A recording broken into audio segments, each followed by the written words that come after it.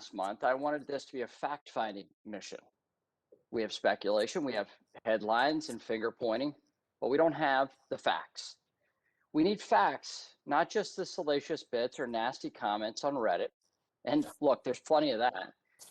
We need the facts today. Now, some on the left are already floating new restrictions or things to, quote, protect these so-called uninformed retail investors who in their eyes don't know the difference between the Dogecoin and the Dow Jones without Congress telling them. I think if we've learned anything from the past few weeks, it's that these average everyday investors are pretty darn sophisticated. There is wisdom to the crowd. So let's zoom out on that idea just for a moment. The GameStop story represents a larger truth. A fundamental change is happening. Like never before, everyday investors can communicate, access more information, and work collectively to move markets, all in real time. Technology is fueling this revolution. Congress cannot put technology back in the box. GameStop is the culmination of years of pent-up frustration. That frustration is now paired with faster, cheaper, and better technology. Consider for a moment that for every story of someone being able to pay off their student debt from the GameStop trade, or conversely, every story of somebody who lost money, there were stories of those who said they were investing in protest. In protest, they would gladly risk losing money just to prove a point. And now, and while no one should ever risk investing money that they cannot afford to lose, let's tell the truth of why someone would do something like that. The sad truth is the K-shaped economy is nothing new in our capital markets because the structural core of our regulations literally enshrined inequity. Policies like the accredited investor definition blatantly pick winners and losers. If you're wealthy, you're good to go. And if you're not, you're deemed too dumb to be trusted with your own money. So a privileged few get to invest alongside Ivy League endowments, getting early access in private markets to the greatest returns of the last 2 generations. But not so fast for the average everyday investor. In the eyes of our government, you need to be protected. Protected from your own decisions, protected from your own money, protected from more opportunities. So you're left with a savings account which pays no interest. And if you need more money than that, well, we created a world where it's easier to go buy a lottery ticket than it is to invest in the next Google. Is it any wonder why the unhealthy dynamics of GameStop happened? It's time we get serious about equity and ownership in the American economy. We should live in a world where the construction worker or Uber driver trading on Robinhood has the same access to equity shares in Robinhood itself as the white-collar employees who work there. Same goes for Reddit and Reddit users, by the way. Both contributed to its success. Why can't both share in its future success? So I'll conclude with a reminder for some of my colleagues who want to regulate more and more. In the 1980s, Massachusetts state regulators barred citizens from investing in what the Wall Street Journal called the latest in a cascade of stocks of high technology companies that occurred that year. What IPO was too risky in the eyes of the government? Apple. So instead of shutting the American public out through new regulations, new forms of taxation, or so-called protections, let's use this opportunity instead to side with them. So I'll begin where I started. Americans are far more sophisticated, informed, and capable than folks in DC give them credit for. And it's time our securities laws treat them that way. I look forward to the hearing, and I yield back. Thank you so very much. I'm so pleased that you are cooperating today and you were eager to join with us when we called for this committee. So I want to welcome today's distinguished witnesses to the committee. Mr. Vlad Tenev is the Chief Executive Officer of Robinhood Markets Incorporated, a company with a trading app that after increased trading activity in GameStop and certain other stocks, restricted trading of those stocks for a period of time. Mr. Kenneth C. Griffin is the Chief Executive Officer of Citadel, LLC, a fund which is one of Robinhood's main customers and sources of revenue, which also provided financial support to Melvin Capital Management LP when Melvin faced significant losses over GameStop and other trades. Gabriel is the Chief Executive Officer of Melvin Capital Management LP, which held a significant short position in GameStop and other stocks and experienced significant losses due to its positions. Steve Huffman is the Chief Executive Officer, co-founder of Reddit, a social media platform which is home to the subreddit Wall Street Bets, where retail investors discuss trading and where a large number of members discuss the purchase of GameStop and other stocks which experience volatility. Mr. Keith Gill is a retail investor who posted on Reddit and YouTube regarding investing in GameStop and other stocks. Jennifer Gall is a director of financial regulation studies at the Cato Institute. Without objection, your written statements will be made part of the record. Each of you will have 5 minutes to summarize testimony. Chairman here. It was I believe that there are only 3 minutes of Democratic opening statements with the idea that the subcommittee chair on the Democratic side would be called as well. That's what I was told by your staff. Well, thank you very much. If that is the order that has been organized, I will cease my introductions and I will call on you, Mr. Sherman, to please go ahead and make an opening statement. Thank you. Thank you so much. Back in the day, the law school professor would create an exam where he'd weave together a story that would exemplify each of the issues in that area of the law. But never did the professor do it as good a job as the GameStop saga, which identifies most of the issues facing our capital markets. Short selling. Could there be limits or required additional disclosures? What do we do with market participants, whether they be on Reddit or on Wall Street, who are shorting a stock or buying a stock for the purpose of influencing its price? What is this payment for order flow model? And what does it mean when some participants get best execution and some get enhanced best execution? In price enhanced best execution, and all traders being treated fairly, and is payment for order flow free to the consumer? We need to look at the plumbing where it takes 2 days to settle a transaction, but also why is it the broker's capital rather than the customer's capital that is posted during the 2-day period? And finally, we need to look at the gamification and glorification of high frequency trading. I thank the chairwoman for the time, and I hope that in the months to come, we have several hearings to explore these issues and that we're able to pass legislation this year to deal with each of them, and I yield back. Thank you. The chair now recognizes the chairman of the subcommittee of oversight and investigations, the gentleman from Texas, Mr. Green, for 1 minute. Thank you very much, Madam Chair. I greatly appreciate the opportunity to express some concerns that I have. It is a fact that Citadel Securities has paid over $100 million in penalties. And my concern is this: it deals with whether we can allow a market maker's profits from misleading clients and improperly trading ahead of clients to become something as simple as the cost of doing business. The risk of punishments for violations must always exceed the rewards to deter the risk. I'm concerned, and my hope is that we'll get some additional intelligence on how these punishments have impacted the rewards that have been received. I yield back. Thank you very much. And I will go back to the introduction of our witnesses. I left off with Jennifer Sklupp, Director of Financial Regulation Studies at the Cato Institute. Without objection, Your written statements will be made part of the record.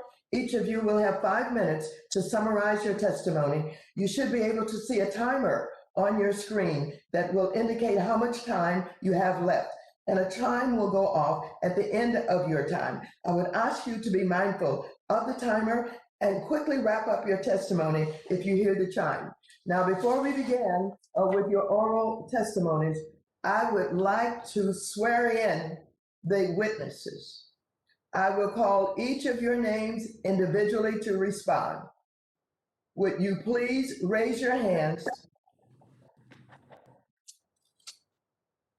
Do you solemnly swear to affirm that the testimony you will give before this committee in the matters now under consideration will be the truth, the whole truth, and nothing but the truth, so help you God? Mr. Tennell? I do. Mr. Griffin? I do. Mr. Plotkin? Mr. Plotkin? I was muted. I apologize. I do. Thank you. Mr. Huffman? I do. Mr. Gill? I do. Ms. Scott? I do. Thank you very much. Let the record show that all of the witnesses answered in the affirmative. We will now begin with their oral testimonies. Mr. Tennell, you are recognized for 5 minutes to present your oral testimony. Chairwoman Waters, Ranking Member McHenry, members of the committee. My name is Vlad Tenev, and I'm the Chief Executive Officer and co-founder of Robinhood. Thank you for the invitation to speak about Robinhood and the millions of people we serve. Almost 8 years ago, Beju Bhatt and I founded Robinhood. We believed then, as we do now, that the financial system should be built to work for everyone, not just a select few. We dreamed of making investing more accessible, especially for people without a lot of money. The stock market is a powerful wealth creator, but only half of US households participate in it. Mr. Staff, I would like you to use your limited time to talk directly to what happened January 28th and your involvement in it. Certainly. Madam Chair, the witness has the opportunity to give their own testimony. Excuse me, You you are can use your not time for your questioning. You are not recognized, Mr. Please go right ahead and speak directly to the question. McHenry. Mr. McHenry, yes, of course. We created Robinhood to economically empower all Americans by opening financial markets to them. I was born in Bulgaria, a country with a financial system that was on the verge of collapse. At the age of 5, I immigrated with my family to America in search of a better life. I have benefited from all America has to offer, and Robinhood's mission to democratize finance for all has a very special significance for me. Robinhood's platform allows people from all backgrounds to invest with no account minimums and 0 commissions. Contrary to some very misleading and highly uninformed reports, we see evidence that most of our customers are investing for the long term, with features like fractional shares, dividend reinvestment, recurring investments. Our customers can start with small amounts and grow their investments in blue chip stocks and ETFs over time. We've always recognized the responsibility that comes with helping people invest. We'll continue to enhance our educational platform to help customers no matter where they are in their financial journey. Hundreds of free educational resources are available to everyone on our Learn website right now. While markets fluctuate, this tells me our business model is working for everyday Americans. The total value of our customers' assets on Robinhood exceeds the net amount of money they have deposited with us by over $35 billion. This tells me our business model is working for everyday Americans. The Robinhood community. Many people say that Robinhood has helped them to pay car loans, reduce student loan debt, meet daily bills, save for the future, and we're proud to serve them. You've invited me today to discuss the events of last month, and I welcome this opportunity. In late January, many brokerage firms saw a massive increase in trading activity in a handful of stocks. Prices were moving dramatically day to day, even hour to hour. One specific day, January 28th, proved to be a completely unprecedented event. The spike in trading activity and volatility meant that Robinhood Securities, our clearing broker, had to hold the line and post additional firm capital as collateral to support our clearinghouse deposit demands. To put it in perspective, on January 28th, our daily deposit requirement was 10 times more than on January 25th. As a result, Robinhood Securities, along with many other firms, imposed temporary trading restrictions on certain securities. We began allowing limited buys of these securities the following day, and we have since lifted the restrictions entirely. There are 2 points I want to make clear about these temporary restrictions. First, Robinhood Securities put the restrictions in place in an effort to meet increased regulatory deposit requirements, not to help hedge funds. We don't answer to hedge funds. We serve the millions of small investors who use our platform every day to invest. Second, Robinhood immediately secured additional funds. Altogether, through capital raising and other measures, we've increased our liquidity by more than $3 billion to cushion ourselves against increased collateral requirements and related market stress in the future. Despite the unprecedented market conditions in January, at the end of the day, what happened is unacceptable to us. To our customers, I'm sorry and I apologize. Please know that we are doing everything we can to make sure this won't happen again. And I want to highlight one more thing. The existing 2-day period to settle trades exposes investors and the industry to unnecessary risk. There is no reason why the greatest financial system in the world cannot settle trades in real time. I believe we can and should act now to deploy our intellectual capital and our engineering resources to move to real-time settlement. Together, we can solve this. Before I close, I want to sincerely thank the millions of customers who continue to use Robinhood to access the markets every day. We are grateful and committed to you. Members of the committee, I appreciate the opportunity to answer your questions.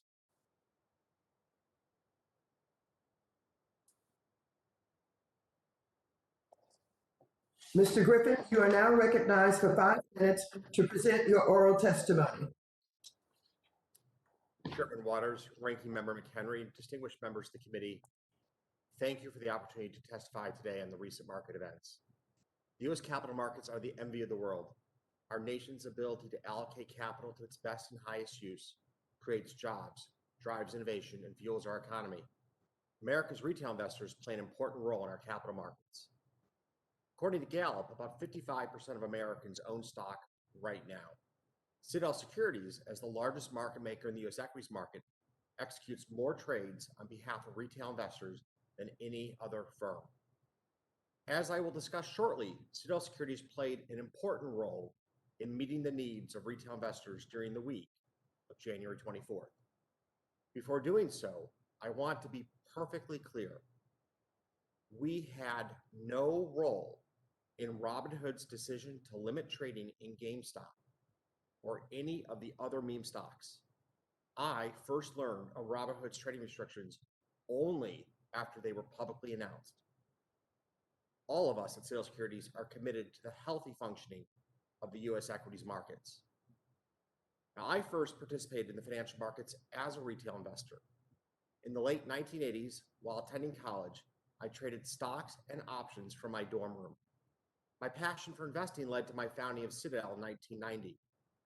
Today, Citadel is one of the world's leading alternative investment managers. Our capital partners include pension plans, colleges, hospitals, foundations, and research institutions. In 2002, my partners and I founded Citadel Securities. Today, Citadel Securities is one of the world's preeminent market makers. We have been a leader in using technology to transform our markets, particularly for retail investors. Citadel Securities invests hundreds of millions of dollars each year to serve the needs of our customers. In the last week of January, the importance of this investment was on full display. During the period of frenzied retail equities trading, Citadel Securities was able to provide continuous liquidity every minute of every trading day. When others were unable or unwilling to handle the heavy volumes, Citadel Securities was there. On Wednesday, January 27th, we executed 7.4 billion shares on behalf of retail investors. To put this into perspective, on that day, Citadel Securities executed more shares for retail investors than the entire average daily volume of the entire U.S. equities market in 2019. The magnitude of the orders routed to Citadel Securities reflects the confidence of the retail brokerage community in our firm's ability to deliver in all market conditions and underscores the critical importance of our resilient and stable systems. I could not be more proud of our team at Citadel Securities. My colleagues who were committed to ensuring that the interest of America's retail investors were served during this extraordinary period. Once again, I appreciate the opportunity to appear today, and I look forward to answering your questions. Thank you, Mr. Griffin. Mr. Plotkin, you are now recognized for 5 minutes to present your oral testimony. Chairwoman Waters, Ranking Member McHenry, and members of the committee, I would like to thank you for this opportunity to share Melvin Capital's perspective on the recent trading activity in GameStop. I am the founder and chief investment officer of Melvin Capital. I am humbled by these unprecedented events. Many investors on all sides have experienced losses. I am here today to share my own personal experience and to be helpful in this conversation. I understand that part of the focus of this hearing is the decision of stock trading platforms to limit trading in GameStop. I want to make clear at the outset that Melvin Capital played absolutely no role in those trading platform decisions. In fact, Melvin closed out all of its positions in GameStop days before the platforms put those limitations in place. Like you, we learned about those limits from news reports. I also want to make clear at the outset that contrary to many reports, Melvin Capital was not bailed out in the midst of these events. Citadel proactively reached out to become a new investor, similar to the investments others make in our funds. It was an opportunity for Citadel to buy low and earn returns for its investors if and when our fund's value went up. To be sure, Melvin was managing through a difficult time, but we always had margin excess and we were not seeking a cash infusion. I'm here testifying today far removed from my background. I grew up in a middle-class family in Portland, Maine. I went to a public high school. I studied hard and got into a good college. Upon graduation, I did not have a job. Today, I'm married with 4 children, and my time is spent with my family and on Melvin Capital, which I founded 6 years ago. I named Melvin after my grandfather, who ran a convenience store. I wanted the firm to represent his values, integrity, hard work, taking care of customers and employees, and commitment to excellence. Melvin Capital manages a hedge fund. Investors such as academic institutions, medical research and other charitable foundations, pension funds, retirees, and others invest with us. We have 36 employees and hundreds of investors, and I feel a personal duty to all of them. Melvin specializes in the consumer and technology sector, including companies like GameStop, AutoZone, and Expedia. Most of our investments are long. In other words, we buy stock in companies that create jobs, grow the economy, and develop new products for consumers. We do this after extensive fundamental research, sometimes literally for years. When our research convinces us that a company will grow relative to expectations, we make a long-term investment. When our research suggests a company will not live up to expectations and its stock price is overvalued, we might short a stock. Like with our long positions, our practice is to short a stock for the long term after extensive research. We also short stocks because when the markets go down, we have a duty to protect our investors' capital. There are laws governing shorting stock, and of course, we always follow them. In addition, it's very important to understand that absolutely none of Melvin's short positions are part of any effort to artificially depress or manipulate downward the price of a stock. Nothing about our short position prevents a company from achieving its objectives. It is just Melvin's view about whether it will.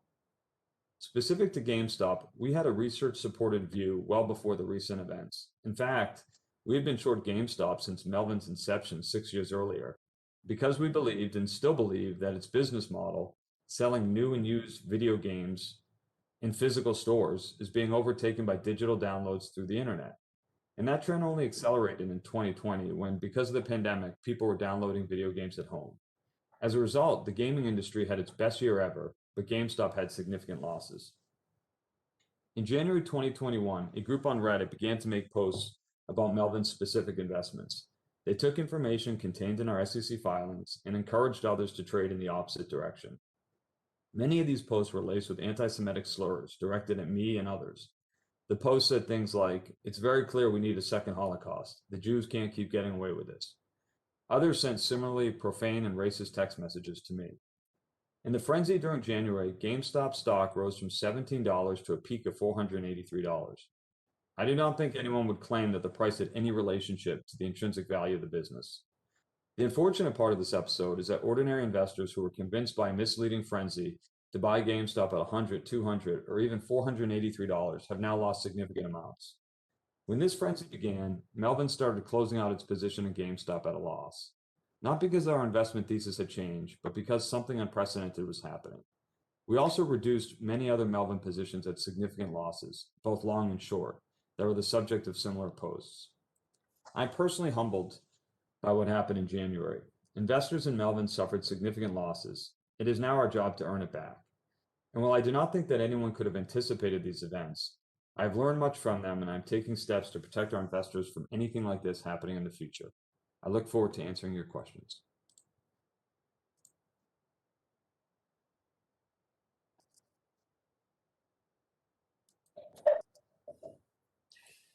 Thank you, Mr. Plotkin. Mr. Huffman, you are now recognized for 5 minutes to present your oral testimony. Thank you.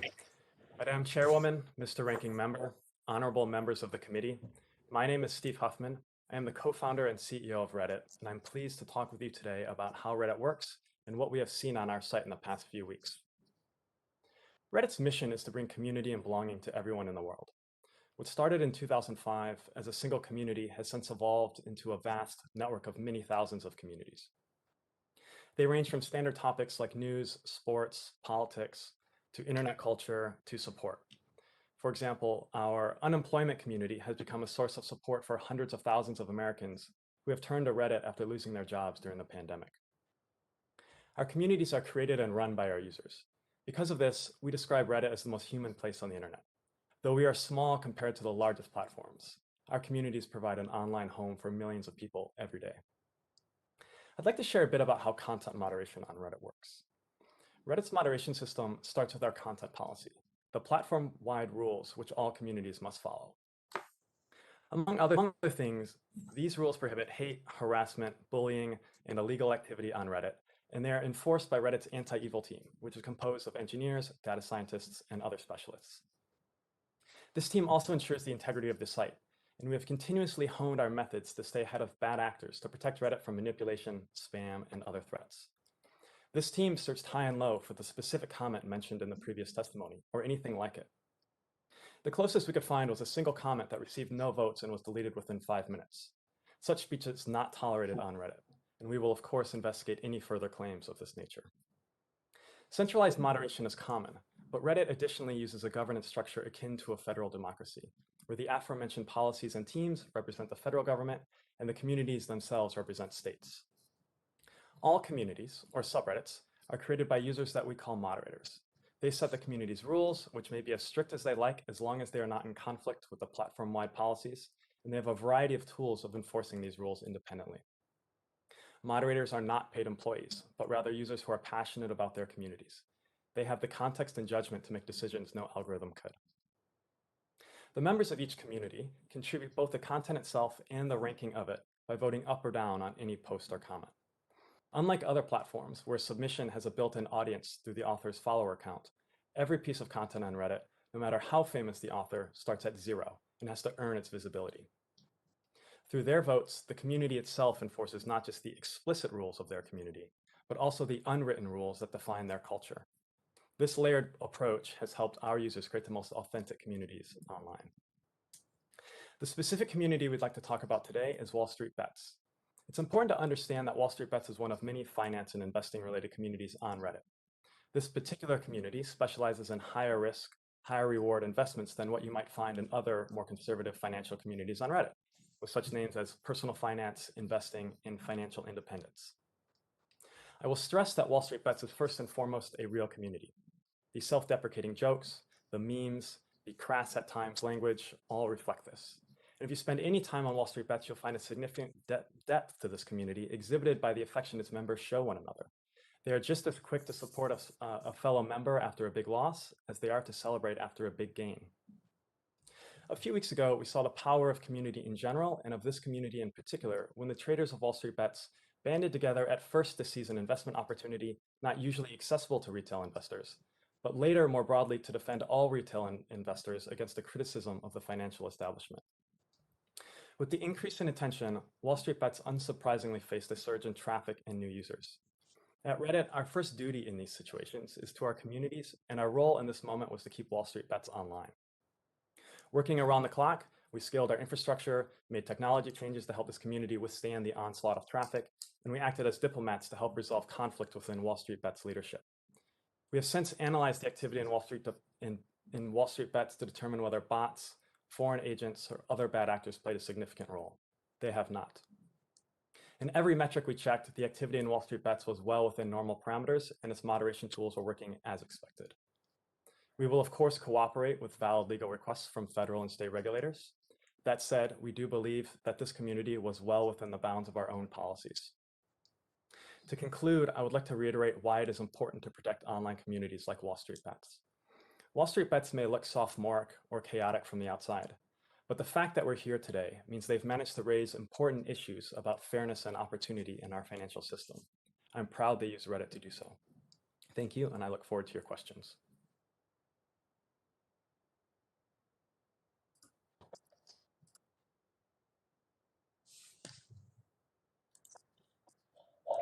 Thank you very much, Mr. Huffman. Mr. Gill, you are now recognized for 5 minutes to present your oral testimony.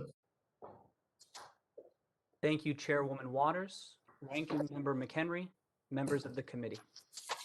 I'm happy to discuss with the committee my purchases of GameStop shares and my discussions of their fair value on social media. It is true that my investment in that company multiplied in value many times. For that, I feel enormously fortunate.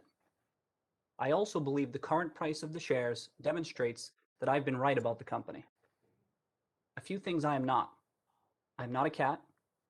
I am not an institutional investor, nor am I a hedge fund. I do not have clients, and I do not provide personalized investment advice for fees or commissions. I'm just an individual whose investment in GameStop and posts on social media were based upon my own research and analysis. I grew up in Brockton, Massachusetts. My family was not wealthy. My father was a truck driver and my mom a registered nurse. I was one of 3 kids and the first in my family to earn a 4-year college degree when I graduated from Stonehill College in 2009. That was not a good time to be looking for a job. From 2010 to 2017, I worked at a few startup companies, but there were significant periods when I was unemployed. I took an interest in the stock market, and even though I had very little money, I used those times to educate myself and learn more about investing. In April 2019, after nearly 2 years unemployed, I accepted a marketing and financial education job at MassMutual. My wife Caroline and I were thrilled that I had an income and benefits. My job was to help develop financial education classes that advisors could present to prospective clients. I was not a stockbroker or a financial advisor. I did not talk to clients, and I did not recommend stocks for them to buy. Before and after I joined MassMutual, I studied and followed stocks. One of those was GameStop. In early June of 2019, the price of GameStop stock declined below what I thought was its fair value. I invested in GameStop in 2019 and 2020 because, as I studied the company, I became more and more confident in my analysis. 2 important factors, based entirely on publicly available information, gave me confidence that GameStop was undervalued. First, the market was underestimating the prospects of GameStop's legacy business and overestimating the likelihood of bankruptcy. I grew up playing video games and shopping at GameStop, and I plan to continue shopping there. GameStop stores still provide real value to consumers and reliable revenue for GameStop. Second, I believe that GameStop has the potential to reinvent itself as the ultimate destination for gamers within the rapidly growing $200 billion gaming industry. GameStop has a unique opportunity to pivot toward a technology-driven business. By embracing the digital economy, GameStop may be able to find new revenue streams that vastly exceed the value of its business. I am hardly the only person who has advocated these points. When I wrote and spoke about GameStop on social media with other individual investors, our conversations were no different from people in a bar or on a golf course or at home talking or arguing about a stock. Hedge funds and other Wall Street firms have teams of analysts working together to compile research and analyze shares of companies. Individual investors do not have those resources. Social media platforms like Reddit, YouTube, and Twitter are leveling the playing field. The idea that I use social media to promote GameStop stock to unwitting investors and influence the market is preposterous. My post did not cause the movement of billions of dollars into GameStop shares. It is tragic that some people lost money, and my heart goes out to them. But what happened in January just demonstrates again that investing in public securities is extremely risky. As I said earlier, I consider myself and my family fortunate with our investment. When the stock price broke $20 in December, I knew my investment was a success. I was so happy to visit my family in Brockton for the holidays. The money will go such a long way for us. We had an incredibly difficult 2020. Most difficult was the tragic and unexpected loss of my sister Sarah in June. I am grateful to be in a position to give back to and support my family. As for what happened in January, others will have to explain it. It's alarming how little we know about the inner workings of the market. And I am thankful that this committee is examining what happened. I also want to say that I support retail investors' right to invest in what they want, when they want. I support the right of individuals to send a message based on how they invest. As for me, I like the stock. I'm as bullish as I've ever been on a potential turnaround for GameStop, and I remain invested in the company. Thank you. Cheers, everyone. Thank you, Mr. Gill. Ms. Schlupp, you are now recognized for 5 minutes to present your oral testimony. Chairwoman Waters, Ranking Member McHenry, and distinguished members of the Committee on Financial Services. My name is Jennifer Schulp, and I am the Director of Financial Regulation Studies at the Cato Institute's Center for Monetary and Financial Alternatives. Thank you for the opportunity to take part in today's hearing. Before addressing the GameStop phenomenon specifically, I'd like to talk about the participation of retail or individual investors in our public equities markets. Retail participation has ebbed and flowed over the years, but the recent upward trend accelerated sharply during the pandemic. Most point to zero commission trading, but several other factors also likely attracted retail investors, including fractional share trading, low account minimums, and easy app-based platforms. More time at home during the pandemic probably even played a role. Retail participation in our equities markets is important. The fact that retail investors behave differently from institutional ones and differently from each other can be particularly valuable in times of market stress. In fact, individual investors may have helped stabilize the market in March 2020. Importantly, investing in the stock market also provides a path to wealth for individual investors. But stock ownership traditionally has been skewed towards the already wealthy, and it is highly correlated with race, education, and age. Retail investors making up this new surge are different. Recent research by the FINRA Investor Education Foundation and NORC at the University of Chicago found that investors who opened accounts for the first time in 2020 were younger, had lower incomes, and were more racially diverse. These new investors also held lower account balances. This may portend, as one of the researchers noted, quote, a shift towards more equitable investment participation. These new opportunities for individuals to grow their wealth should be welcomed and expanded, not restricted. Now I'll turn to GameStop. At the outset, I will note that it is difficult to analyze the impact of the trading in GameStop and other stocks because many facts are unknown. But some things seem clear. Importantly, the temporary volatility in these stocks did not present a systemic risk to market function. As the Treasury Department recognized, the market's, quote, core infrastructure was resilient during high volatility and heavy trading volume. This is not surprising. Despite the huge trading volume and rapid increase in value, only a small part of the market was affected, and spillover effects on the wider market were mild and short-lived. The fact that GameStop traded temporarily, and perhaps still trades above fair estimates of the company's value, is not, by itself, a reason for concern. Stock prices move in and out of alignment all the time, and markets are no strangers to bubbles. If a company is valued by the market differently than a review of its fundamentals suggests, it might indicate that the analysis is missing relevant information about a company's prospects, or it might indicate that the company's stock price is due for a correction. The market's mechanisms, including the tool of short selling, generally work well to handle these circumstances. Stepping in to prevent trading where a stock price moves contrary to conventional wisdom could deprive the market of important information. The SEC, among a host of others, is reviewing the relevant trading and conducting a study of the events. The SEC will have access to far more information than has been made publicly available, and I believe it has the tools necessary to address any harmful misconduct that may have occurred. I cannot opine on whether any regulatory changes are warranted on this incomplete record. I tend to believe the answer will be no in light of the minimal impact on the market's function. But as regulators learn more, there may be areas identified for improvement. By no means, though, should these events lead to restrictions on retail investors' access to the markets. Thank you, and I welcome any questions that you may have. Thank you, Ms. Sharp. I now recognize myself 5 minutes for questions.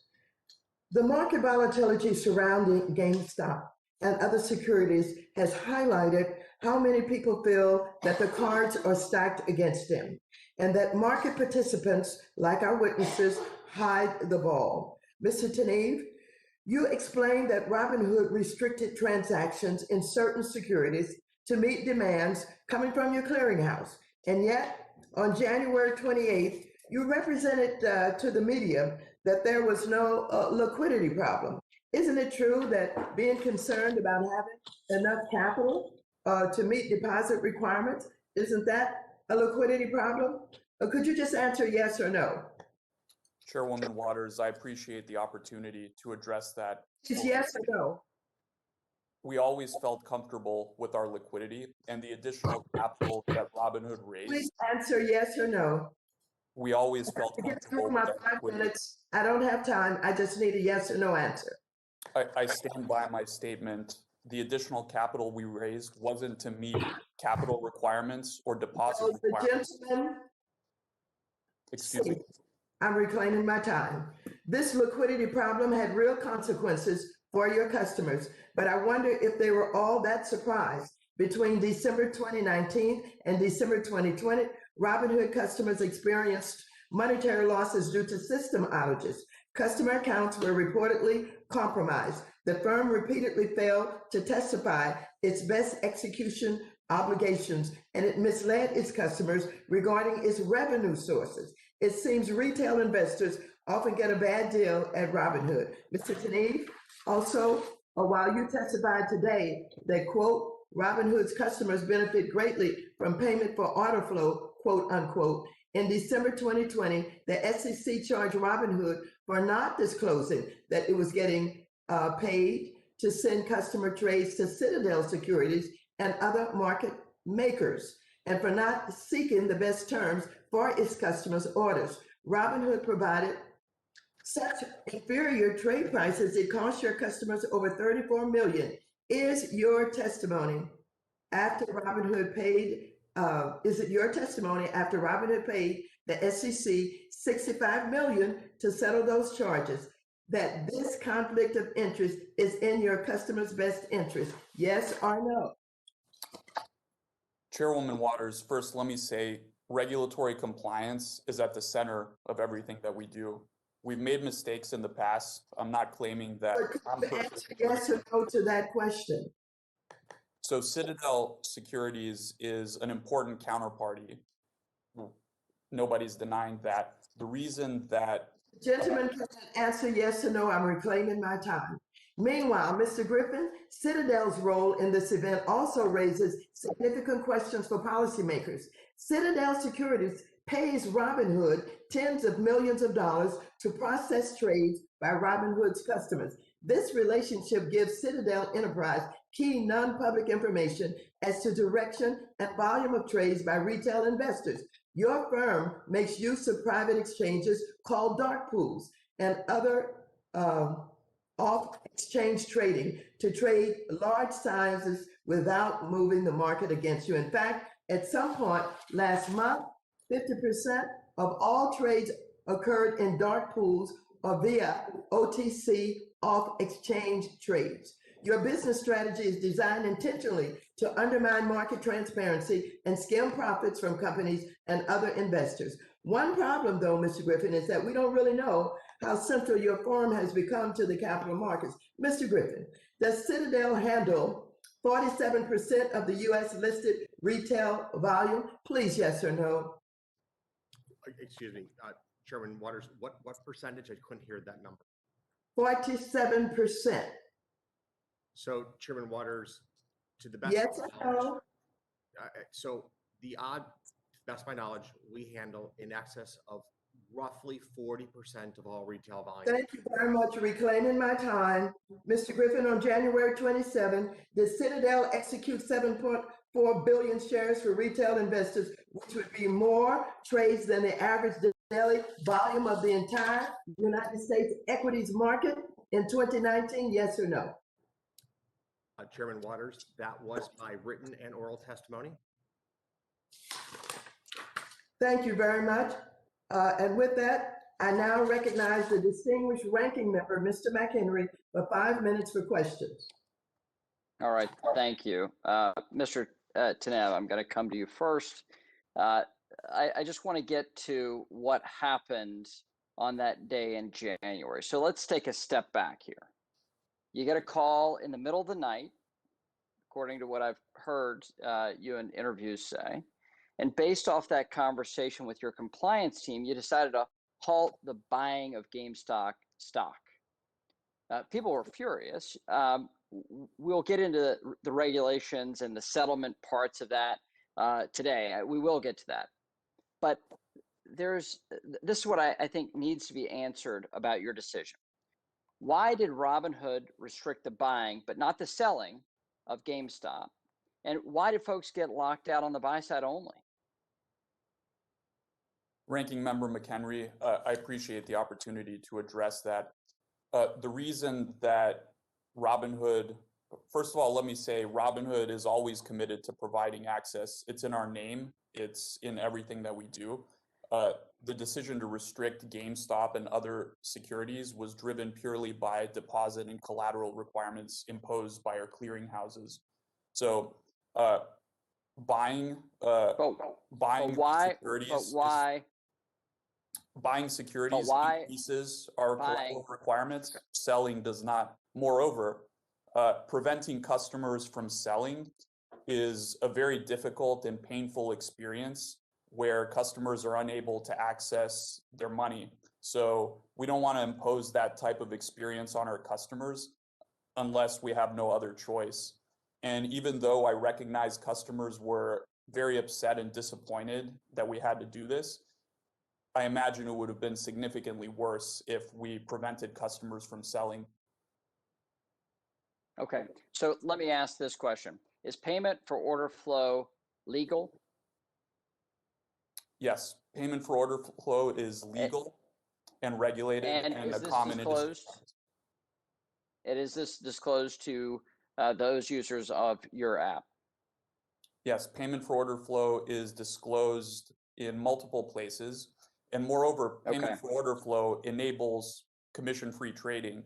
And that's why it's become the industry standard model, as other brokerages have replicated our model and started offering commission-free trading to their customers as well. Okay, so to that to this greater point of what happened that day and the model that you're using, let's be crystal clear. That decision you made to restrict the buying but not the selling of GameStop was what was it based on pressure from anyone on the witness panel here today? Not at all. Zero pressure from anyone. It was a collateral depository requirement decision made by our Robinhood Securities president. All And I right. fully So stand let me by get into this other decision. question. Let me get in this question. You want to democratize finance. You want to open up Wall Street to retail investors. You say that Robinhood's mission is to democratize finance for all. So let's talk about that. So yes or no, can a Robinhood customer invest in Robinhood, the company? Robinhood's currently a private company, so that's not possible. No. And so you mean to tell me that the people that use your platform, that make you a successful company, and I would say directly contribute to your company's exponential growth and success, they don't get the same access to equity shares as a Robinhood employee or your institutional investors. Is that correct? Currently, that is correct. Yes. All right, Ms. Schultz, let me pivot to you. Why is that? Why is it that everyday investors on the Robinhood app, people that I would argue contributed to its success, can't invest in Robinhood itself? The SEC limits a lot of investment in private companies to those folks that are known as accredited investors.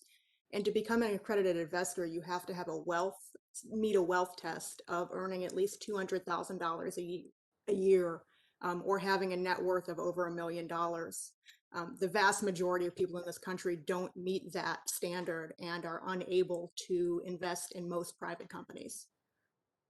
Okay, so let me just clear this. Mr. Tinev, I don't blame you for the restriction you put on your customers not being able to invest in equity.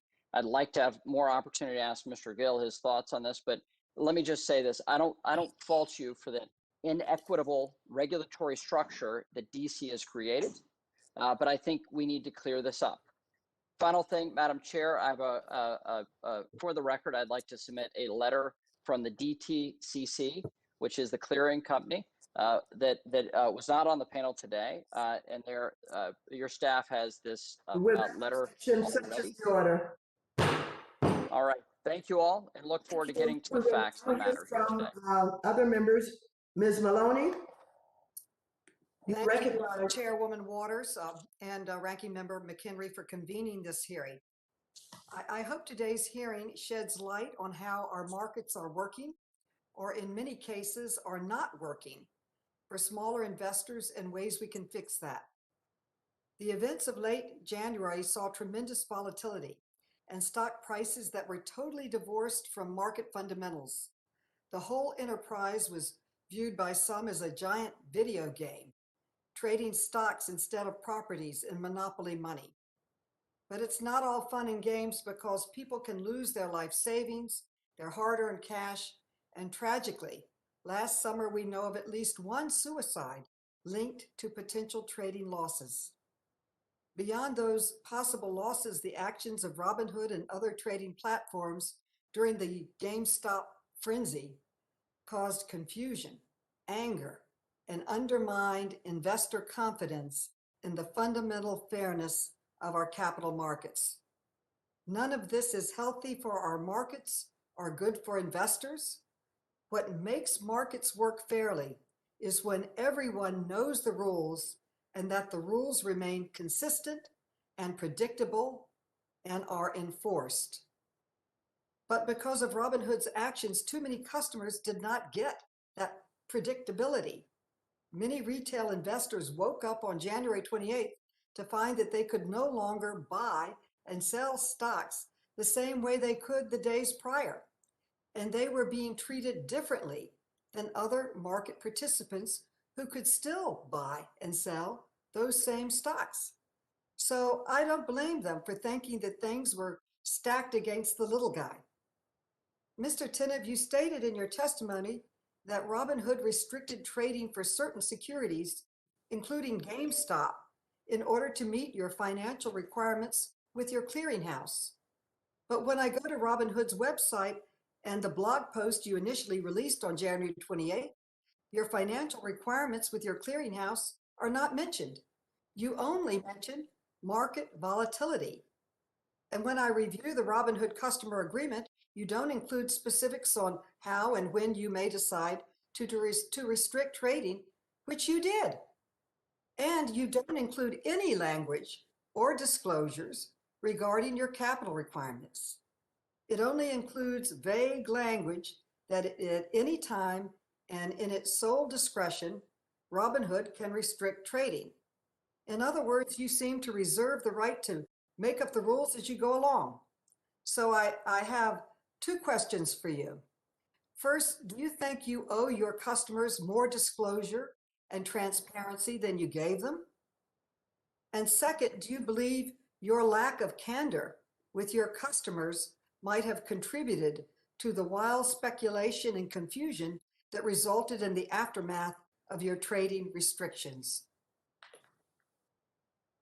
Congresswoman, I appreciate the question. So to answer the second question, look, I'm sorry for what happened. I apologize, and I'm not going to say that Robinhood did everything perfect and that we haven't made mistakes in the past. But what I commit to is making sure that we improve from this, we learn from it, and we don't make the same mistakes in the future. And Robinhood as an organization will learn from this and improve to make sure it doesn't happen again. And I'll make sure of that. Well, I expect we will experience future events with increased volatility, and Robinhood's recent actions appeared arbitrary, which is why I don't blame customers for feeling treated unfairly. Your trading restrictions came out of the blue, and your communication was not clear. So my next question, Mr. Tenev, looking forward, what operational changes is Robinhood making to better respond to future market volatility, to improve transparency with your customers, and to ensure retail customers don't get the rug pulled out from under them at the last minute? Thank you for that question, Congresswoman. We'll be committing to reviewing absolutely everything about this. The $3.4 billion that we raised, I think, goes a long way to cushioning the firm from future market volatility and other similar black swan events.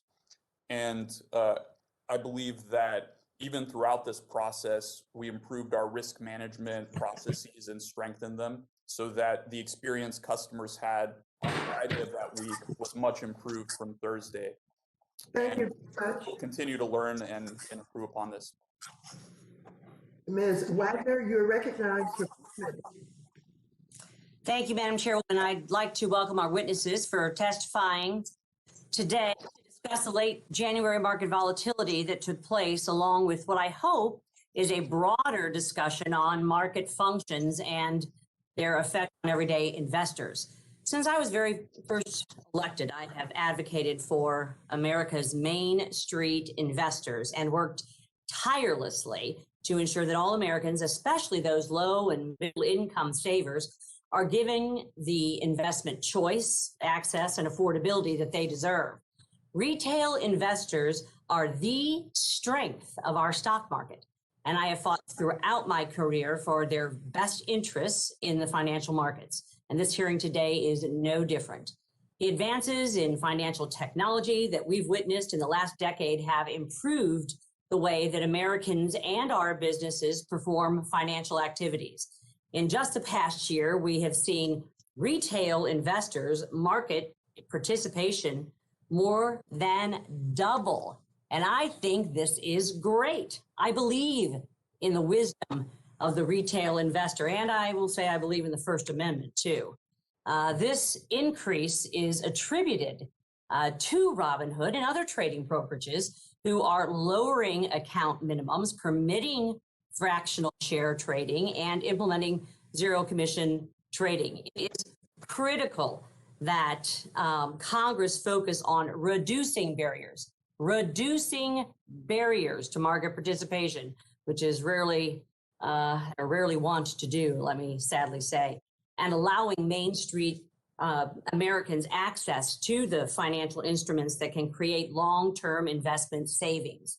All of these changes have given millions of Americans the ability to invest better for their families and their future.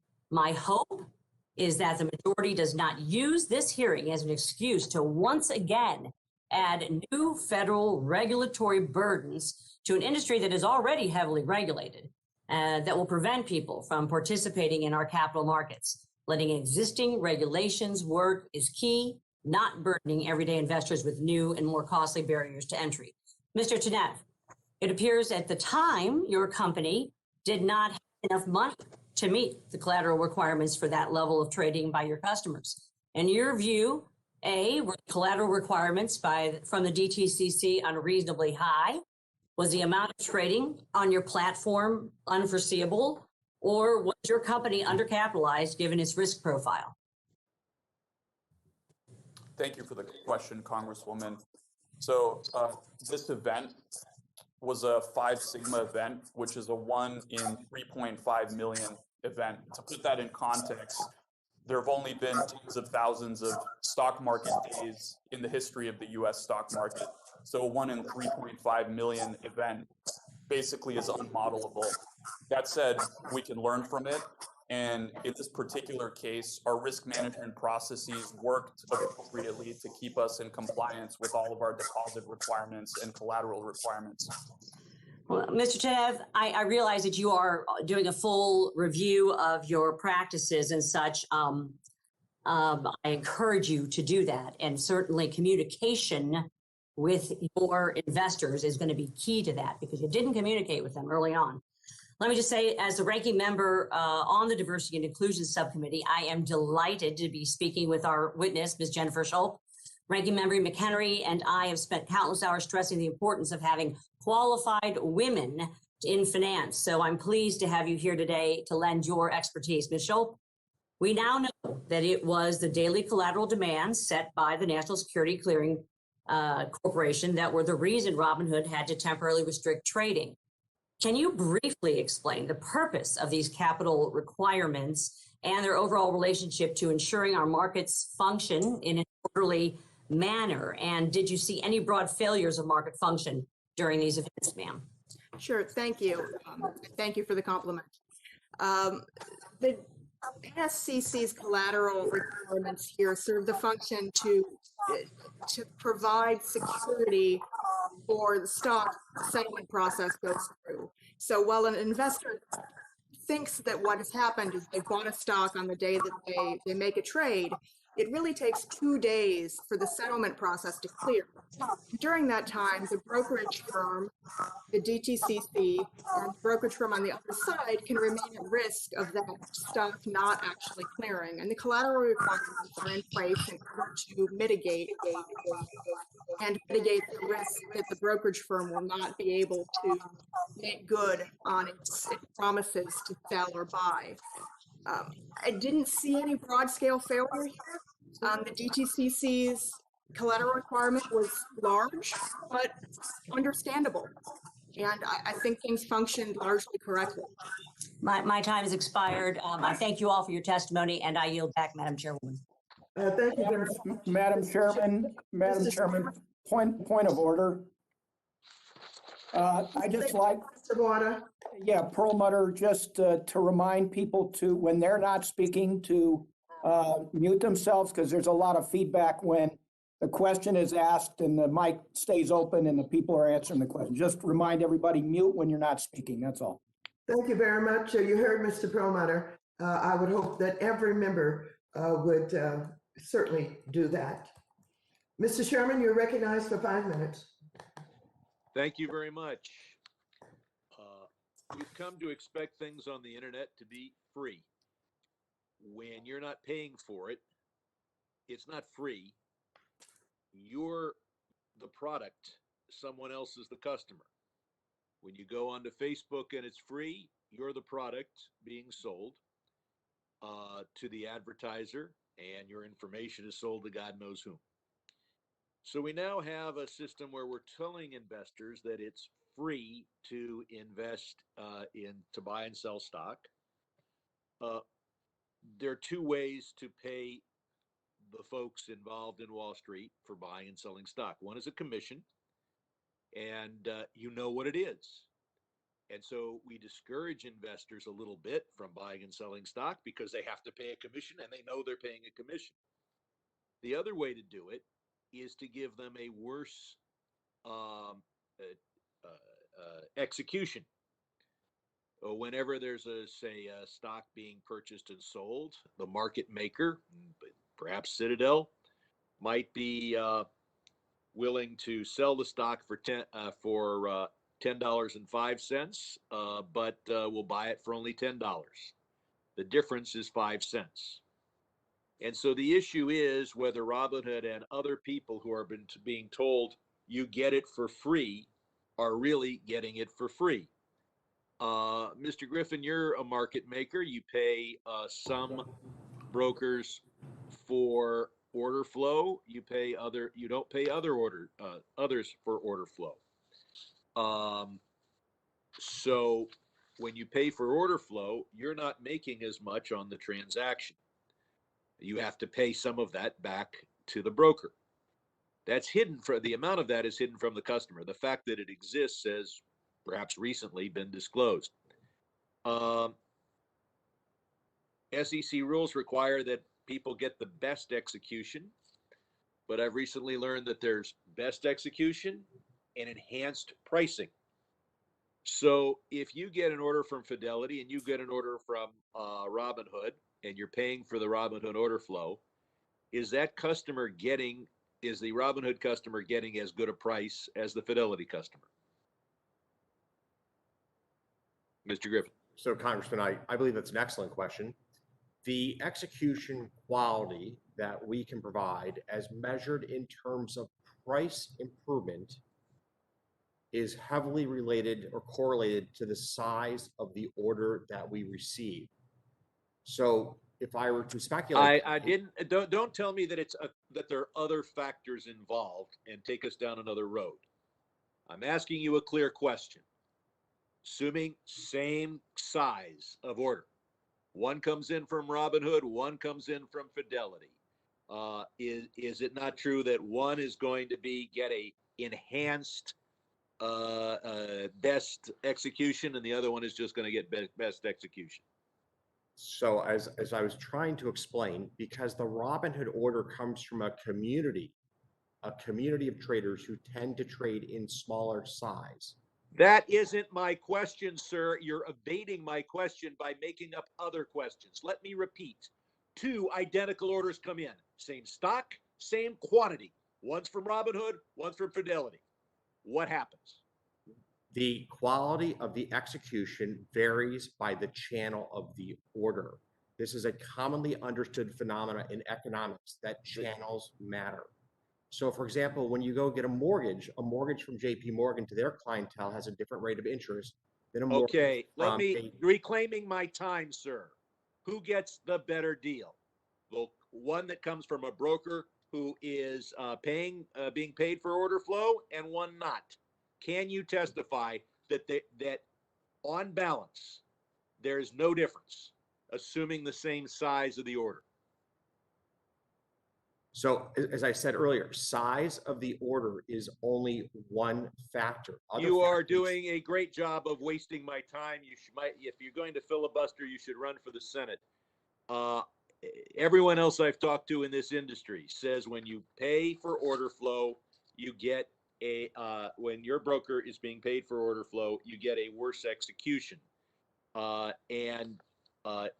Otherwise, you're in a peculiar circumstance where you're making more money on a Fidelity transaction than a Robinhood transaction, which would be an absurd business practice.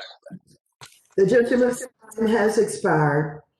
Mr. Lucas, you're recognized for 5 minutes. Thank you, Madam Chairman, for holding this hearing, and thank you to the witnesses for agreeing to testify. It's been reported that approximately 20% of market volume is now attributable to retail customers, which I think is just fascinating considering that's up from 10% in 2019. And that's an overwhelmingly positive development, allowing for more market liquidity, more stability, additional avenues for households to grow their wealth. And it's important to increase market access for retail customers.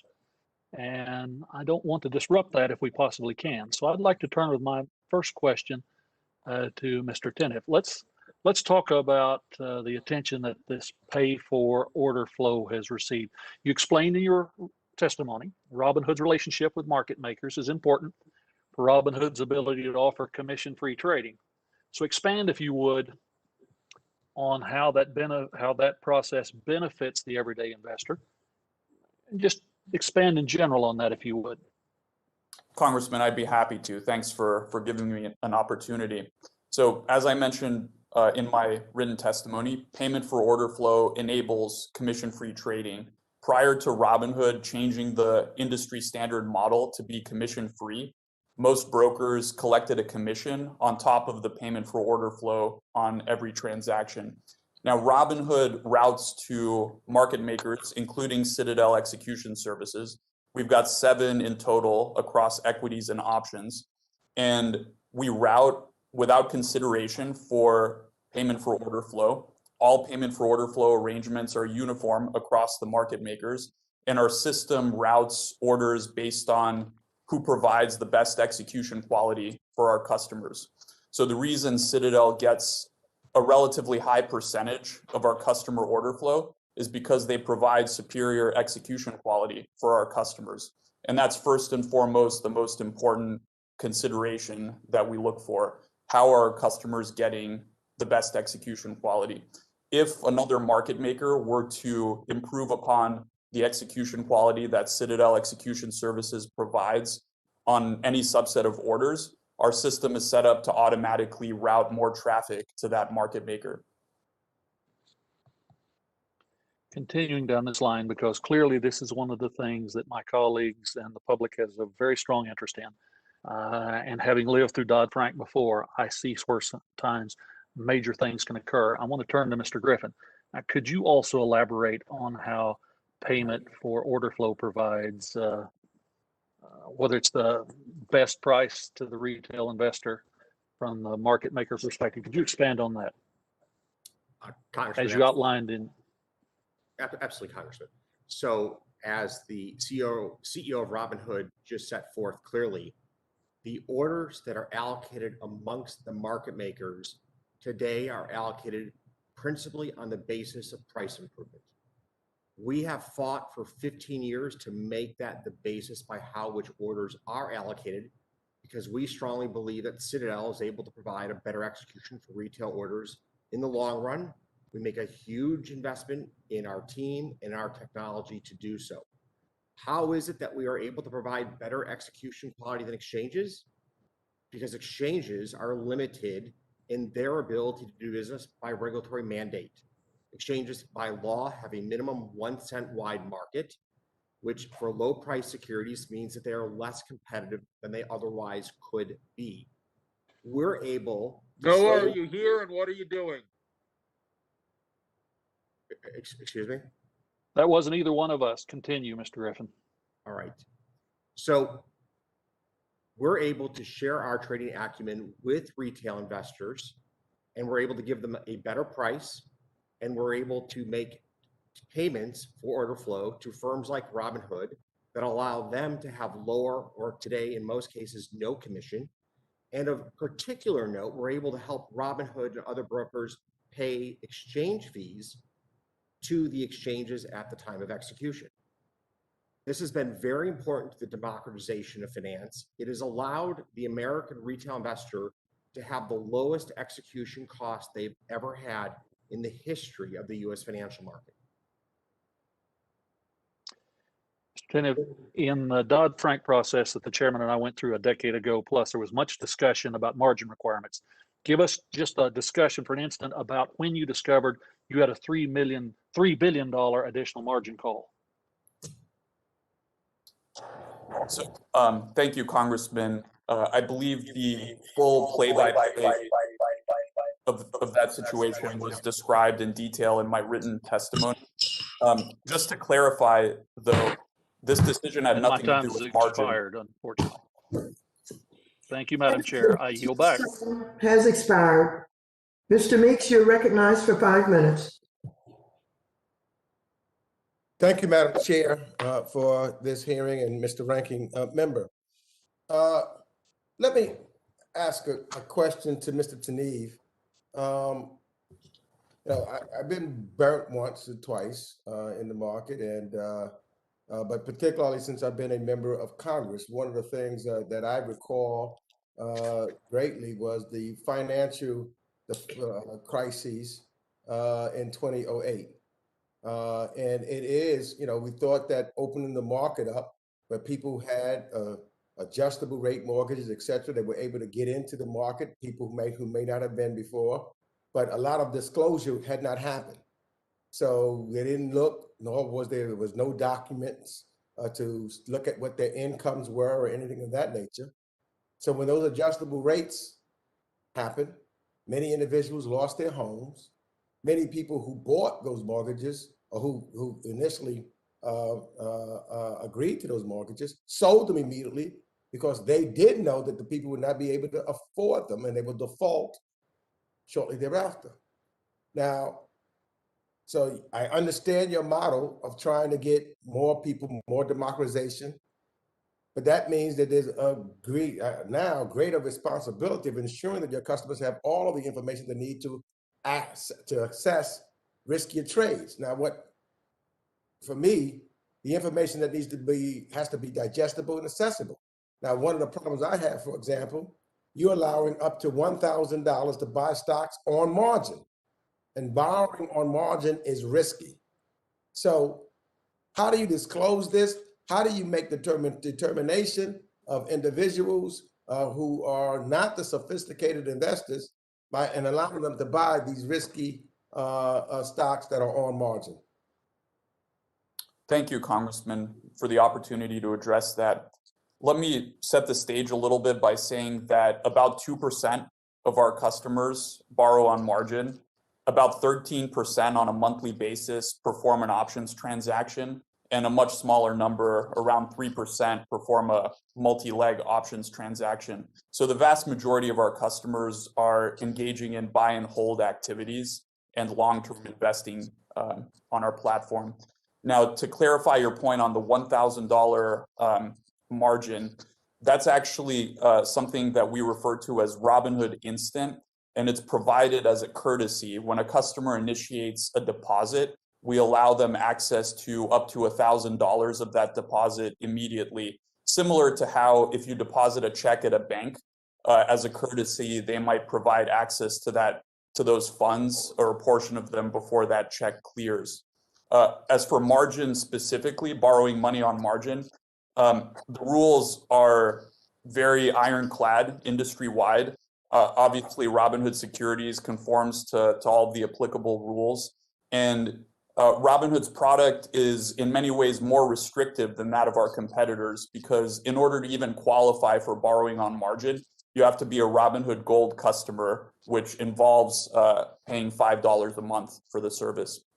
So I think that you have, you say that everything is restrictive, but when you are going after the less sophisticated investor, it's more than that. There's a greater responsibility that you have because they have, they could lose. And when they lose, it could make a determination of whether or not they can pay their mortgage or their rent or not. And they can be taken advantage of. Oftentimes we find in the financial industry, it is those that have the least that are really taken advantage of. So the big guys, it becomes a reverse Robin Hood situation, which really concerns me. Let me get to this real quick because there was just something else that you said in regards to liquidity. And you said that you didn't borrow the money because you needed it at the time. But that then you later in a question you asked, that you raised the additional money because I want to know how you spent the money for future situations, which means to me that you did have a liquidity problem or you anticipated possibly having a liquidity problem or would have one in future transactions. Could you, what's the deal there? I appreciate that question. I stand by what I said. Robinhood was able to meet our deposit requirements. We were in compliance with firm net capital obligations throughout the period. And that additional capital, the 3.4 billion, wasn't to service our requirements. It was entirely to prepare for a future, even greater black swan event, and to unrestrict and remove restrictions on the trading and buying of these securities. The gentleman's time has expired. Mr. Huizenga, you're next with 5 minutes.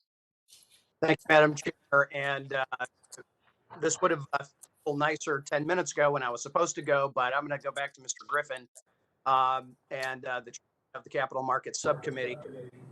Ranking member, I think, was filibustering himself. And I just wanted to make sure, Mr. Griffin, you had that opportunity to feel comfortable with the explanation of that best execution and what was attempted apparently to try to be asked. Congressman, I hope so. I think it's important to emphasize that we have vigorously advocated for execution quality to be one of the dominant decision-making factors in the routing of order flow in the United States. This has saved retail investors billions of dollars over the year, in contrast to the executions that they would receive through other execution strategies. Okay. With respect to payment for order flow, we simply play by the rules of the road. Payment for order flow has been expressly approved by the SEC. It is a customary practice within the industry. If they choose to change the rules of the road, we need to drive on the left side versus the right side. That's fine with us. I do believe that payment for order flow has been an important source of innovation in the industry. As the CEO of Robinhood has testified, they drove the industry towards $0 commissions. This has been a big win for American investors. We get to Ms. Sculp from Cato Institute. And I know that there was Greenwich Associates had a study and others are out there. Do you concur that this has been good for consumers in the most part?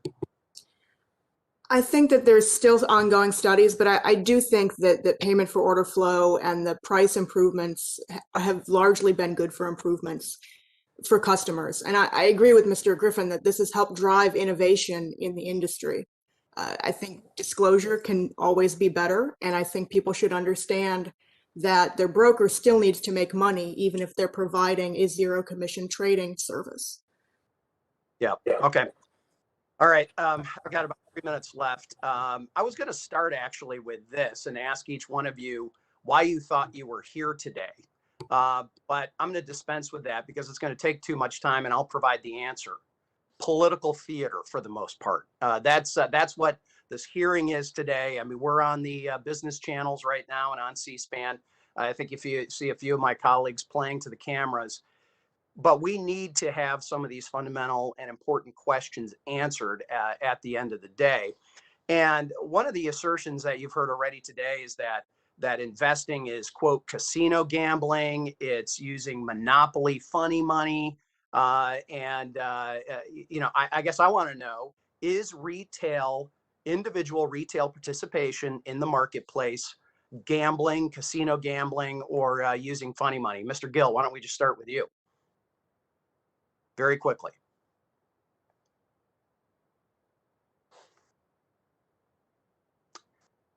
I don't hear him. Mr. Huffman, let's move to you. No, I believe that investing is investing. Okay. Mr. Griffin? I believe the vast majority of retail participation are people saving to meet their dreams. All right. Mr. Tenev?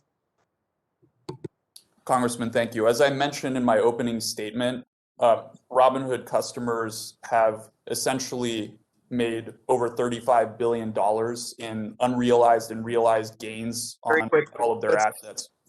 It's a thing for them, correct?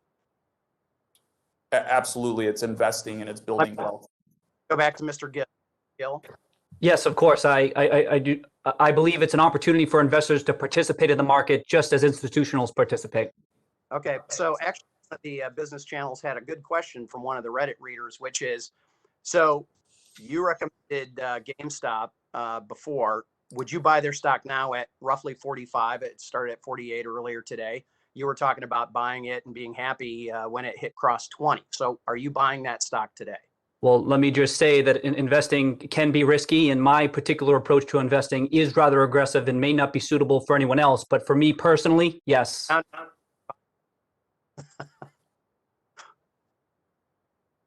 So yes or no, are you buying the stock? And For me personally, yes, I do find it's an attractive investment at this price point. Quick question.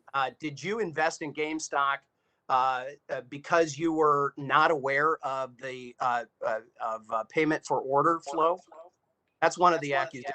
People bought into this because they don't know that. Sorry, could you repeat that question? Did you buy GameStop because you were not aware of the payment for order flow? My investment in GameStop was based on the fundamentals. Okay. I think that answers it. I believe my time has expired.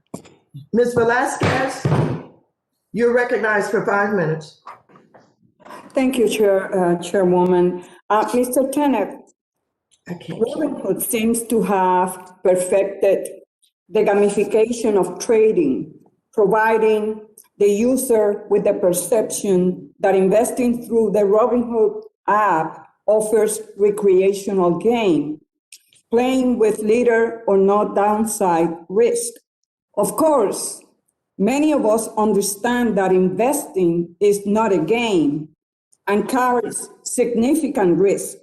How does Robinhood balance disclosures around the potential downside risk of investing, including the risk of substantial loss, and the more enticing claims of profitability and the ease of trading? Congresswoman, I appreciate that question. Giving people what they want in a responsible way is what Robinhood is about. We don't consider that gamification. We know that investing is serious, and we're investing in all of the educational tools and customer support to help people on their investing journey. What we see is most of our customers are buy and hold. A very small percentage are trading options, about 13%, and less than 3% borrow on margin. So most people use Robinhood to build up portfolios over time. But can you answer my question? How do you balance disclosures around the potential downside risk of? So we make lots of disclosures, Congresswoman. We're also a self-directed brokerage, so that means we don't provide advice and we don't make recommendations for what customers should or should not invest in. So you don't think that as a result of the emphasizing profitability and ease of trading over the risk of loss, that many amateur investors were unaware of the situation they currently find themselves in? Well, I want to mention again, as in my opening statement, Robinhood customers have earned more than $35 billion in unrealized and realized gains on top of what they've deposited. So I think this shows us that the product is working for customers and our mission is working. Okay, thank you. Mr. Hawkins, over the course of my time in Congress, I have been concerned and spoken out about the dangers of short selling. While I understand that short selling can be used for legitimate purposes, too often I have seen abuse, and it ends up harming ordinary workers and families. I first saw it against the people of Puerto Rico, and now we are seeing it here against GameStop. Large investors, including hedge funds like yours, have to disclose their long positions when they own 5% or more of the company's shares, but not such disclosure is required for short positions. As we consider reforms, is this type of disclosure for short positions something you will support?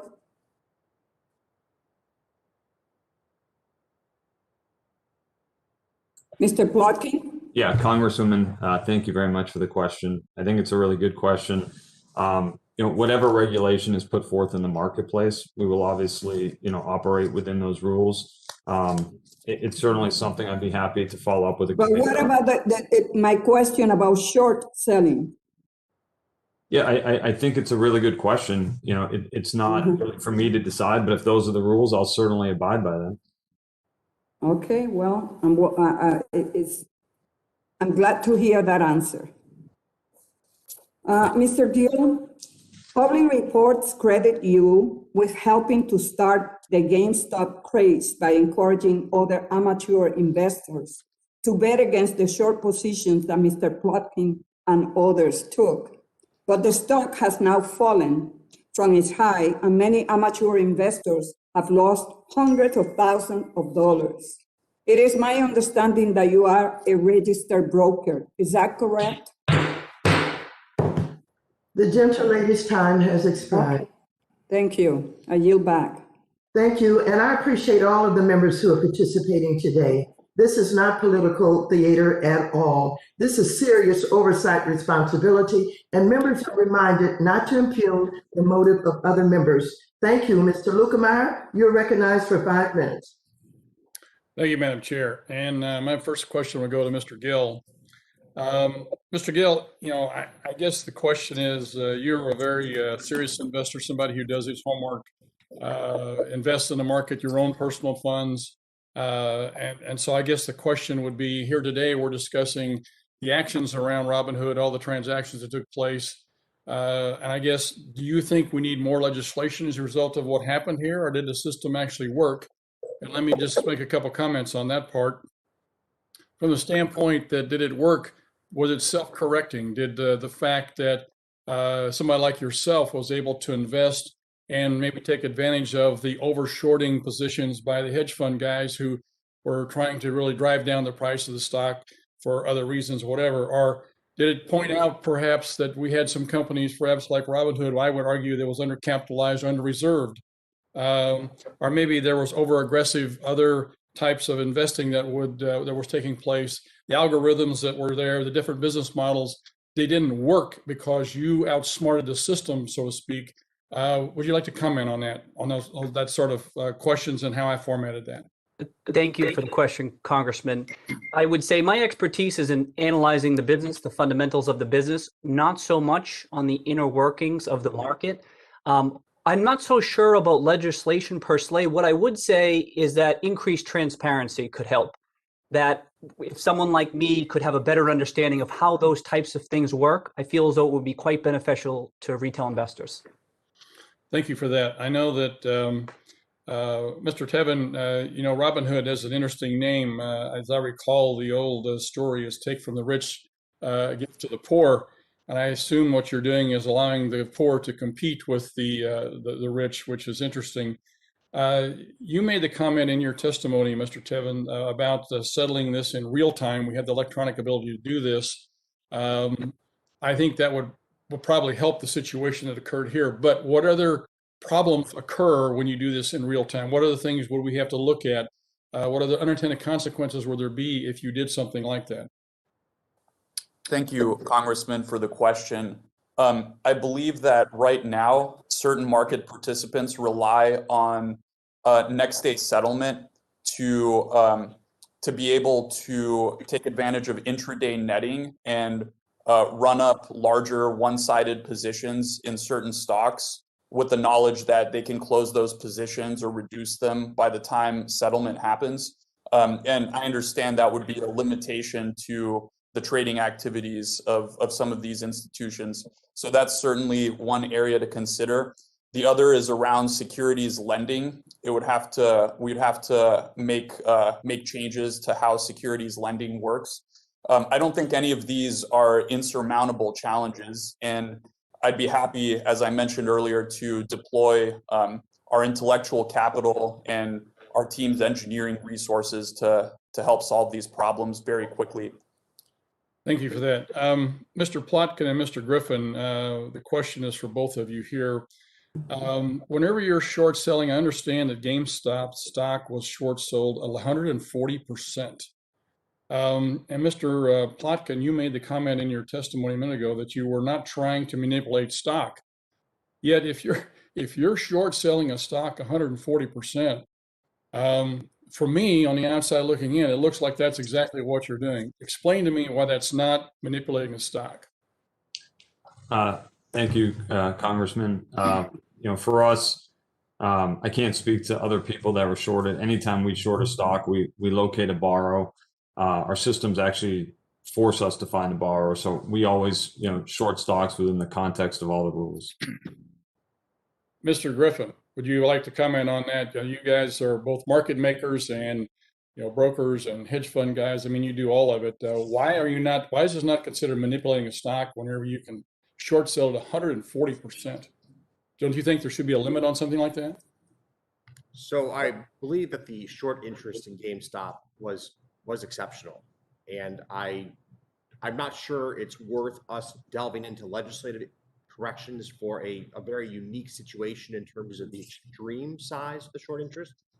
I will say that all of the large market participants, in fact, every bank, every hedge fund does have to comply with the requirement to borrow shares to short shares in the course of their day in and day out business. The practice of naked shorting was largely curtailed by SEC mandate years ago. The gentleman's time has expired. Mr. Scott, you're recognized for 5 minutes. Thank you, Chair Lady Waters. And let me just say, Chair Lady, that the people of this country appreciate you for pulling this financial services hearing together, because this is a threat to the future of our financial system, and we got to get to the bottom of it. Let me start with you, Mr. Tenney. Let's go through this. The sequence of events that led to the extreme rise in value of GameStop stock and the subsequent market volatility originated through a Reddit discussion. And then that was fueled through social media. And as the story gained traction, tweets by well-known figures with the influence to move markets sent the stock value even higher and higher. So let me start with you, Mr. Tenney. What policies does Robinhood have in place to monitor what happened on social media and how it drives the use of your trading platforms? Thank you for the question, Congressman. Currently, Robinhood does not perform any sort of moderation of social media. We simply don't have the data that the social media platforms have at their disposal to tie these posts to identities. We do, however, within Robinhood Securities, conform to all regulatory requirements around monitoring and trade surveillance and all things of that nature. Well, Mr. Kenner, don't you see something is going terribly wrong here? What do you do to monitor the trades in individual stocks, particularly when, in the case of GameStop, they are singled out and moved on social media? What do you do? I appreciate the question. So our priority throughout the exceptional market conditions in January and early February was to maintain the uptime and performance of our platform and make sure that we're available to customers. Let me try to get to a point here. Do you, Robinhood, do you have any policies in place to ensure that investors are making trades based on legitimate material, financial information, and not the influence of social media, the design of trading platforms, or any other superfluous information? Do you have anything, any guard to that? Absolutely. Congressman, we provide educational resources to our customers, including our redesigned Robinhood Learn portal, which is not just available to Robinhood customers, but to the general public, and had over 3.2 million people visiting in 2020. But don't we need, do we not? I mean, you're at the center of this. Don't you see and agree that something very wrong happened here and that you're at the center of it? And we are looking on this committee of how we can protect our wonderful, precious financial system. We need it from you. What about you, Mr. Hoffman? Do you have anything? What steps is your company taking to guard against this? Anything at all? Congressman, we spend a lot of time at Reddit ensuring the authenticity of our platform. So we've got a large team dedicated to this exact task. Everything on Reddit, all of the content is created by users, voted on by users, and ranked by users. And we make sure that that is authentic and as unmanipulated as possible. And in this specific case, we did not see any signs of manipulation. Madam Chairman, lady, I just want to conclude. I got maybe 10 seconds left, but this episode exposes a serious threat to our financial system when tweets, social media posts do more to move the market than material, legitimate information. The risk is enormous. Thank you very much. Mr. Stivers, you now have 5 minutes. Thank you, Madam Chair. I appreciate you calling this hearing. The American financial markets, I believe, are the envy of the world, but they're still imperfect. I would have liked to seen this committee have a meaningful discussion about capital requirements and the T+2 clearing rules that may have contributed to some of Robinhood's customers not being able to purchase stock, including GameStop, for a period of time. But because the majority didn't include the SEC, the Depository Trust Clearing Corporation, or the National Securities Clearing Corporation to testify, we're left with what we have. That's because I believe the majority is attempting to use this hearing to drive a narrative about the U.S. capital markets being rigged. But I do have several questions. Mr. Tanev, you decided to stop allowing your users to buy GameStop and other stocks as a result of capital requirements on Robinhood securities. Is that correct? That's correct, yes. Deposit requirements with our clearing houses. And those got resolved, but for a period of time, some of your users could only sell and not buy, and that could have contributed to the stock actually going, not going up as fast because some of your users were prohibited from buying. Do you think that is possible that could have happened? I shouldn't speculate on what could have happened if there's more sellers than buyers. Does the stock price go down or up? Well, to be clear, Robinhood, Congressman, is a minority of trading activity in these securities. I understand, but if your buyers can only sell and not buy, then it clearly keeps you from putting upward pressure on the stock price. Is that correct? On Thursday, customers on our platform could only sell, so there was no ability to buy. That's correct. Great. So, I know, and you said earlier, by the way, I know some people have attacked your arbitration agreements, but I want you to be clear.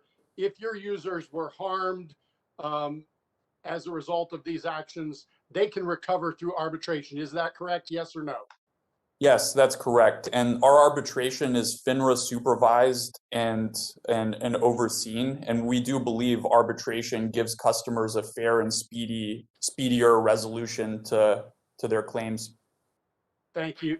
Does your user agreement and your arbitration allow for group arbitration or only individual arbitration? Let me get back to you on that. If a group was treated similarly and similarly affected or lost upside or lost money, can they do it as a group, or is it only individual in your arbitration agreement? Well, Congressman, I'm sure you're familiar of the number of class action lawsuits filed against And I'm Robinhood not for asking about a class action lawsuit. I'm asking in your arbitration system, can a group of people come together or as an individual? And this is not a trick question. I'm not a fan of trial lawyers. I'm just trying to understand. Yeah, I appreciate the question, Congressman. I think the best thing I can do is get back to you after making sure that Great. we get you the right answer. Thank you. That'd be helpful. Mr. Plotkin, are you a frequent short seller? Yes or no? We run a long short portfolio. The majority of our investments are long investments, but we also have short investments to hedge out market risk. Thank you, Mr. Plotkin. Has Melvin Capital ever engaged in short selling of the stock Tesla? We have been short Tesla in the past. That's correct. Mr. Plotkin, also, this is a longer question. Did you see the tweet from Tesla CEO Elon Musk about GameStop stock? I did see that after market hours on, yes, on a Do Tuesday. you believe that Mr. Musk's tweet had any significant effect of driving the rise in GameStop stock? I don't want to speculate on what the actions of his tweet were. The stock did rise Let me ask after you hours. this, then, do you believe that that tweet was targeting you because you had shorted Tesla stock in the past?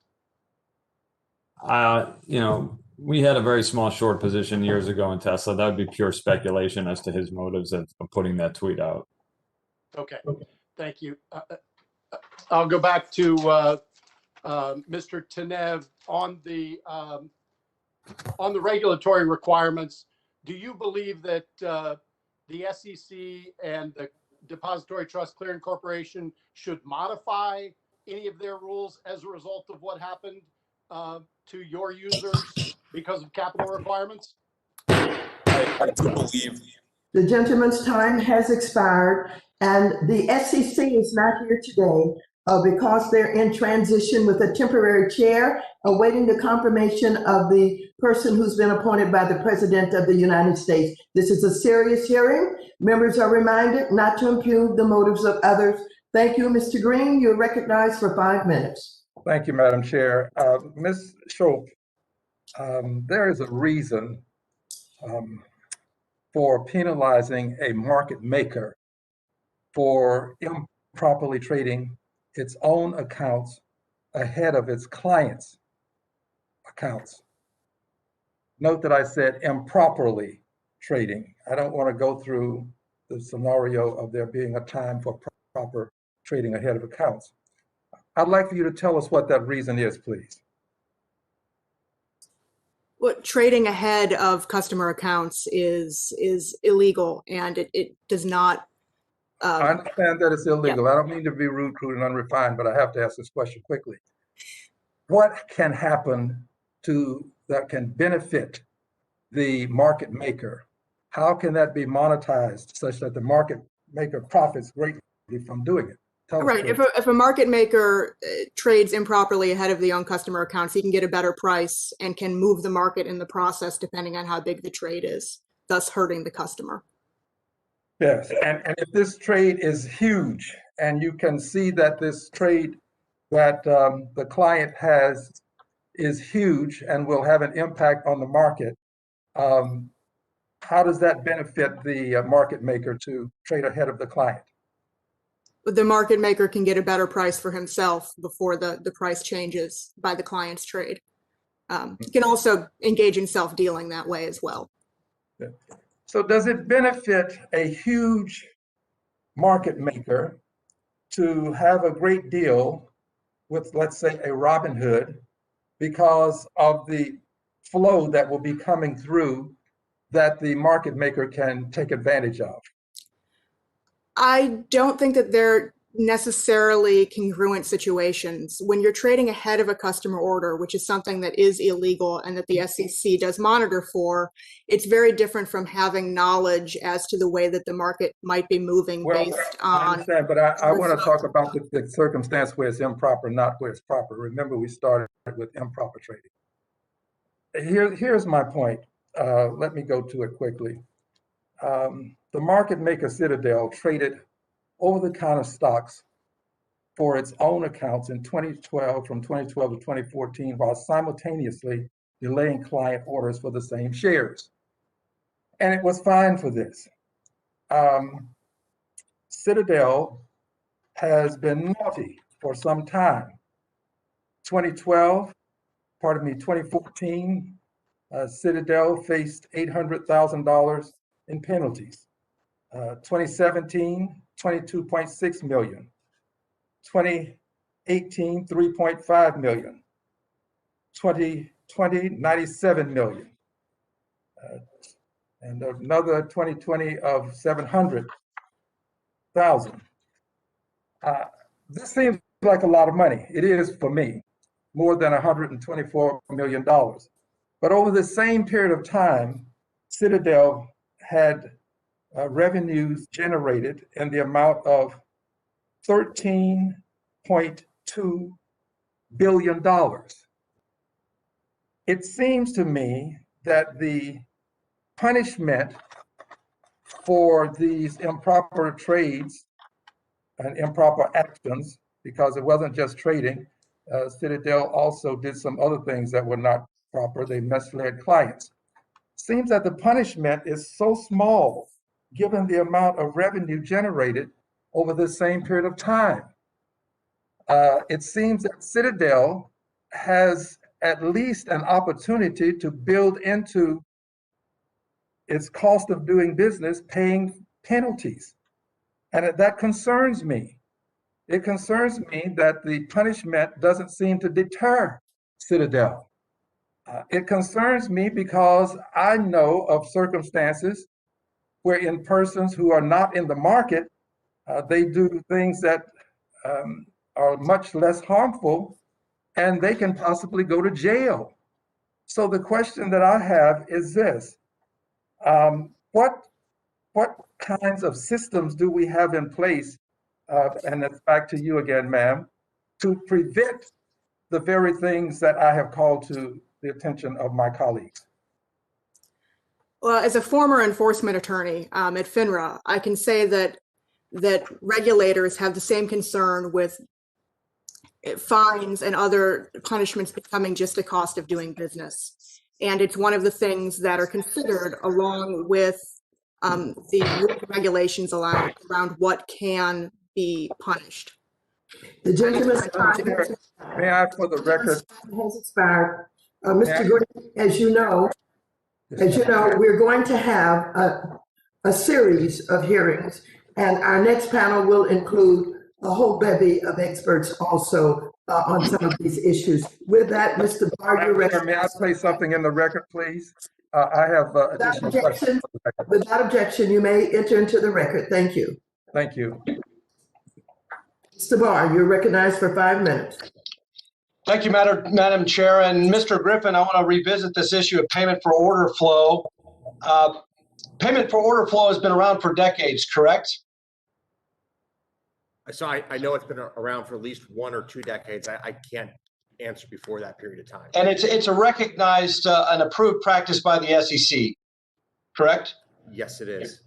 And payment for order flow is set by the brokerage firm, not the wholesaler, right?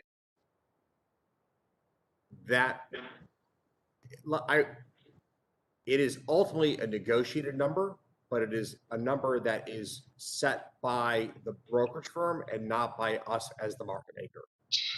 Well, as a market maker that provides execution services to retail brokers, you are required to meet best execution requirements. Is that correct? Yes, it is. And in other words, market makers are required to provide the same or better pricing than the exchanges, correct? That is correct. And how can market makers offer that better pricing to Mr. Sherman's line of questions? So there are a number of drivers that permit us to offer better pricing than what is available on exchange. The first is that exchanges have legally mandated minimum tick sizes of a penny. So if you look at a stock like AMC, it trades $5 bid, 501 offered. If the exchange could trade with a half-cent increment, it would probably trade $5, 0.005 bid, 501 offered, or vice versa. But the exchanges are limited to a 1 cent minimum tick size. And we have been clear on the record in prior testimony that exchanges should be permitted to have a smaller and more competitive tick size. That's fact number one. Okay. Fact number two is that the average retail order is much smaller in totality than the average order that goes onto an exchange.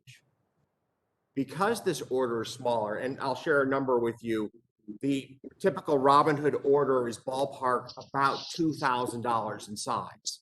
Because it's a small order, the amount of risk that we need to assume in managing that order is relatively small as compared to an order that we have to manage from our on-exchange trading. And as I'm sure you're well aware, we are the largest trader of stocks on exchanges in the United States. So let me move to Mr. Tenev really quickly on that point. What impact might greater restrictions on the payment for order flow model have on your ability to offer zero commission trades? We do believe, Congressman, that that's an important question, and payment for order flow helps cover the costs of running our business and offer commission-free trading to customers. When we started, people didn't even think that there was enough margin left to make this business work, but we've been fortunate to make it work and to make it work for our customers. Well, let's talk about why Robinhood restricted trades. I think your explanation about margin requirements charged by your clearinghouse makes sense. Is your clearinghouse supervised by the Fed and the SEC? I believe that's the case. Are the margin requirements charged by your clearinghouse in turn approved by federal regulators? Yes.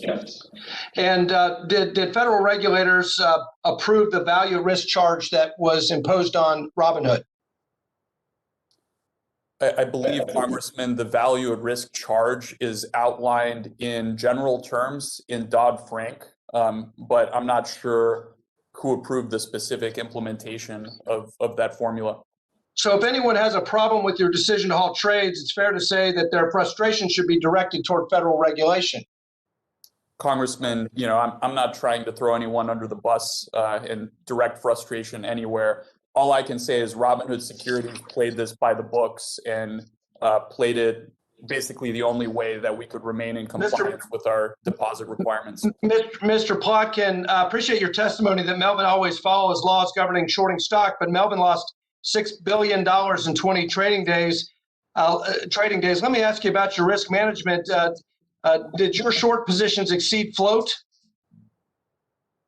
No, they did not. Well, shorting has an important role to play in our markets, allowing for legitimate hedging and price discovery. But we are interested in naked shorting, and so we would hope that you would clarify that and how it is that you make sure that you're first locating the borrow. My time has expired. Mr. Cleaver, you're recognized for 5 minutes. Thank you, Madam Chair. And I too would like to thank you for this hearing. It's a question that a lot of people are asking, probably many of us as we go throughout our districts. But let me start with you, Mr. Tenev. I'm just curious if you can give it to me in a short period of time. How did you come up with your name for your company? Absolutely. Thank you for that question, Congressman. Robinhood stands for lowering the barrier to entry and democratizing finance for all. So the idea is the same tools that institutions and wealthier, high net worth individuals have had for a long time should be available to the people, regardless of their net worth or how much money they have. Okay, I appreciate that answer. Because it's something I would also embrace. However, I have a 23-year-old on the other side of the house who I love dearly, but he has no training, no income, no qualifications. How in the world could he get like $1 million worth of leverage? Thank you, Congressman. So the leverage that we provide to our customers, which less than 3% of our customers actively use, is regulated strictly by requirements. So the only way to get that amount of leverage in a margin account through borrowing is to deposit a similarly sized amount of capital. Or by mistake. Congressman, I'm not sure what you're referring to. Well, I mean, there's a record of a young man getting $1 million worth of leverage. He was only 20 years old. So I'm just saying, you know, if that's not a policy, that was an error. Congressman, I appreciate the opportunity to address that really important point. You're referring to Mr. Kearns. I am. The man who unfortunately passed last year. Yes. First of all, I'm sorry to the family of Mr. Kearns for your loss. The passing of Mr. Kearns was deeply troubling to me and to the entire company, and we have vowed to take a series of steps, very aggressive steps, to make our options product safer for our customers, including changing the customer interface, adding more additional options education, as well as strengthening and tightening the requirements for people getting options, and adding a live customer support line for acute options cases. So it was a tragedy, and we went into immediate action to make sure that we made not just the most accessible options trading product for our customers, but the safest as well. Okay, I asked that question. In my real life, I'm a United Methodist pastor, and so I've read your statement. After the tragedy of this young 20-year-old, but I mean, and I don't think you nor I want to get in. I mean, to litigate that right here today. But you know, what improvements did you make in the aftermath to your platform, or were there improvements? Thank you, Congressman. There were several improvements. One, we added the ability to instant exercise as well as exercise options positions in app. We clarified the display of buying power, specifically negative buying power, in situations where one leg of a complex multi-leg options transaction were to be assigned. We also added an options education specialist. We also added live phone-based customer support for acute options cases, which has gotten very, very great feedback from customers and is something we're expanding to other use cases, such as cases where customers' accounts have had off-platform hacking incidents. Okay, that's the last one is where I was concentrating on, because this young man was trying to get into your system to find out what was going on. He was confused. He was scared, and so he sent emails. And so to be fair, there was a response, but it was like hours later. And so as I became more and more familiar with this particular case, the gentleman's time has expired. Thank you, Madam. Thank you, Madam Chair. I appreciate it. You're so welcome. Mr. Hill, you're recognized for 5 minutes. Well, thank you, Madam Chair, for holding this hearing, and I want to thank our witnesses for their expertise and their patience. Madam Chair, I have a letter from the American Securities Association I'd like to insert in the record, please. Without objection, such is the order. Thank you very much. And Mr. Tenev, what a treat to see you, and congratulations on being part of the American dream. I had the pleasure working for President Bush 41, of working in Sofia in 1990 and 1991 to try to bring capitalism to Bulgaria after the wall fell. So I'm glad to see you're an American citizen and innovating here in our country. Thank you. I think you've done a good job talking about I'd say the acknowledged lesson that you've learned in terms of these deposits for clearing and the important risk management issue for your firm. So I'd like to turn to follow up on some of the discussions about retail service that you've also touched on today. Do you have a call center generally for Robinhood investors? Thank you for that question, Congressman. And I want to start by saying customer service is fundamental to everything that we do, and it's one of the areas where we're investing the most. We have customer service centers in a number of states, Colorado, Florida, Texas, and Arizona, and we're looking to expand aggressively. Well, do you have a call center that I can call, a 1-800 number if I'm having a trouble in the middle of the trading day? We do offer, Congressman, live phone support in app for certain use cases. We're expanding that as fast as we can. So as I mentioned earlier, options, advanced options cases, as well as account takeovers, which typically happen through a customer's email, personal email who's been compromised.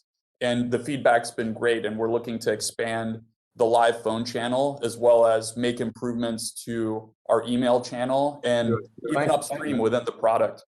Thank you. Thank you. That's helpful. And on the subject of margin and options, you've talked about that today. But I've spent 40 years in this business and been the general securities principal in 3 different firms. And this issue of granting margin and option approval to retail clients is always an important issue. You've addressed that today. So I want to turn to a different topic that has not been raised, and that's low dollar stocks. As I understand it, your policy and procedure manual simply said that you allow low dollar stocks if they're on an exchange, but many brokerage firms are very reticent to allow retail investors to invest in stocks that are under $5. Could you address that issue today?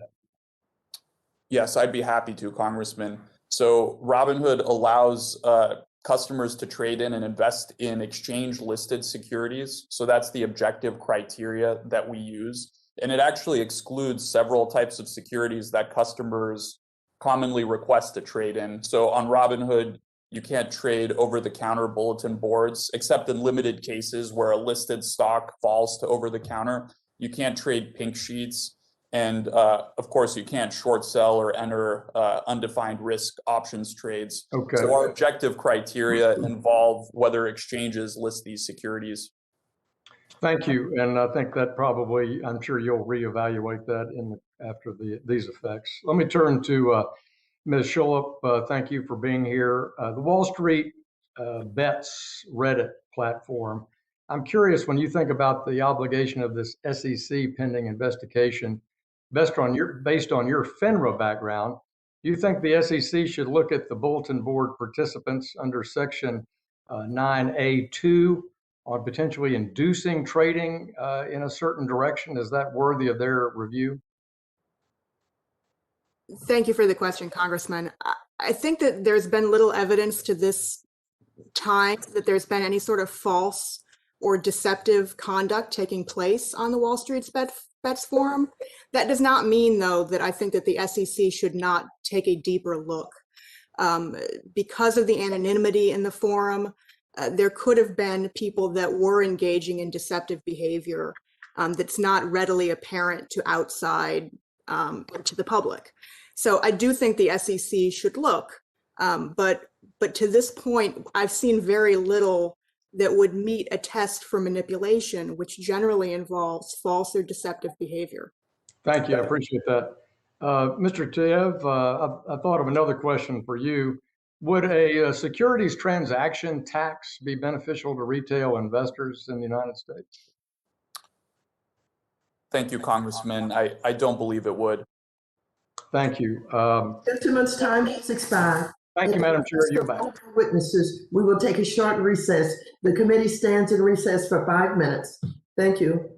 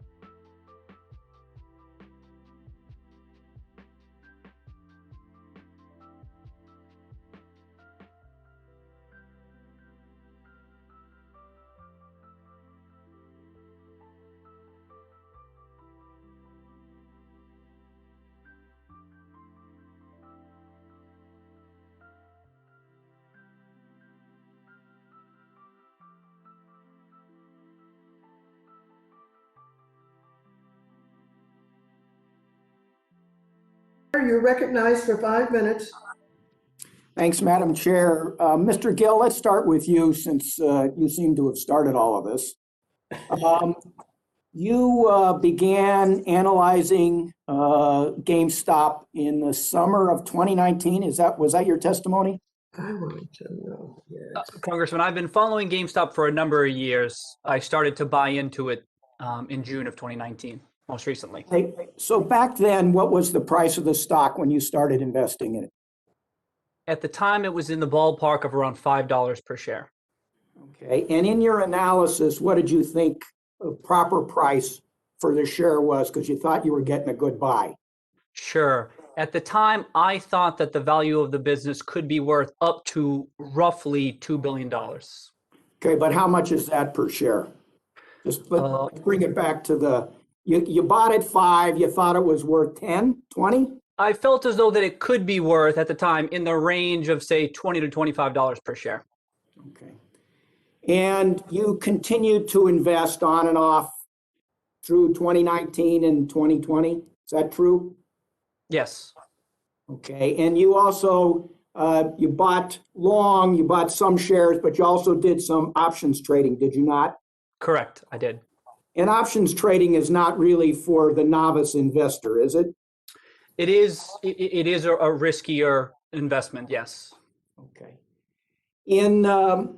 On January 27th, I think the stock price hit $483 or something like that. Is that true? I believe it was in that area, yes. In your analysis, back when you started investing in the stock, did you ever see it being valued at $483 per share? At the time, I thought it was possible, but a very low probability, I thought. Okay, thank you. Just a couple more questions. In terms of the platforms where you visited and discussed this stock with others, one was the Reddit subreddit Wall Street Bets platform, correct? Correct. And at any given time, how many people were you talking to on that platform? I wasn't so much talking to anyone individually, but rather making posts on that public forum. That GameStop was an attractive stock. Yeah, early on, I had felt that it was an attractive investment opportunity, and I had shared some of my thoughts as to why that was. Did you discuss this on any other platforms? Are there any other kinds of Reddit or other kinds of platforms that you talked about the stock? Yes, I have talked about the stock on some other platforms. Okay. Did you ever talk about the short sellers that had bet against this company? Yes, the topic did come up. And about when did that occur? Oh, since around the time I had begun investing in it, it was, as someone else has noted, it was an exceptional level of short interest in the stock since the time I had started investing in it. Okay. Let me turn my attention now to you, Mr. Plotkin. When did Melvin first take a short position in GameStop? Thank you, Congressman. That was in 2014, really right at our inception of the fund. And when you did that, did you continue to maintain a short position? That's correct. So you said you analyzed the value of the stock, and you, by taking a short position, you, unlike Mr. Gill, thought that the stock was overpriced. He thought it was underpriced. You thought it was overpriced. That's a good conclusion. Yes. Okay. In your analysis, when you started into the short position, what did you think the stock was worth? I don't remember exactly at the time. I think when we launched, it was probably a $40 stock. I think we believe the company had a lot of structural challenges. We've seen their earnings go from, I think, north of $3 a share. It's almost negative $3 a share. So there's been a lot of challenges fundamentally. All right. Last question for you. Were you in a naked position in your short position because the stock was oversold? No, our systems won't even allow that. So that would be impossible for us to do. Okay, well, thank you. My time's expired. I wanted to get some facts out for Mr. McHenry, and I yield back. Thank you very much. The gentleman's time has expired. Mr. Emmer, We thank you. nice for 5 minutes. Thank you, Madam Chair, Ranking Member McHenry, for holding this hearing. Thank you to the witnesses for being here today. I represent the 1st Congressional District of New York, which encompasses much of Suffolk County on Long Island. My home district is full of people from all different walks of life and industries, and having access to cost-efficient investing is crucial. While there are always ways to make a system work better, our capital markets are the envy of the world with their liquidity and diversity of investment opportunities. Innovations in securities trading brought by the private sector have increased access for retail investors. For better or for worse, and this situation is a perfect example. For example, one of our witnesses here, Mr. Gill, or should I say Roaring Kitty, turned $53,000 into almost $50 million, and that's what you would call some deep you-know-what value. Of course, we know that not all those who invested in these stocks share the same success story. However, I want to highlight a potential vulnerability in these innovations. I've been concerned for some time in general with the sharing of U.S. individual user data with the Chinese Communist Party. I sent a letter, for example, to the Treasury Department in October 2019 expressing concern with the potential sharing of user information by TikTok to its parent company ByteDance and asked for a CFIUS review. Chinese companies are required by law to regulate online behavior that deviates from the political goals of the CCP, obey the CCP's censorship directives, and participate in China's espionage. These policies regulate companies like TikTok in the China market and increasingly their overseas business. Webull and Moomoo are 2 examples of broker-dealers that are subsidiaries of Chinese parent companies. According to Bloomberg, funds affiliated with Xiaomi Corp own at least 14% of Webull. Xiaomi is a Chinese company that risks being delisted from U.S. exchanges after the U.S. Department of Defense put the company on a blacklist on January 14, 2021. Moomoo is owned by Futu Holdings, which is a company that received a significant investment from entities affiliated with Tencent, a company with known ties to the CCP. On December 8, 2020, Bloomberg Businessweek ran an article on Webull stating the company, quote, has increased its roster of brokerage clients by about 10-fold this year to more than 2 million by offering free stock trades with a slick online interface. On January 29, 2020, the day after trading activity for long trades on certain stocks discussed on Reddit threads were limited, Bloomberg ran an article with the headline, Robinhood rival Webull sees 16-fold jump in new trading accounts. It's clear that these apps have rapidly increased their user base, which has me concerned. Ms. Schulp, do you think we should be concerned about the potential for Chinese entities with ties to the CCP receiving personally identifiable information or other user data from their subsidiary broker-dealers that are licensed and registered in the U.S.? I think it's a potential national security concern, which is a bit outside of my area of expertise. What I can say is that the rules that the brokers have to apply and comply with regarding personally identifiable information and other material data should be applied equally to companies that are based offshore and companies that are based onshore. And I hope that that's the case with respect to Webull or any other competitors that are not domestically owned. Having a diversity of choice for different trading apps is generally good for market competition. However, is it a good outcome for millions of Americans to flood into trading apps that could be required to share user data to parent companies that have ties to the CCP? Again, I think choice is key here, as well as understanding from a consumer perspective what companies you are choosing to do business with. Again, the national security concerns are a bit outside of my area of expertise. Well, I thank you for being here. This is another angle to this issue with these new options that are being provided to average retail investors. And we want these retail investors to have the most amount of information as possible to be set up for success. I yield back. Thank you very much. Mr. Himes, you are recognized for 5 minutes. Thank you, Madam Chair, and a big thank you to our panel today for a very interesting conversation. One of the chairwoman's ways of characterizing this hearing was who wins and who loses. And I've spent a bunch of time in the last couple of days looking at the various players here. I'm pretty convinced that the wholesalers, Citadel is one of the winners. They make a lot of money. They're the casino in this story, and the casino tends to win over time. Robinhood has a valuation of $5.6 billion and makes a lot of money from the casino. So who loses? And I want to spend some time talking about the person who usually loses, and that's the retail investor. And while I have supported for many years the democratization of finance, as we say, it's not just in Washington, D.C., but on Wall Street.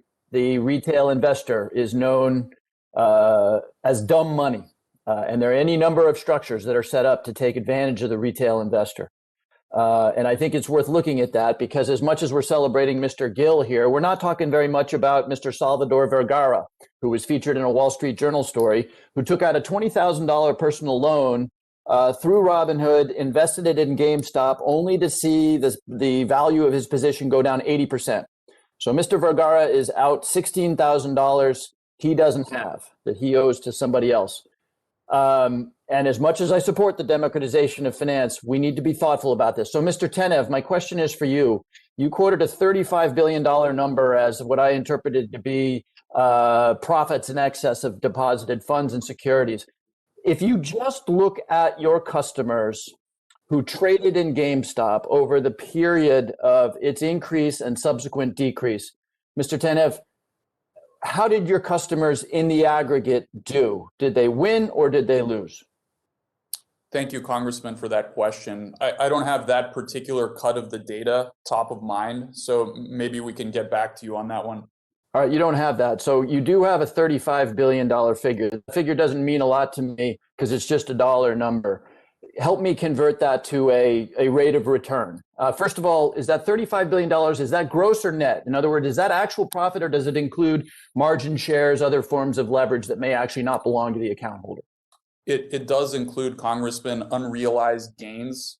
So it's the value of assets, both including positions in securities and cryptocurrencies. Okay, I get that. I get that. But again, 35 billion doesn't mean anything to me unless you can convert that into a rate of return. So do that for me. What is that on what asset under management number is that 35 billion unrealized against? The asset under management number is not one that Robinhood has publicly shared. Okay, but you can't share $35 billion. Sorry, Mr. Tenev, I just don't have a lot of time. $35 billion is a meaningless number. I need to know what that is in terms of return. So convert that for me into rate of return. So I can compare it to Treasury, so I can compare it to the S&P 500.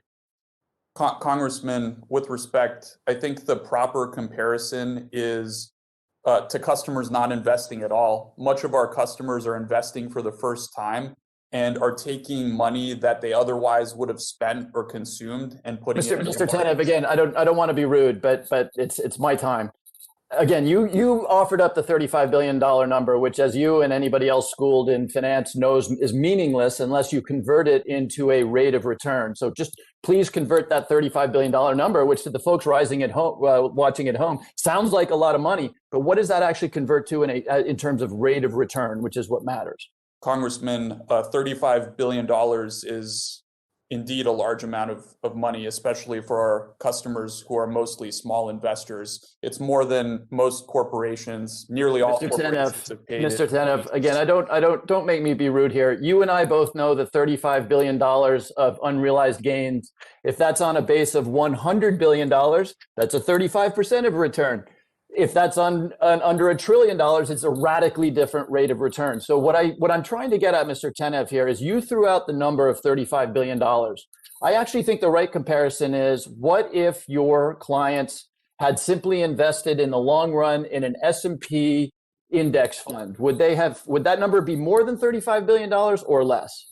Congressman, with respect, I don't believe the right comparison is investing in an S&P index fund. I think the right comparison is not having invested at all and having instead spent that money and consumed it. No, it's most certainly not. It's most certainly not, Mr. Tenev. And so I'm going to ask you, I'm out of time, but again, you put out the $35 billion number. So I think it's only decent, because you and I both know that a hard dollar number is meaningless unless you can convert it to return. So I'm going to ask you to convert that. Obviously, I'm out of time, into a rate of return for us. You're out of time. Mr. Laudermilk, you now recognized for 5 minutes. Thank you, Madam Chair, and I appreciate all the members of the panel being here. I think you've seen that there are occasions with some on the committee here that if you're not giving them the answer that they want, that they can use, they're just going to continue to push on you. And I just encourage you to continue speaking the truth, and you'll always stand up head and shoulders above everyone. Not surprisingly, the situation with GameStop trading has resulted in commentators and even some of my colleagues engaging in knee-jerk reactions, calling for new laws and regulations to be hastily enacted. It just seems to be a trend in Washington, D.C. to never let a crisis go to waste. Some have even spread conspiracy theories and alleged that crimes were committed before knowing what even happened.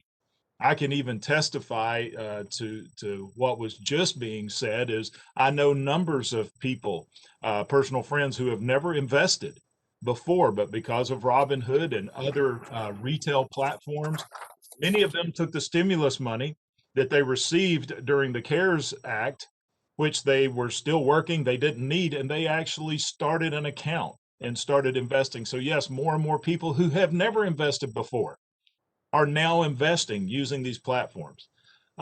This hearing is a reminder that with complex situations, we should take time to understand what actually did or did not happen, especially with this GameStop situation. Now, the SEC is the proper authority to determine if any rules were broken, and they are looking into it. Congress has already given the SEC broad authority to oversee the capital markets, and we do not need to rush to enact even more big government regulations until that could ultimately harm the investors.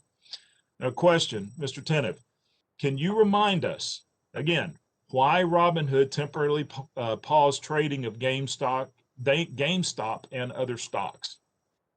Of course, thank you, Congressman. Robinhood paused trading temporarily, or I should say paused buying of about 13 securities on Thursday, so that we could meet our regulatory deposit and collateral requirements. Okay, so what you're saying is you were paused because you had to comply with regulations. Is that true? Correct. All right, so it's ironic that the people who are criticizing brokerage firms because they pause trading, which they sometimes have to do to comply with regulations, these same folks are now saying, we need to respond to this with more regulations. I would say if people don't like brokers occasionally having to pause trading, I'd suggest they look at the regulations that required it. At some point, we need to recognize that piling on more and more regulations only increases complexity and does not help investors. Question for Ms. Schultz.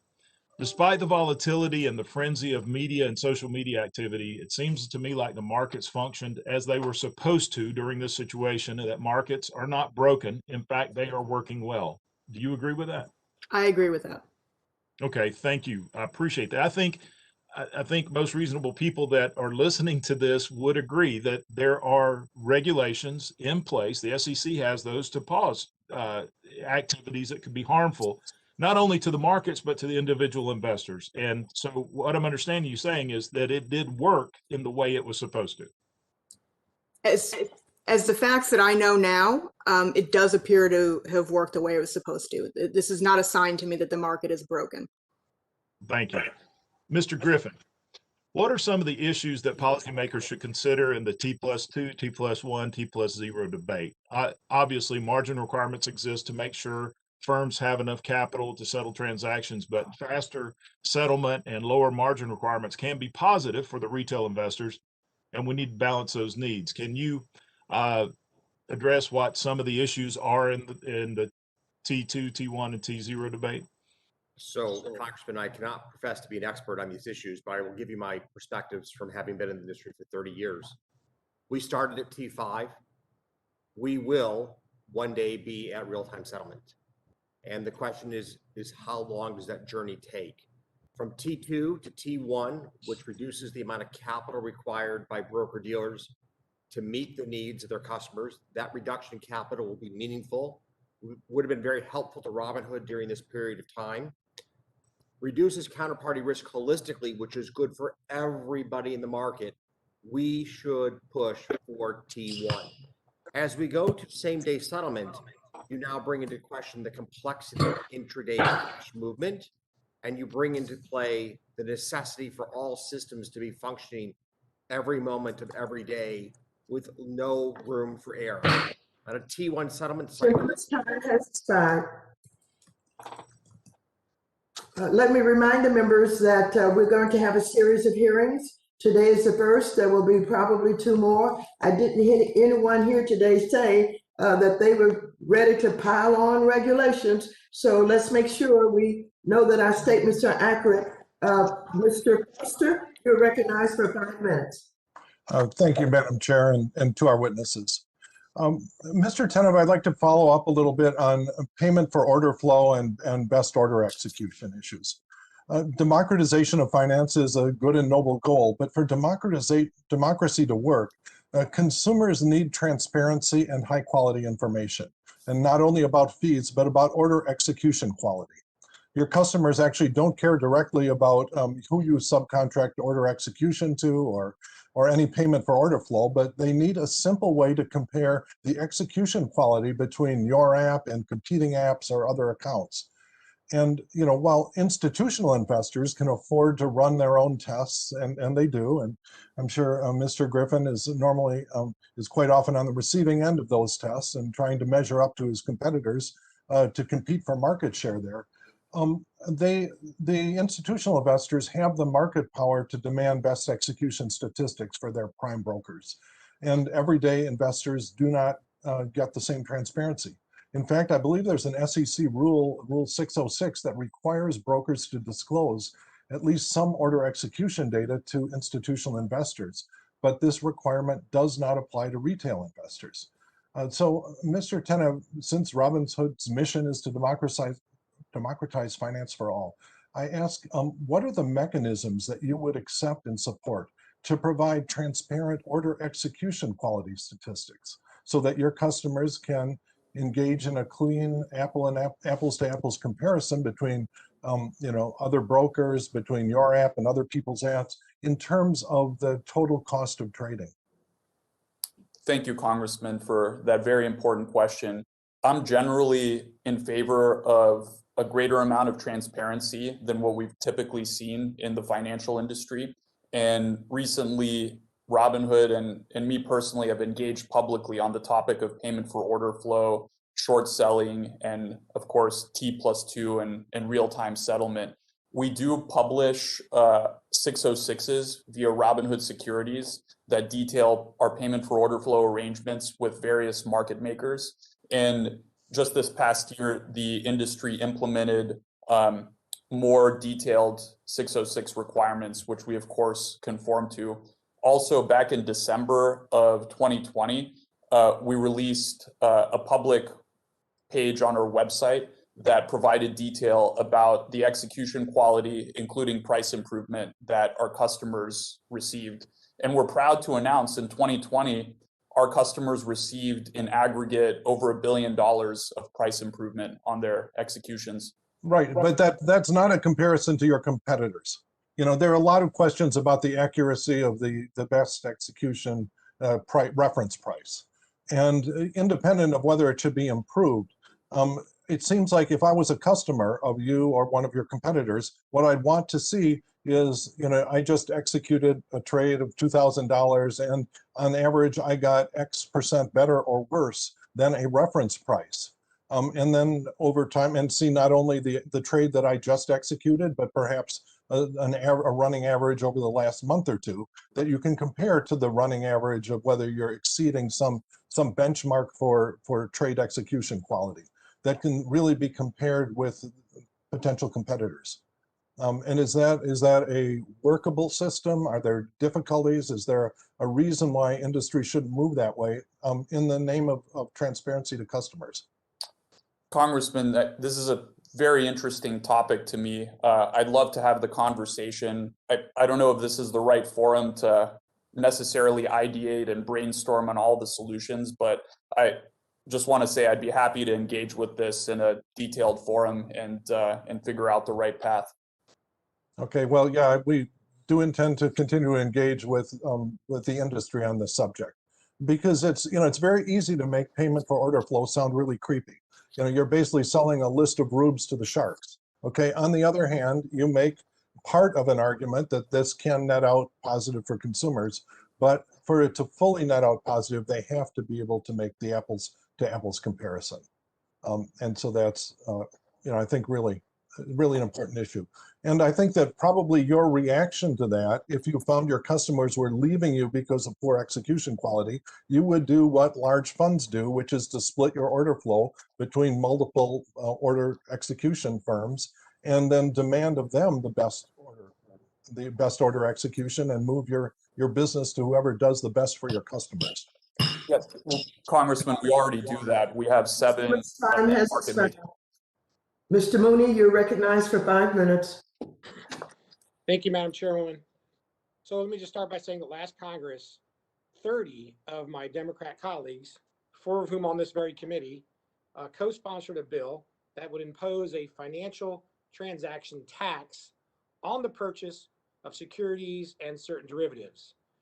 And just recently, after the market volatility surrounding GameStop in January, Democrats renewed the call, many Democrats anyway, renewed the call for a financial transaction tax. On just January 28th, Congresswoman Ileana Omar tweeted, "How about this? Financial transaction tax now." Congressman Peter DeFazio is the lead sponsor of the bill. He's already put the bill back in for this session of Congress.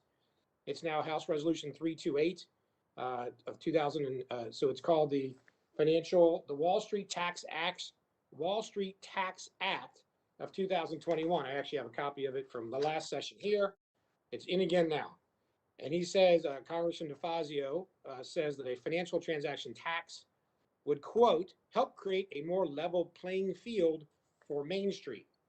So with that background, Mr. Tenev, this question is directed at you. The Robinhood platform has more than 13 million users, and most of them are small dollar retail investors. If the federal government levied a 0.1% transaction tax on the sale of securities, and I know one of my colleagues, French Hill, my good friend, mentioned this earlier, but I want I want to expand upon a little more. How would that 0.1% transaction tax on the sale of securities affect your platform and the retail investors that are your customers?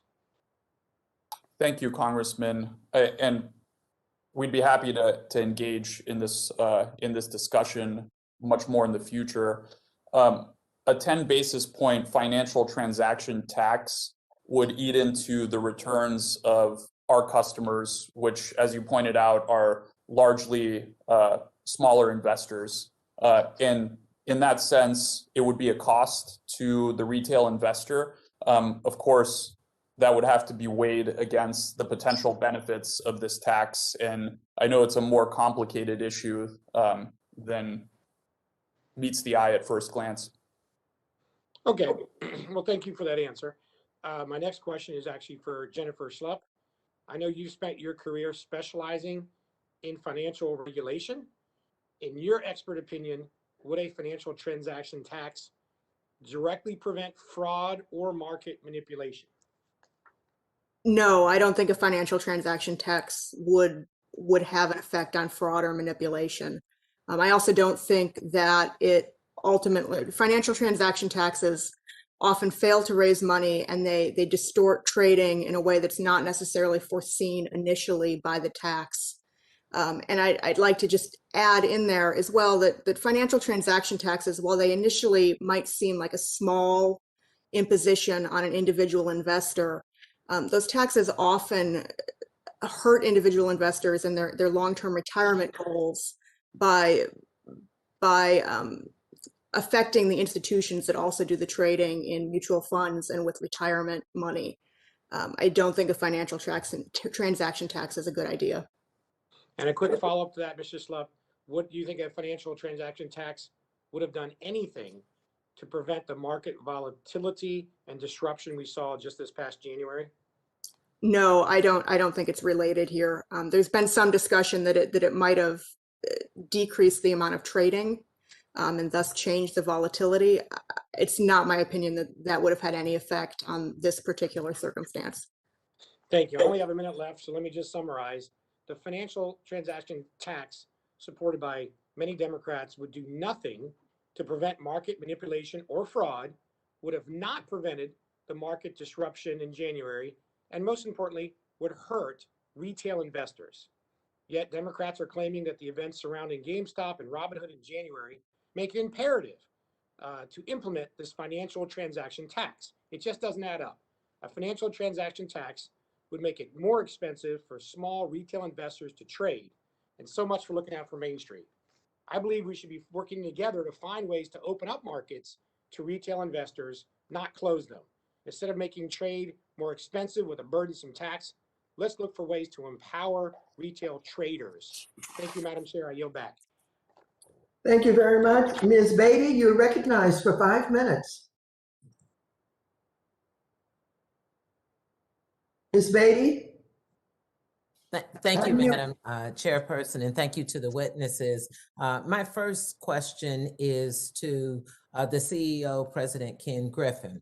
In the first 3 quarters of 2020, your company paid online brokerages like Robinhood $700 million for their order flow.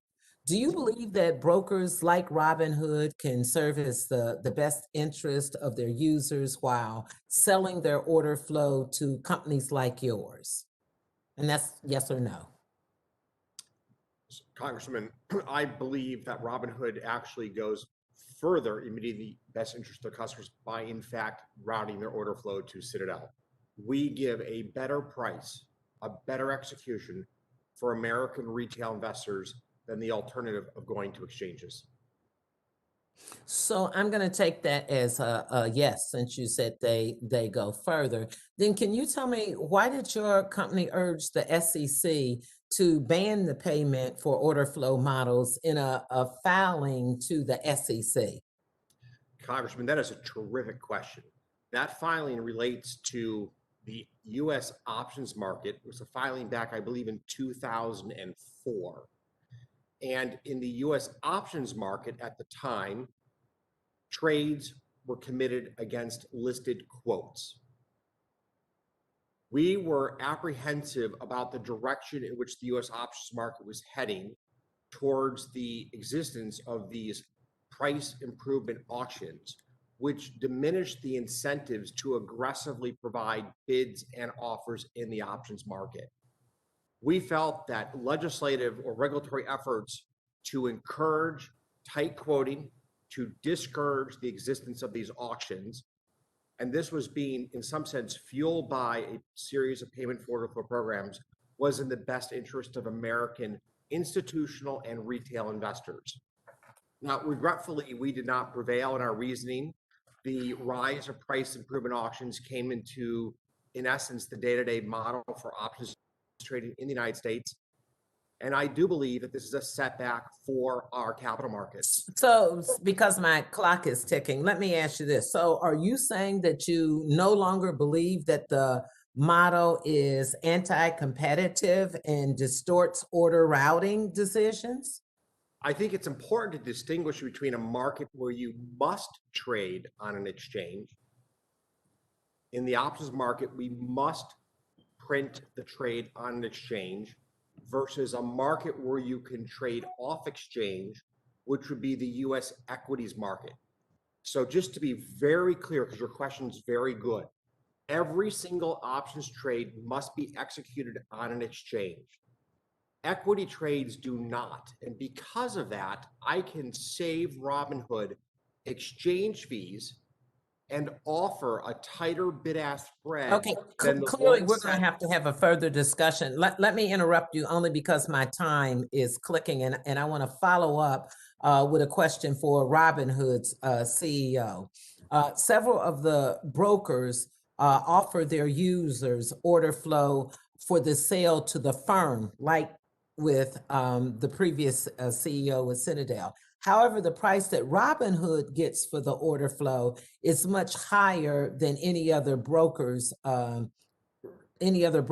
receives. And I could go on and tell you we've pulled the SEC filings that Robinhood receives 17% per 100 shares stock of traded and 58% to 100 shares, and I could go on. But the question is, why do companies like Citadel pay a premium for their order flows of Robinhood users? Thank you, Congresswoman, for that very important question. There's several reasons that may be the case. One important one is that our model and formula for payment for order flow works a little bit differently. We actually receive payment for order flow as a percentage of the bid-ask spread rather than on a per share basis. And we do believe that that's the most optimal way to structure payment for order flow arrangements. Okay, is it not because companies like Citadel can make more money off of Robinhood users than others? And that's a yes or no, because my clock is going to run out. No. I'm sorry, I yield back. My time is up. Thank you very much. Next, we will have Mr. Vargas. Excuse me, no, Mr. Davidson next, and then Mr. Vargas. Mr. Davidson, you're recognized for 5 minutes. Thank you, Madam Chairwoman. I thank our witnesses. I appreciate the work you've done today. And I just want to share that in May of 2020, the Depository Trust Clearing Corporation unveiled a working proof of concept called Project Ion. In this project, DTCC said they would examine the potential use of distributed ledger technology in accelerating the clearing and settlement process. Now, since Project Ion was publicly announced, we've received little information pertaining to its progress. As a longtime advocate for this emerging technology, distributed ledger technology and blockchain, today I've sent a letter to the DTCC to request that they provide an update on the status of Project Ion. And I look forward to hearing back from them. Hope to include them in our next hearing. Mr. Griffin, with Project Ion in mind, could you briefly state what would be your biggest concern if DTCC implements same-day clearing and settlement? Same-day clearing and settlement requires that every bit of the workflow is perfectly synchronized across all parties, and we have no time for recoverability or for error management that you have in an overnight batch process. Right. So the technology makes that essential. In my assessment, many that is inherent to the architecture for blockchain to move forward with each proof. And so I guess clearly in your business, just to follow up there, the technology exists where, for trading firms that are engaged in high frequency trading, you measure success in the course of the day in what, milliseconds for high frequency trading? So as you know, we are the largest market maker in the world and the largest in the United States in equities. We put great emphasis on the performance of our systems. That was one of the reasons that on the week of January 24th, we were the only major market center for retail order flow. that was responsive every minute of every trading day. We Perfect. So I just wanted to make the point that I think the technology exists, whether you use blockchain or not, and applaud you for having the ability to execute with precision swiftly already. And I don't think it's a barrier. And I'd love to have more dialogue, but unfortunately I have to go to a few others. Mr. Tenev, do you believe that the root cause of January 28th for the problems that you and others experienced were market infrastructure related, particularly related to T2 versus T0? I believe, thank you, Congressman. I do believe if we had real-time settlement capability and the infrastructure was modernized, we would not have seen similar problems. Things, and it's related to your mission. It's not just the ability for more people in a broader portion of America to become savers and investors. It's also to engage in corporate governance even. So do you believe that if market infrastructure would guarantee, this is really related to, the over, musical shares where someone could be left with no share when the music stops, multiple claims on a shorted stock. If the market infrastructure would guarantee an investor could retain custody of their shares so that the shares can't be lent to short sellers, there could be a downside. How do you feel that only one claim on the shares would resolve this? And that relates to proxy voting as well, or shareholders voting the shares. Congressman, I believe that that's an important question. It's one that Robinhood and me personally have engaged with. I do believe that the ability for the same share to be shorted an indefinite number of times is somewhat of a pathology, and that should be fixed. And I think step one of that is modernizing the antiquated settlement infrastructure that everything is built on. We simply don't have the ability to properly track what shares have been shorted and how many times as they're moving through our settlement system currently.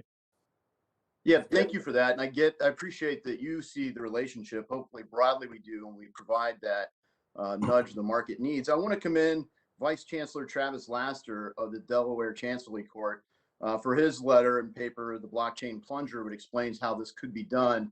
And I ask unanimous consent to submit that to the record. As my time expires, I want to commend you, Mr. Gill, for just representing a large segment of the industry, in my view, where savvy investors have had an opportunity to engage. And it relates to people with diamond hands that hold. So you might not call yourself a holder, you might use the word diamond hands, but thanks and congratulations for your success. The gentleman's time has expired, and without objection, your submission is taken. Thank you. Mr. Vargas, you're ready. Thank you very minutes.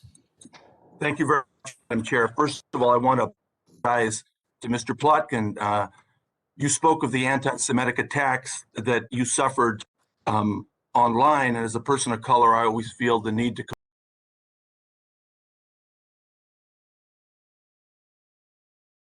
in human history than the Holocaust. So I want to apologize to you and your family for those attacks. You brought it up, and I think we owe you an apology. I want to apologize for that. Sometimes I think some of my colleagues on the other side of the aisle are devoid of any contact with real people when they say this is just political theater, or they don't want to know the rate of return when that's exactly what people want to know. In fact, there's been a great deal of interest in this hearing, and I think it's because there's great distrust in our society and in government, markets, institutions. And then along comes this story of GameStop. And it's a story really of Robinhood turned on its head. And the reason I say that is that Mr. Zuckermeyer brought it up. Robinhood is an English folk hero, 13th, 14th century. And he was supposed to steal, Robin of Lockley was supposed to steal from the rich and give to the poor. And here you almost have the opposite. You have the situation where you have the steal from the small retail investor and giving it the large institutional investor. From an outsider's perspective, you have the bullies, the hedge funds, and their armies of analysts and lawyers and regular old suits attacking the trust GameStop by shorting its stock. And then to rescue, here comes the retail investors, and they're taking stock to these incredible levels. And all of a sudden, Robinhood steps in, but not to help the little guy. He steps in and says, I'm going to help the big guy, and stops the sale because no one knows how high this is going to go. And who's getting it? Who's getting socked in this thing? The bullies are the hedge funds. And that's why people were excited about this.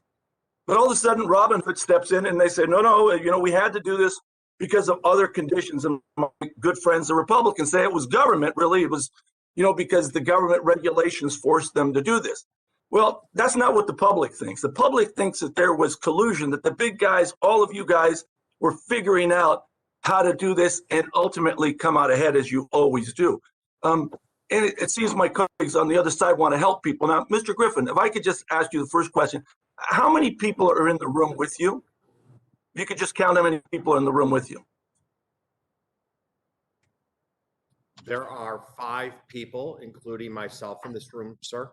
Congressman.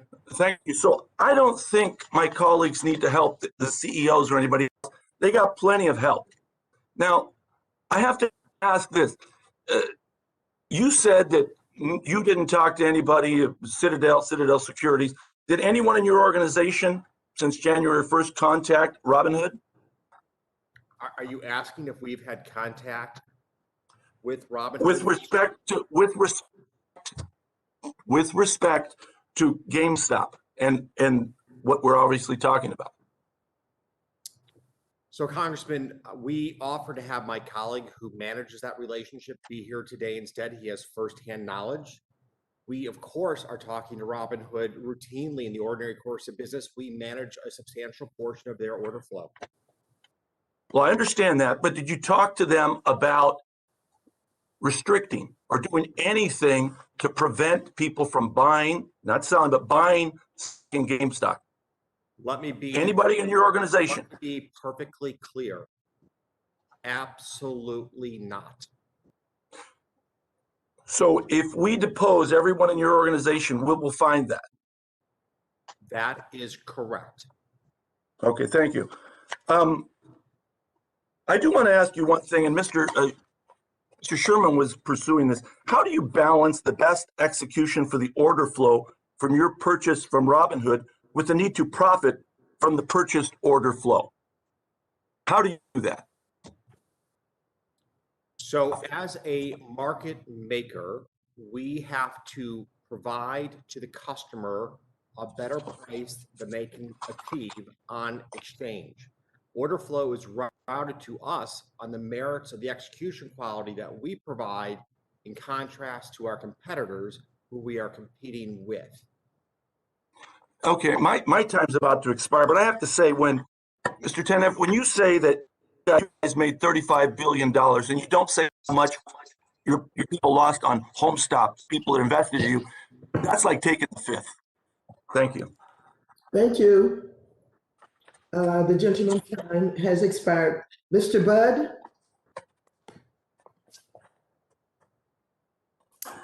Thank you, Chair. Yes, ma'am. Yeah. Thank you. And I want to also thank the panel. Now, I really care about a level playing field for retail investors to access the market. And I've been a long supporter of financial innovation and fintech and the shared goal of democratizing finance and making access to the financial system easier for all. So, Mr. Tenev, your company, it boasts that it's helping to democratize finance and is at the forefront of innovation. Can you talk a little more about what Robinhood is doing to push innovation forward and create a level playing field for all investors, while at the same time making sure that those investors are well informed? Absolutely, Congressman. Thank you for that very important question. The first thing I should note is many of the witnesses and representatives here have stated that it's never been a better time to be a retail investor in America than it is right now. I think the combination of zero commissions, no account minimums, fractional shares, really things that Robinhood has helped make the industry standard, have helped small investors and helped level the playing field for people to participate in the markets. Over the past year, Robinhood has released fractional shares, the ability to do automated dividend reinvestments, recurring investments, so that you could take $1 or $5 and create a habitual investment into a particular stock. And the theme of this year for Robinhood is, how do we take a first-time investor and turn them into a long-term habitual investor? How do we make long-term investing accessible for people around the country? And we're making huge investments in education and customer support to support that.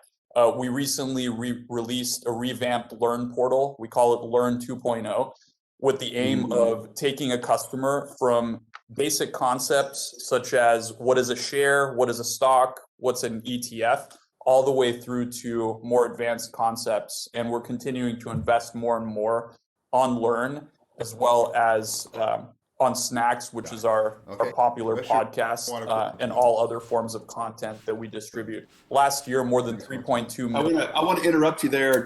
I know you have a lot more things. These are great. And I know we could probably talk for a lot longer than this, but I want to shift gears just a bit. But I do want to keep talking about the retail investor. And I want to switch to Ms. Schulp. So back in December, there's an article that you wrote prior to all these events that we're even having the hearing on today. And in the article, I think that you said that it's inappropriate to refer to these very retail investors that we're talking about, that are using these platforms like Robinhood that we're talking about, and referring to those investors as dumb money. I think that's pretty insulting. And my colleague from across the aisle from Connecticut used that term. I think it's insulting. And instead, retail investors are in fact revolutionizing the stock market. So would you elaborate on those views, Ms. Schulp? Absolutely. Thank you, Congressman. Retail investors are often referred to as dumb money by Wall Street, and it's because they don't have access to the same level of research, or some use the term because they think retail investors make dumb decisions. I think it's insulting. I think that the term needs to go out the window. Retail investors are investors who make their decisions based on the information known to them. And we should focus on educating people so that they can understand the risks and rewards of investing. Here, I think the GameStop situation is proof that the retail investors are revolutionizing the market.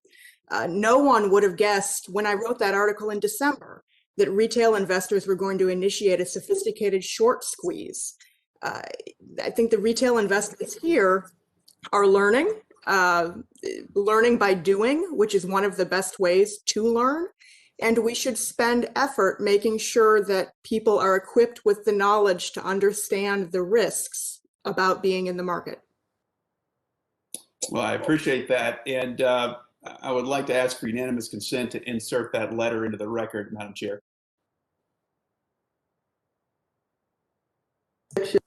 Thank you. I just want to look, Robinhood wrote about the need for, and this is open to anyone, and I've just got a few seconds left, but I'd like for someone to talk about, is it possible for clearinghouses and real-time settlements on the blockchain to exist? I don't have time for that, but that's something we can come back to at a further point. And Madam Chair, I'll go ahead and yield back. Thank you very much. And without objection, I want to make sure that that's in the record that your insertion was accepted. Thank you. With that, I'm going to turn to Mr. Gottheimer. Mr. Gottheimer, you're recognized for 5 minutes. Thank you, Madam Chairwoman, and thank you to our witnesses for being here today. Before I begin, Mr. Gill, I read your testimony, and I'd like to offer my heartfelt condolences for the loss your family suffered last year. It's not just Melvin Capital that lost money as part of the frenzy around GameStop. Whether it is a security guard losing $20,000 or a dog walker losing a few $100s, everyday retail investors were left holding the bag after GameStop's stock fell back to earth. Not every investor lost money, and Mr. Gill, sitting before us here today, remains bullish on the stock. Still, Bloomberg reported yesterday that he was served a lawsuit accusing him of misrepresenting himself and his motivations. I'm not here today to take sides in the litigation. However, it does raise important questions about the role of social media websites like Reddit, especially in the context of volatility we experienced with GameStop, AMC, and numerous other stocks last month. Mr. Huffman, what kind of authentication exists for Reddit users to confirm their identities, to verify that they're even real people?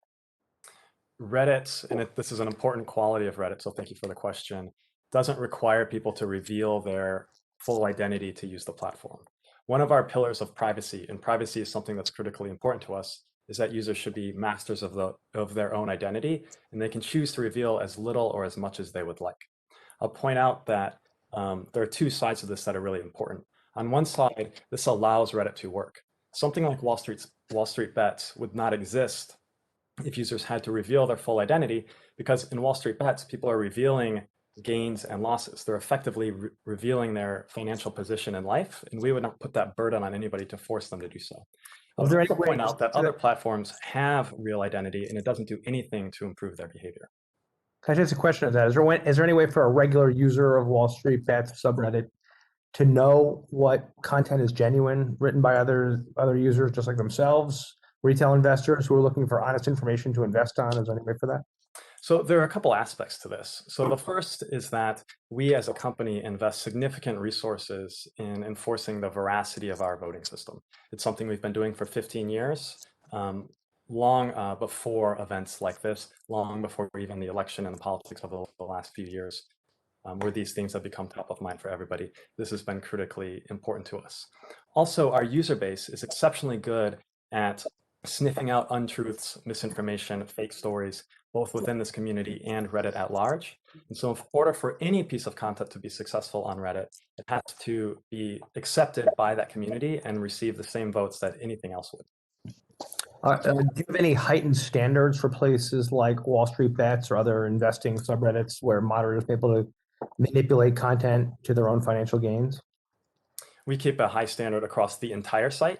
And in with this particular community over the past few weeks, we've been looking especially closely, anticipating these sorts of issues and questions. And to date, we have not found any nefarious behavior. Got it. But we could have a situation where thousands, possibly millions of dollars of retail investor money may be being manipulated, right? We don't know that. People in the United States talk about stocks on Reddit. They talk about it on TV, in magazines. People can say, in fact, they do on television all the time, encourage people to make what I would call bad investment decisions. On Reddit, I think the investment advice is actually probably among the best because it has to be accepted by many thousands of people before getting that sort of visibility. Do you see any difference between someone on Reddit offering advice versus an analyst at a major bank or a financial services firm? Absolutely. I think on Reddit, you're seeing retail investors who are giving authentic advice based on their knowledge, and you would not call into question what their motivations are or what large positions they may hold before going on TV and talking about them. Do you plan to do more in this space, and is this something that's going to be a major priority of yours? And do you think overall social media companies like yourselves should be held to a different standard? Should you be responsible for what happens in your content? If someone manipulates something or if it's a bot, should that be on you, or do you think that's just buyer beware? We take manipulation of Reddit incredibly seriously. That is one of our, first duties on all of this is to ensure the authenticity of our communities. Yes. Got it. But do you think you should be held responsible if somebody posts something, if there's some collusion, or if there's somebody who it's a bot that's online? Do you think you should be on the line, or this is just a site you offer for people to exchange ideas? Reddit can be held responsible, and we do take our responsibilities here incredibly seriously. Thank you. The gentleman's time has expired. Thank you. Thank you, Madam Chairwoman. Mr. Kustoff, Thank you, Madam Chair, and I want to thank you and the ranking member for convening today's hearing. If I could, Mr. Tenev, I'd like to echo what many of my colleagues have said today, and we do appreciate the fact that you've created this platform. To a large extent, you've leveled the playing field so that small individual investors can have a shot at the American dream. That's investing. Now, I do want to ask you though, and a lot's been said about the situation that occurred in late January. My question to you is, how did you misjudge your capital requirements to prevent people from being able to trade during that period in January? Thank you, Congressman. I wouldn't say we misjudged our capital requirements. This was a 1 in 3.5 million occurrence event, one that had never been seen before in capital markets. And we had to play this by the book. Robinhood Securities made the decision that we did so that we could remain in compliance with our regulatory capital and deposit requirements. Unfortunately, it required us to restrict the buying of these securities for Thursday and limit it to some degree on subsequent days until additional capital came in that allowed us to relax the restrictions. It was Robinhood's mistake, though, correct? Well, Robinhood owns what happened, certainly, and we need to make sure that it doesn't happen again. But Robinhood Securities had limited options with how to address this, and I fully support the team in making the decision that they did, and I believe they did the right thing and the only thing. I realize you said at the beginning that you're privately held. With that said, is your primary source of revenue from the order flow payments that you receive from some of the players that we've talked about today? That is correct, Congressman. Payment for order flow is one of our largest revenue sources. Is it the largest? It's the largest, yes. Now, in your testimony, in your written testimony, oral testimony, you talked about the settlement period and what we're probably capable of doing in real time, or instead of T+2, maybe the T+1. If we had real time settlement, would the situation that did occur in January, would that have been preventable? In other words, that wouldn't have happened if we had real time settlement? Congressman, if we were to have real time settlement, and of course there's some implementation details that would govern this, there would be less of a need for collateral at clearinghouses because the cash and securities transactions would be exchanged in real time. So collateral for counterparty risk would be less necessary. So real-time settlement would lead to reduction, perhaps an elimination in some of these collateral requirements, a reduction in the money that's sort of clogging up the plumbing of the system, and that would have avoided some of these problems altogether. Thank you very much. Just to be clear, does the same answer apply if I asked you if settlement was T+1 instead of same day settlement? Would your answer be the same? Congressman, T+1 certainly would be better, but it doesn't. It reduces the scope of the problem. It doesn't eliminate it from a technology standpoint. Thank you very much. Mr. Hubman, if I could, I'd like to follow up on some of the questioning that my colleagues, Congressman Hill and Congressman Gottheimer, asked. You've done an investigation into Reddit, into Wall Street bets. You don't see any bad actors. I'm paraphrasing, but you don't see any bad actors that caused any role in the GameStop frenzy. Am I characterizing that correctly? Congressman, that's right. You know, the Congress is looking at amending Section 230. What are your thoughts about that as it relates to Reddit? Sure. So Section 230, I think, is a critically important law to the internet as we know it. And it was created, in fact, to protect a forum in the early internet for talking about stocks. Section 230, I think it's also important to point out, doesn't protect platforms or companies like ours from civil litigation.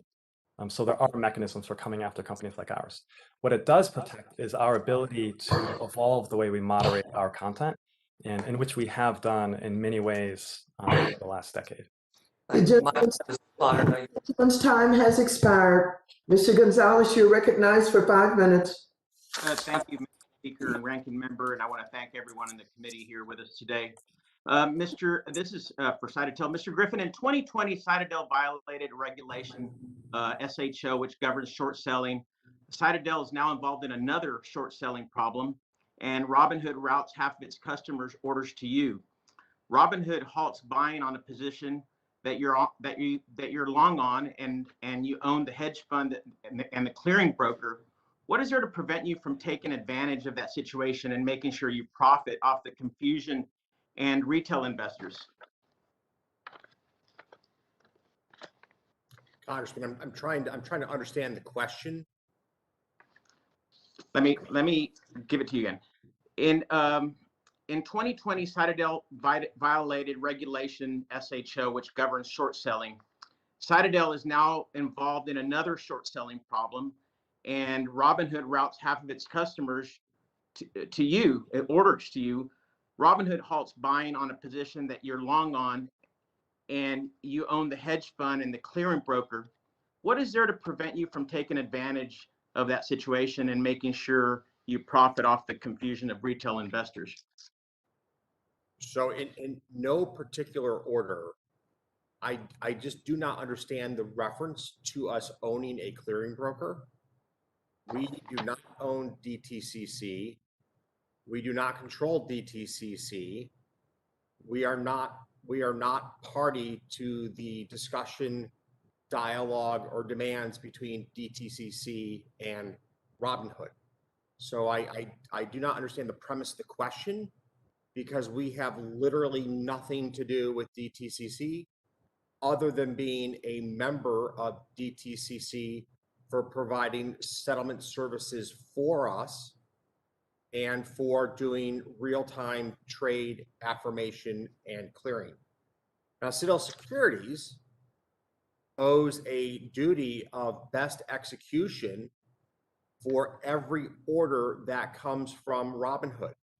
And I will tell you that I'm incredibly proud of how seriously my team takes that duty of best execution. Some of the most earnest, hardworking, and thoughtful people that I've ever met in my life work on our retail execution business here at Citadel and take great pride in the execution quality that we give to each and every trader, not only at Robinhood, but at every single one of the retail. Thank you for your response, Mr. Gill. But I understand that you made your position known on GameStop as far back as 2019 and are lauded as a diamond hands hero by Wall Street Bets community. Have you ever previously experienced or observed the type of restrictions Robinhood and other applications performed on January 28th? Thank you, Congressman. No, I have not. Thank you. That's a good question. And Mr. Huffman, I'm not a Redditor, but I do understand the problems around social media and freedom of speech and the tightrope act that goes on where these intersect. In the near decade of Wall Street Bets and subreddit, have they shown themselves to be exceptionally problematic, an exceptionally problematic forum, or just one of the many eccentric communities that call Reddit home? Congressman, I think your latter description is more accurate. They are an eccentric community, but they're well within the bounds of our content policy. And though we do have difficult decisions to make here and there regarding specific communities, one of the things we look to first is whether the community is putting their best efforts to be a good citizen of Reddit. And towards that end, we've had consistent communication with the moderators of that community, and they've been doing, I think, an excellent job. Thank you. Well, the last financial crisis was caused when we turned a blind eye to the bad practices of our financial institutions. Perhaps today we've seen a warning about the clearing process, and I hope today can be a jumping off point for us to take a hard look at our markets and the practices of these institutions. In a two-day clearing process, the liability risk and potential financial stress limited trading, but in a key time in market and perhaps in a way that materially affected investors in these recent events. So I'm hoping that we all get to take a closer look at what is happening. And with that, I yield back. Thank you. Thank you very much. Next on our list, we will have Mr. Hollingsworth for 5 minutes. Thank you, Madam Chairwoman. Mr. Griffin, I'm going to direct my questions to you specifically, but I'm hoping to talk a little more philosophically about the market writ large rather than just Citadel itself. Certainly, there's been a significant amount of evidence supporting the advantages market makers offer retail investors. Through sophisticated infrastructure and high-speed technology, bid-ask spreads have decreased from 33 cents to less than a penny over the last 5 decades. and according to some research, saved retail investors 1.6 billion just in the first 6 months of last year alone. None of our discussion after this and the questions I'm going to ask are intended to be pejorative to that reality, but I just wanted to pick your brain, given your deep experience, about some of the implications of off-exchange trading specifically. We've seen this year that off-exchange trading has eclipsed nearly 50% of all trading. Can you talk a little bit about what factors have contributed to off-exchange trading's growth versus on-exchange trading? Certainly, I want to talk about the concerns we may have as market participants about that, but first, just the factors that you think are driving that. I think one of the most significant drivers of off-exchange trading is that exchanges are handcuffed in their ability to fulsomely compete. Can you talk a little bit more about that? Is this just regulatory arbitrage? It is, I hate the word because it has a negative connotation. I believe that the exchanges should have greater latitude in setting their tick sizes in the most liquid securities. That will allow order flow that's currently going to dark pools to go to exchanges and to receive better executions. So let me just be very clear. It's not that we want to inhibit dark pools or market makers like Citadel from competing. It's that we want to enable and empower exchanges to be better competitors. I started my career as a retail investor in the day where I used to spend 25 cents in a bid-ask spread if I was lucky. I know the days you're referring to. We've come a long ways, but to continue on this journey, the next step is to allow exchanges to be more competitive in the market. Well, so I think you answered this question, but just to put a fine point on it, there is public policy work that needs to be done in order to help resolve some of this challenge that exists in the movement of volume from on exchange to off exchange. That's incumbent upon us. It's incumbent upon regulators to find a better solution. Is that what you're saying? Congressman, I'm saying that yes, it's legislators or the SEC. I believe much of this can be done by the SEC as a policy matter. Right. Think of it as the next step forward in regulation NMS. Love it. Great. Thank you for all those answers. Just, I want to highlight this further. Can you talk about some of the challenges or deleterious impacts on the market if more and more volume is off exchange versus lit trading? Can you talk a little bit about why we should be concerned about that to make sure we all understand how important it is to make these changes to empower, as you said, exchanges to be better competitors? I think there are three salient points I'd like to make. First, price discovery is the most important part of our capital markets function because price discovery combined with liquidity fuels our free enterprise system. It's how companies raise capital. It drives down the cost of capital. The more trading on exchanges, the better the price discovery we have. That is good for our capital markets. The second is that dark pools are often willing to engage in business practices where they discriminate against one class of investors versus another. I find it very unsettling that we in any way prohibit discrimination against one group of investors for the benefit or at the expense of another in any part of our capital markets. We want our capital markets to represent the values of our country. The third is that the dark pools themselves create a level of concern and apprehension about the integrity and fairness of our markets. And I believe that we should always be taking steps to advance public confidence and the confidence of retail investors and institutional investors that the United States capital markets are a fair place in which to transact business. Mr. Griffin, thank you for those answers. And I would call upon my colleagues to recognize the deep experience Mr. Griffin has in these areas and how important it is that we take the steps, either via agency or via legislation, to help empower exchanges to compete on a level playing field to make sure that we create a public policy. The gentleman's time has expired. Mr. Lawson, you're recognized for 5 minutes. Thank you, Madam Chair, to you and Ranking Member McHenry for this forum today. And I want to thank and welcome the panelists to this great forum. One thing, Madam Chair, I want to clarify for the records. One of my colleagues earlier said that when people got their stimulus money, they went and started investing it. I want to let them know that when my people got their stimulus money, they was trying to pay their rent, trying to take care of their kids, and I don't want the panel to think that when we work so hard on stimulus dollars, you know, that happened, that they that people are running out to invest their money. That's not the norm. My question, I'm going to direct it to Mr. Plotkin. Wall Street is supposed to be tied to revenue and profit fundamentals. We saw these fundamental changes when amateurs and investors gained control. They publicly stated that this isn't about investing based on their fundamentals, and that this isn't an investment about making a profit in that way. It's about making a profit to demonstrate that they can manipulate the system, and if not, better than professionals such as yourself. The rabbit trade won, and Wall Street was losing billions of dollars. Melvin Capital betted against GameStop and was on the verge of bankruptcy. Clearly, there is a manipulation and distrust within the system and inequality in American finances. Mr. Plotkin, do you believe that there is manipulation, distrust, and overall inequality within American financing? And what do you believe are the consequences of big guys like yourself, but also little guys in this process?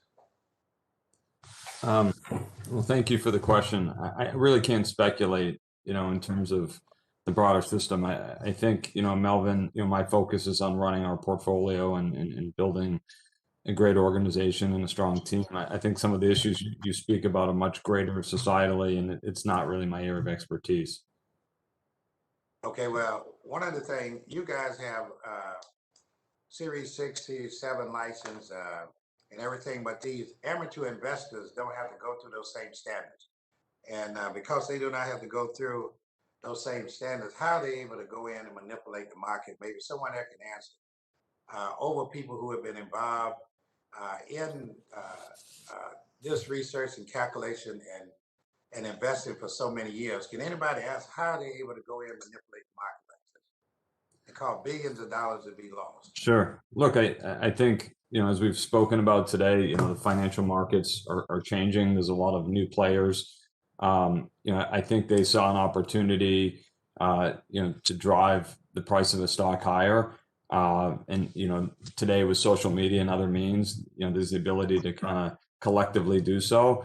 That was a risk factor that, up until recently we'd never seen. I think, sometimes with retail investors, you think about, and they've been really adept at this, investing in the internet or software stocks or electric vehicles and, ideas with big opportunities and they chase them because they believe in the fundamentals. I think this was very different in that a lot of the meme stocks, these were businesses with real challenges, but they exploited an opportunity, around short interest and the way that was approached. And I think, us at Melvin will adapt, and I think the whole industry will have to adapt.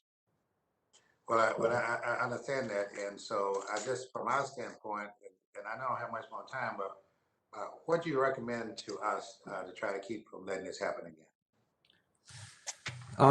Look, I think to some degrees markets are self-correcting. I know, moving forward, stocks, I don't think you're going to see stocks with the kind of short interest levels that we saw, prior to this year. I don't think, investors like myself want to be susceptible to these type of dynamics. I think there'll be a lot closer monitoring of message boards. There'll be software providers. We have a data science team that'll be looking at that. Whatever regulation that you guys come up with, certainly, we'll abide by. And I look forward to, helping, if you guys want to have future conversations about that.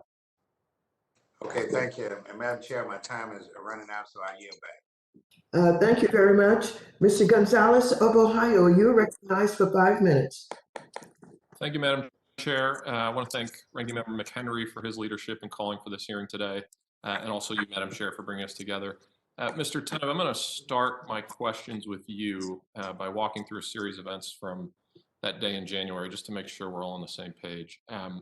So in your testimony, you mentioned that the automated deposit requirements from DTCC came in at 5:11 a.m. Eastern, and it showed a $3 billion deficit, correct? I believe that's correct, yes. Okay. At that point, 5:11 a.m., did you have the liquidity to meet the additional $3 billion deposit requirement?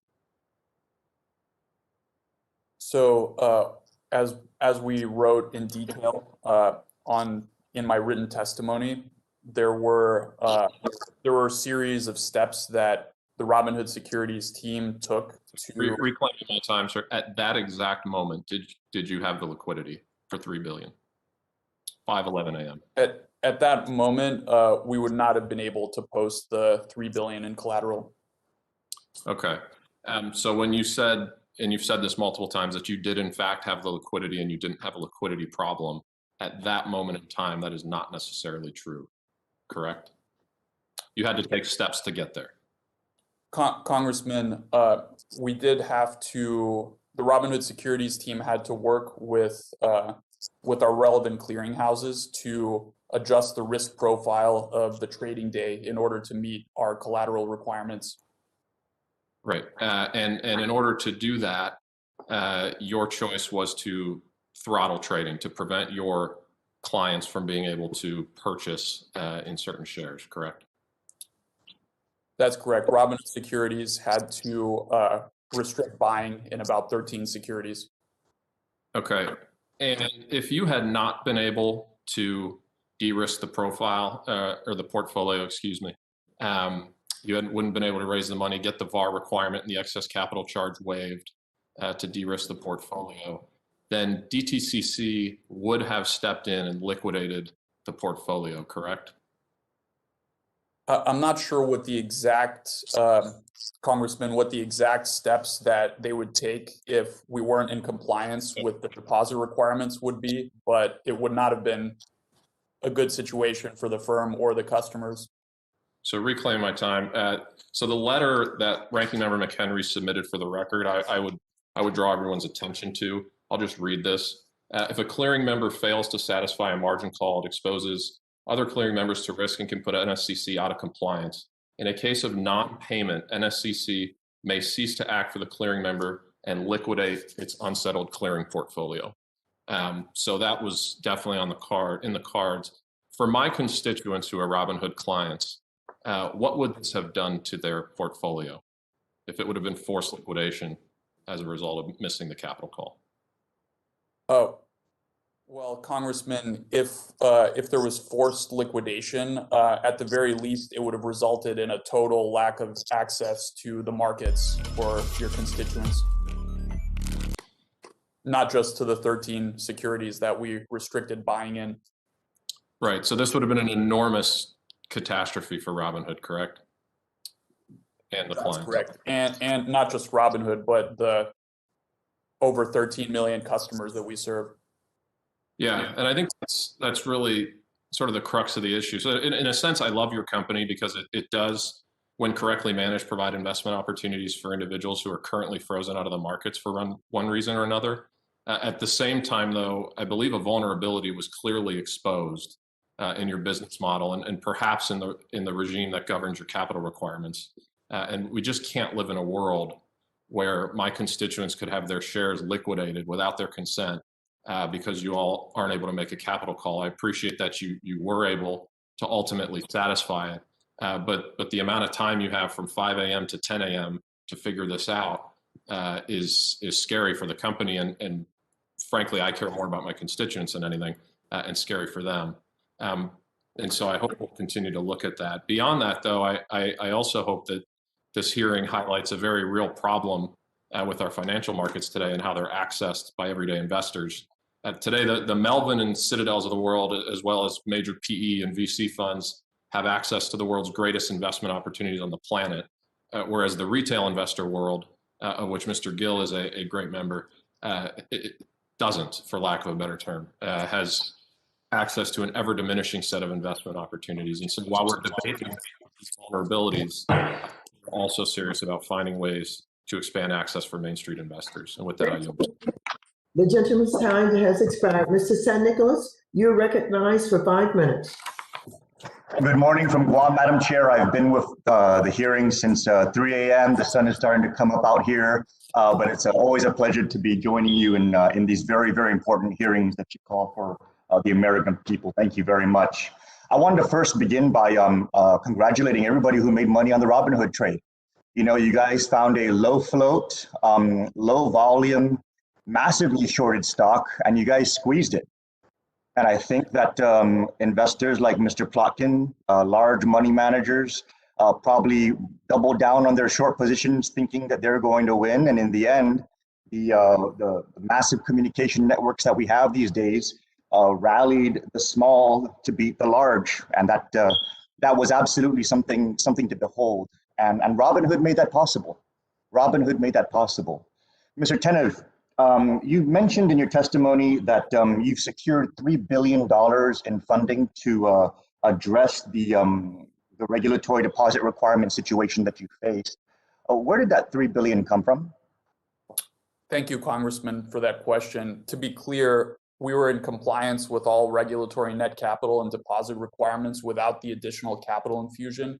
It was simply to provide extra cushion, allowing us to unrestrict trading and be prepared for other black swan events that might happen in the future. The capital came from mostly existing venture capital investors that Robinhood already had. So basically, you had to further dilute your position in Robinhood in order to make sure that you secured all of your 13 million customers with that additional $3 billion. That's correct, Congressman. Well, that's where I have a serious concern, Mr. Tenev, because not only was your business model designed to profit off of order flow, which caused you to take extraordinary risks in having 13 million customers with access to large margin trading that facilitated the GameStop situation, but you halted buys on that stock and you allowed sells in order to mitigate the capital requirement situation, and you materially benefited from it. You materially benefited from it because it reduced the amount that you would have had to go out and raise an additional capital in order to prevent these kind of crises from reoccurring.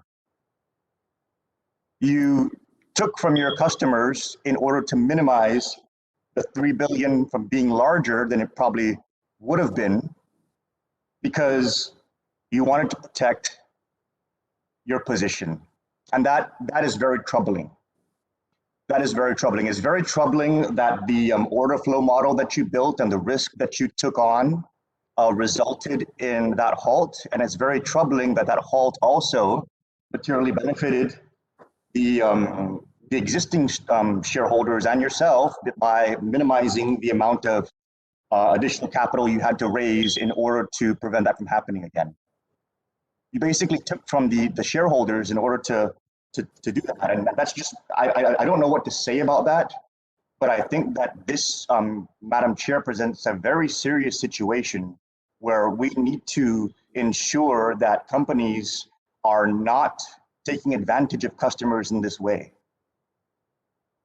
Mr.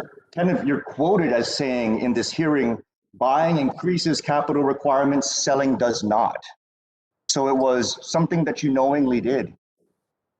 It was something that you knowingly did. It was beyond just trying to protect the existing customers. And at the end of the day, while you had to raise an additional $3 billion, it minimized that from being a larger sum. We have customers who purchased the stock who are now bag holders after the price came down because they couldn't continue going up with additional buying. And that was willful, that was intentional. So I'm glad, Madam Chair, that we've called this hearing. I'm glad that we're able to put these things on the record. And I'm just very, very concerned with the implications of this. And I really hope that at the end of the day, those bag holders get a lot more than an apology. Thank you, Madam Chair, and I yield back. Mr. Rose, you're recognized for 5 minutes. Thank you, Madam Chair. And thank you, Ranking Member McHenry, for holding this important hearing today. And thank you to our witnesses for your testimony and participation today and for the dedication of time that you've made to this hearing. There is still so much for us to learn from this market event. Obviously, speculation has been rampant, and I believe we should not get ahead of our skis, so to speak, and rush to policy recommendations before we understand the full scope of this situation. The committee investigation is barely underway, and I would view a large majority of the policy proposals suggested today as half-baked at this point. At the end of the day, we should all want retail investors to have access to the market and to ensure they have the information they need to participate in the market in an informed way. Mr. Griffin, my colleague, Representative Loudermilk, asked you to explain the advantages of cutting down on the settlement time, but you were cut off before you could complete your answer. Would you like to finish your thought there? To be brief, the issue in going to real-time settlement is everything has to work perfectly in a world where there's still people involved in many of the processes. We'll get there one day as an industry. I just think it's a bridge too far in the next couple of years. And then you were also cut off earlier when answering my colleague Ms. Beatty's question regarding the difference between payment for order flow for the options market versus the equities market. Would you like to continue that explanation? I think we covered that reasonably well. I think the salient difference is that the options market, every trade must take place on an exchange to start with. In the equities market, the current market structure has been arrived at with the blessing of the SEC as the best way to give retail investors in America price improvement as compared to the exchanges. And to be succinct, we should make exchanges more competitive, not make internalization or dark pools more privileged. Thank you. And then finally, Mr. Griffin, earlier Representative Lukemeyer asked about how we got to where GameStop was short sold to 140%. Given that naked shorting is an illegal practice, how did that happen given current U.S. law? So clearly, a number of the purchasers of the short sales, of the shares sold short, are institutions that also lend their securities. And it's very important to remember that institutional investors earn substantial returns from participating in the securities lending market. So if you were lending your GameStop stock out, for example, over the period of the recent crisis, you may have been earning an annualized rate of return of 25 or 30% on the shares that you lent out. That accrues to the benefit of pension plans, of ETFs, of other pools of institutional lending that participate in the securities lending market. And keep in the back of your mind, when a bank lends money to a business, that business may turn around and lend money to its suppliers. Just because, in some sense, somebody can on-lend what they bought doesn't necessarily mean something has gone wrong in the chain itself. Would you see that as an area ripe for regulatory adjustment, or do you think that that's not a problem? I think if we were to think about legislative priorities to make our capital markets work better, this doesn't make the top 100 list. Thank you. Thank you. Despite the intense volume and exposures presented in the markets, the broader infrastructure of our financial markets has performed very well, I believe. My concern, like those of my colleagues, is that forging ahead with new regulations at this point would be harmful and have unforeseen consequences. In the few moments that I have left, Ms. Schulp, can you speak to what the potential dangers are of increased regulation to retail investors? That's going to take me more than 12 seconds, but there's a lot of potential for unintended consequences here, and increased regulation can drive retail investors out of the market. It can have them have less good prices. Sorry not to give you more time. Maybe one of my colleagues will give you a chance to complete that. I yield back. Thank you very much. Next, we will have Ms. Axney for 5 minutes. Thank you, Chairwoman, and thank you to the witnesses for being here today. I just want to quickly follow up with a question my colleague, Mr. Foster, asked earlier to you, Mr. Tenev. You said that Rule 606 reports detail the arrangements you have with firms like Citadel. However, those only detail the payments you receive. Are you saying that you're prepared to publicly disclose the detailed terms of your payment for order flow with Citadel and other market makers? Thank you for the question, Congresswoman. The 606 reports do publicly detail the payment for order flow arrangements we have with Citadel Securities and our other market makers. Okay, well, I'll look forward to seeing those details then. Will you make sure that you get those over to our committee? Certainly, we can have that arranged. Okay, thank you. Last month, of course, as we saw this volatility with GameStop and AMC, and the stock started to rally, everybody seemed to get involved. And one survey recently said that 30% of Americans purchased one of those viral stocks. That includes people like my nephew and his two friends who stayed up until 4 in the morning to see if they could get a piece of this action. So one of the most concerning pieces, though, of this whole episode is how many people really felt like that's what they needed to do to get ahead. To me, this just exemplifies the income inequality across America, and it's one that we need to deal with. And I do appreciate the opportunity for retail investing. I want to make sure that it creates a good outcome, however, for the people who are using it. And right now, what I'm seeing is gambling on the stock market, and it's not a real solution to that income inequality. And I don't think we should pretend that it is. Just last June, when Hertz declared bankruptcy, after that, Robinhood was actively pushing the stock on its site. It was trending on Robinhood, and the promotion of that worthless stock, I don't think is good for investors. That's a gamble that they shouldn't have taken. That's just one example. But people having access to the stock market's nice, but if they don't have the money to invest, then really it's not democratization. And that's the real reason that 80% of the stock market's owned by 10% of the people. And of course, those are people who don't have to put all their money into healthcare or childcare or a car payment or whatever it is that's just keeping them going through their day-to-day.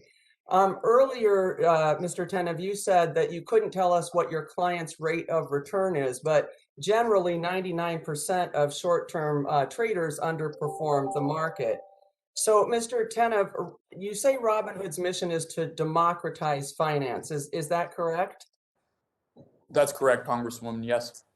Okay, so I want to ask you then, you've invested significantly in behavioral research, and just so you know, I own a digital design firm with my husband, so I'm familiar with what behavioral research can do for platforms and websites. And that behavioral research has really shaped how your app is designed. Is that correct? Congresswoman, like many technology companies, we employ data scientists, user researchers, and designers to provide a better customer experience and understand our customers' needs. So on the specifics, when people sign up, they get a scratch-off ticket to see what they get. Confetti falls every time they place an order. They get push notifications. They're encouraged to trade. If a friend signs up, they get a free stock, on and on. Why have you added specific gaming design elements to look like gambling to your app? That encourages more frequent trading. Congresswoman, as I mentioned earlier, we want to give people what they want in a responsible, accessible way. We don't believe in gamification. We know investing is serious, and that's why most of our customers are buy and hold. A very small percentage of our customers utilize margin. Well, I appreciate that, but folks like my nephew actually aren't your customers. They're your product. Your customer's sitting right next to you, Mr. Griffin, with Citadel. So when you don't pay as much for index fund or Apple or anything like that, your app to me shows me that you're really just trying to encourage more trades, which puts more money in your pocket, not helping people build equity through smarter investing. So I would ask you, Mr. Tenev, I'd ask two things. Who exactly do you believe you're democratizing finance for? And how do you plan to address these conflicts of interest? Well, first of all, I believe in our business model, Congresswoman. I believe our business model has become the industry standard for a reason. It's because it's good for customers. It's led to the democratization of the markets, and it works. And we're very proud to route to market makers on uniform terms without taking into account any of the payments that we generate from them in the routing, and based purely on the execution quality they provide to our customers. Mr. Sile is recognized for 5 minutes. Thank you. Thank you, Madam Chairwoman, and thank you for holding today's hearing. I'm concerned about investors in the state of Wisconsin and across our country to make sure that they have access to the market, access that is fair and equal to the big banks and the hedge funds in Wall Street. And we've seen great improvements in access, the democratization in finance, and I'm concerned that these hearings are going to lead us down the path of additional regulations before we fully investigated the facts. It was stated earlier that may not be the case, and I'd like to have inserted into the record a Bloomberg article dated January 28th titled "GameStop Trades Show Need for More Regulation," Democrat says. Without objection, such is the order. Thank you. I think it'll be helpful for everyone to review that, with the concerns being that we're going to drift away from the democratization of our finance system. Also, a bit disappointed that we don't have representation in our first hearing here today from the SEC or the DTCC, especially in the early days of the Biden administration. I think that that would be helpful, and hopefully we'll be able to have their participation in a future hearing. If I can direct my first question to Mr. Gabe Plotkin at Melvin Capital Management, there's obviously a lot of attention that came pouring in on a stock, GameStop, that you held a short position in. People were tweeting about it, things were building. Do you have any information as to uniquely why folks on Twitter and on Reddit and others uniquely targeted that stock? First of all, thank you for the question. I think it's a really good one. I think ultimately, I'm not sure kind of how the momentum built around that. There were certainly some signs, as we kind of diligenced after the fact. I mean, there were even website names bought, like, nasty things about our firm as far back as November. So I'm not sure kind of how it started, but I think ultimately they saw an opportunity with a very high short interest stock that a lot of people could relate to, because it was a retail experience, and that's sort of the genesis of it. Thank you very much. I'm going to shift gears over to Robinhood and Mr. Tenev, if I can. Is my colleague Mr. Gonzalez was talking about, at some point it became clear that additional collateral would likely be needed. How many of your customers owned GameStop stock or options on January 27th? I don't have the exact numbers. Suffice it to say, had it increased dramatically over the days leading up to the 27th? Yes, that's accurate. Fair. And you saw additional order flow coming into this. Did you take any steps, and was it reasonable to believe that there would be additional capital requirements? And did you take any steps, either internally or working in concert with the National Securities Clearing Corporation, to mitigate the risk posed by the volatility before the January 28th collateral call? We did. So on January 21st, we went to 100% market requirement for AMC. And that requires all purchases for those stocks to be fully paid for. So customers would have been unable to use margin to buy those. So that was January 21st in the case of AMC, and January 26th for GME. But this was still insufficient ultimately as related to the collateral call that came in the early morning hours on the 28th. Is that correct? That's correct. The limiting margin was ultimately insufficient. And as you look to your peers, do you know any other brokerages that were putting in place limitations on their buy orders?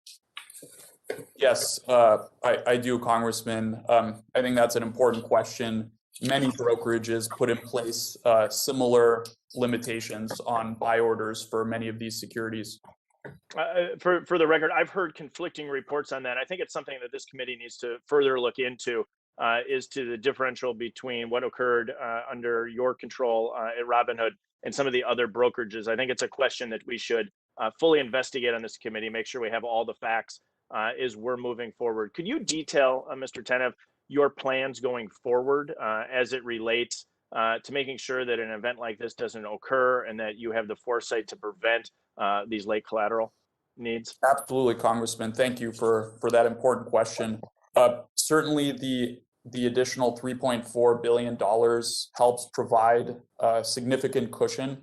In addition, you could see that between Thursday and Friday, Robinhood replaced the PCO, which was a position closing only setting, with much more granular position limits. Congresswoman Axney.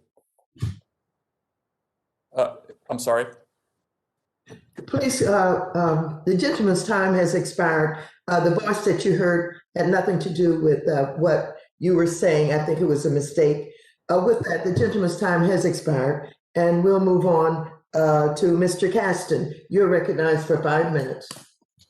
Thank you, Madam Chair. Thank you so much to our witnesses. There's a whole bunch of themes in today's hearing, and I want to, if I can, just tie a couple threads together that I think are relevant that we've had corners of. June 2020, Alex Kearns, who was 20 years old at the time, from Naperville, Illinois, killed himself, largely thanks to a bug in the Robinhood system. The bug was that he turned on the app, said he owed $730,000 that he did not have because of options positions that he thought canceled out but didn't appear to. He called the helpline. The helpline, of course, was not manned, as we've discussed. He sent several panicked emails, 3 to be precise, did not receive a response. Ultimately, there was a response from the email saying that, in fact, his positions were covered, but by that point, it was too late because he had taken his own life. This is a gentleman who was 20 years old. Under Illinois law, he was not allowed to buy a beer, but he was allowed to take on $730,000 in positions and exposure that he did not have the liquidity to cover. Now, your mission, Mr. Tenev, is to democratize finance, but the history of financial regulation is to protect people like Alex Kearns from the system. As the old joke goes, if you're playing poker and you can't figure out who the fish is at the table, you should leave the table because you're probably the fish. And there is an innate tension in your business model between democratizing finance, which is a noble calling, and being a conduit to feed fish to sharks. I want to cover a little bit of timeline. December 2019, Robinhood was assessed a $1.25 million fine by FINRA for failing to disclose payment for order flow agreements to your customers. 6 months after that, Alex Kearns committed suicide. 6 months after that, December 20, Robinhood paid a $65 million fine to the SEC for, among other things, failing to disclose payment for order flow agreements to your customers. There's a tension in your model. Now, along with that, according to your 606s, as been reported by CNBC, you attract a higher rate for equity trades from payment for order flow from many of your competitors, 17 cents per 100 trades versus about 11 cents for your competitors, even more, over 50 cents per 100 trades for options. I'd ask unanimous consent to enter the CNBC article into the record. Without objection, such is the order. Question for you, Mr. Tenev. When did you start offering options on your platform? Thank you, Congressman Caston. And first, let me say, I'm just looking for a date. We're tight on time. When did you start offering options? Options trading was offered starting in Q1 of 2018. Okay, thank you. That's relevant because prior to 2018, your revenue grew basically linearly with user growth. Your revenue any year for your payment for order flow interview was about $10 per user per year. 2020, it got to $50 per user per year. So your revenue model went from growing revenue by growing users to growing revenue by growing revenue earned on the back of each user, consistent with taking on options. How many firms do you route options orders to, Mr. Tenev? Congressman, we have 7 market makers. I can get back to you with the precise number for options under 7. According to your 606 disclosures, you only list 4: Citadel, Susquehanna, Wolverine, and Morgan Stanley. Are there any others besides the ones listed in your 606 disclosures? If that's in the 606, Congressman, I'm sure it's accurate. Okay, so do you route options trades to anyone who you do not have a payment for order flow agreement with? Currently, we have, Congressman, uniform payment for order flow arrangements with all of our market makers. So they would all be under the same arrangements.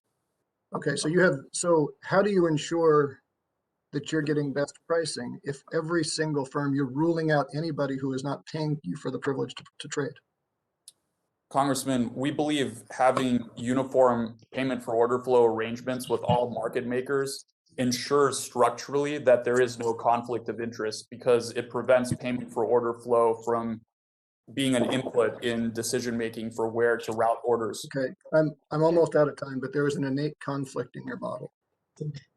Let's imagine right now that we are today's version of Alex Burns. I'm nervous. I think I've got an exposure, and I call your helpline now. Let's call and let's listen in the time we have remaining to what I'm going to hear on the other end of the phone. Thanks for calling Robinhood.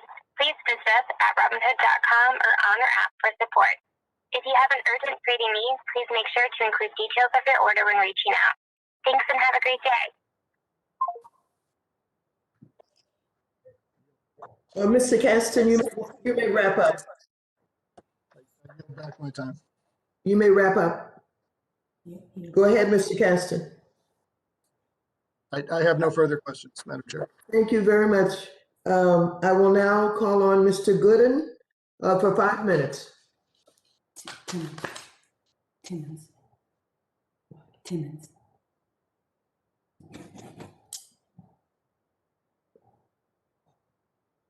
Is Mr. Gooden on the line? Madam Chair, Mr. Gooden's in Texas and he's unavailable to. Oh, thank you. Thank you very much. Then let us hear from, I believe it would be at this time, Mr. Timmons. For 5 minutes. Thank you, Madam Chair. It seems we're here today to try to find culpability in the events that transpired last month. I seem to spend a lot of my time thinking about capital requirements and the time it takes to execute these trades. So I'm going to focus my questions there. Mr. Tenev, you have repeatedly invoked capital requirements that both your company and your clearinghouse are required to abide by in order to explain the restriction of trading last month. My friend and colleague, Mr. Barr, asked you about this earlier, but I would like to hone in on this a little bit. Could you explain what specifically about the nature or volume of the trades being ordered by your customers caused these increased capital requirements to be triggered? And how did the level of collateral required compare to what you would normally have to abide by? Thank you for that question, Congressman. So to give you a sense for the increase, our capital requirements, our deposit requirements with NSCC from January 25th to January 28th, so a span of 3 days, increased tenfold. What is the most your capital requirements had been prior to this event? I believe there was a table, Congressman, that I provided in my written testimony that had the precise value at risk and special charges in the prior days. Happy to refer but obviously to that. It never been close to this amount, and now you have additional capital that you've raised, and so this should not happen again. Again, I think you referenced 1 in 3.5 million was the likelihood of this situation occurring. Is that correct? That's correct, and that's not a Robinhood number. That's actually a third-party industry number. Are you aware of the origin of these capital requirements? I do believe that these capital requirements, and specifically the NSCC deposit, was spelled out in Dodd-Frank.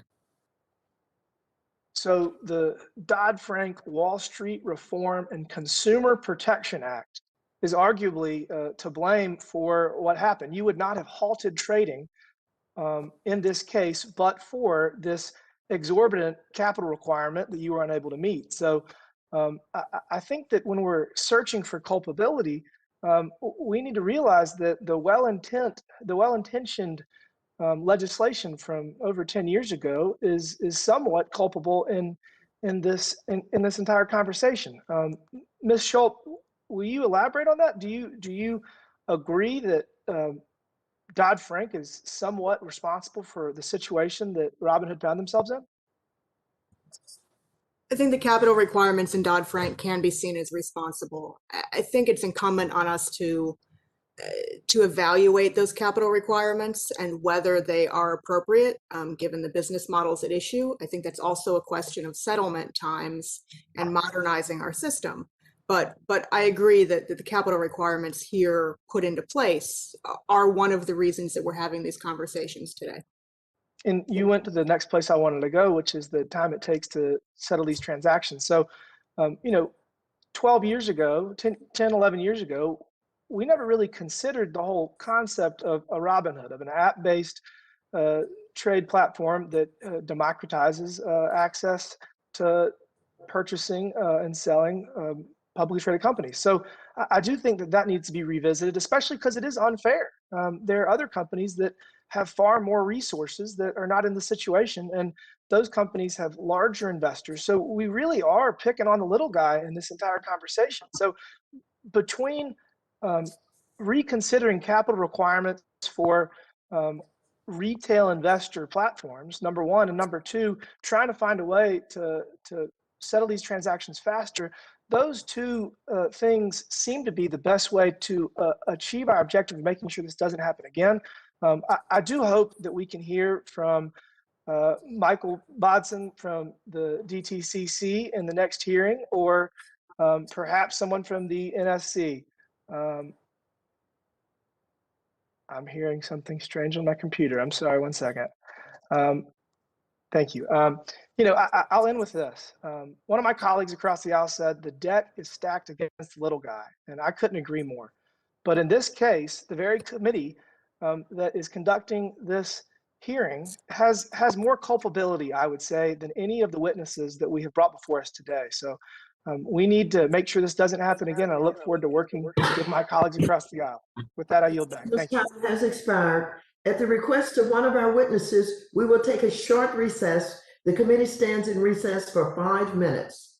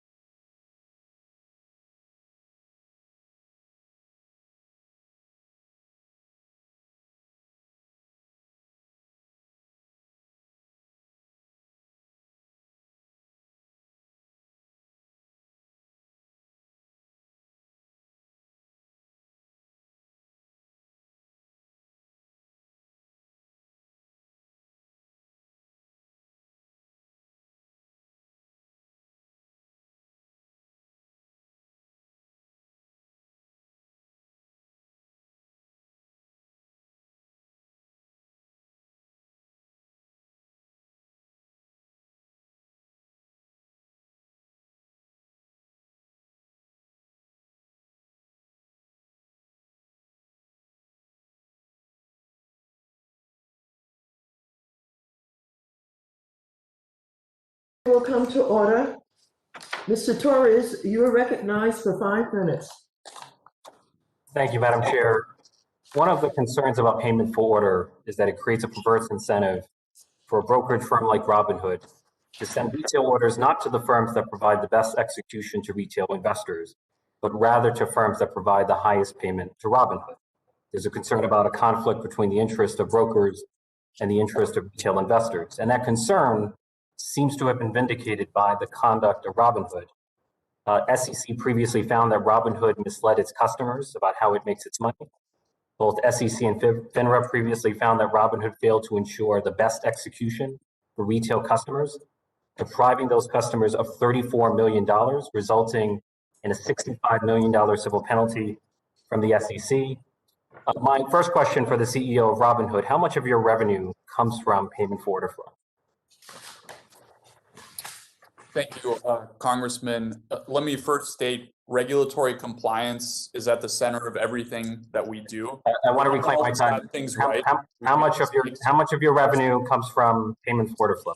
The answer to the question is asked, given the time constraints. Congressman, I don't recall the exact percentage. It's over 50%. And how much do you know? How much of your order flow revenue comes specifically from Citadel?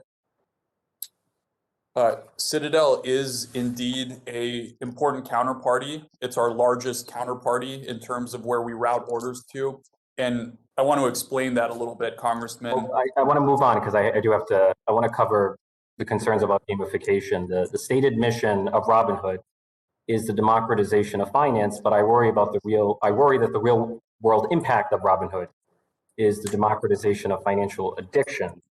You know, Robinhood has gaming features that seem to manipulate retail traders into making rash and reckless and potentially ruinous investments. We all know the tragic story of Alexander Kearns.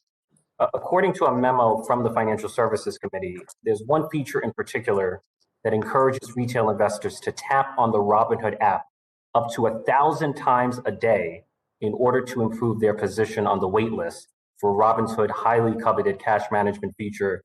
Do you share my concern that a retailer trader tapping on a Robinhood app 1,000 times a day is a sign of addiction?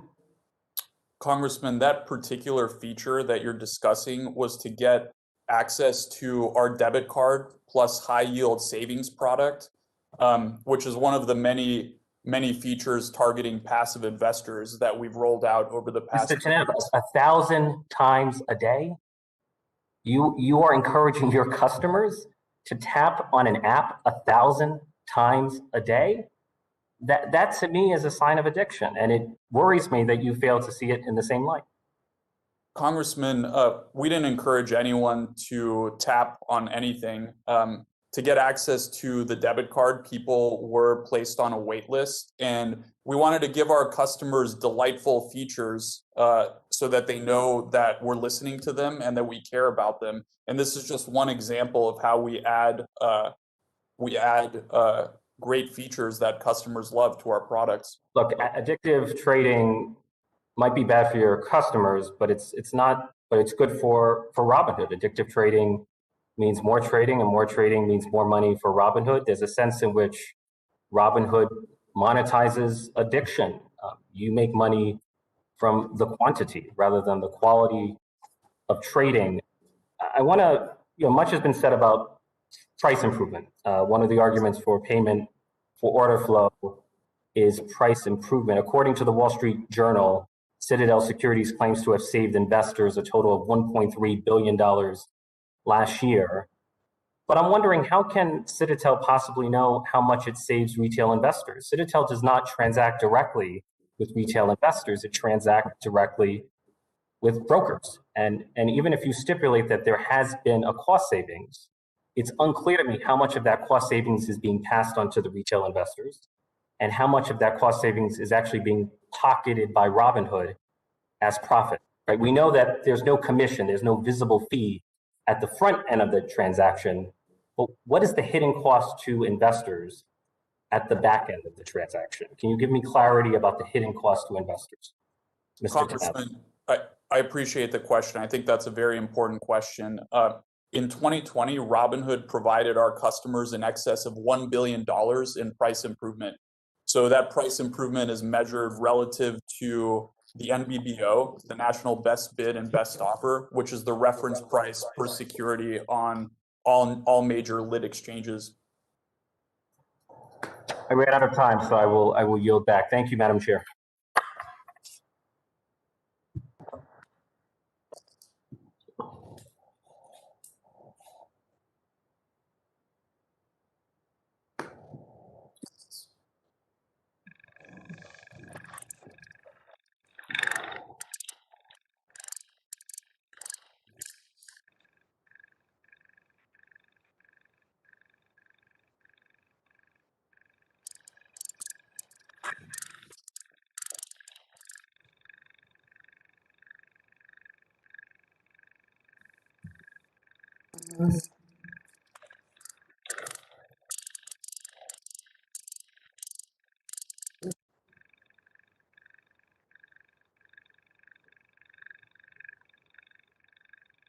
Madam Chair,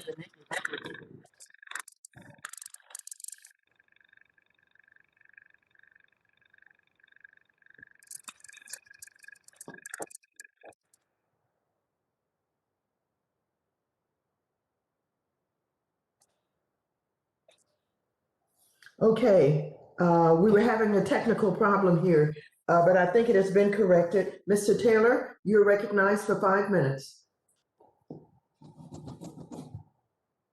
Okay.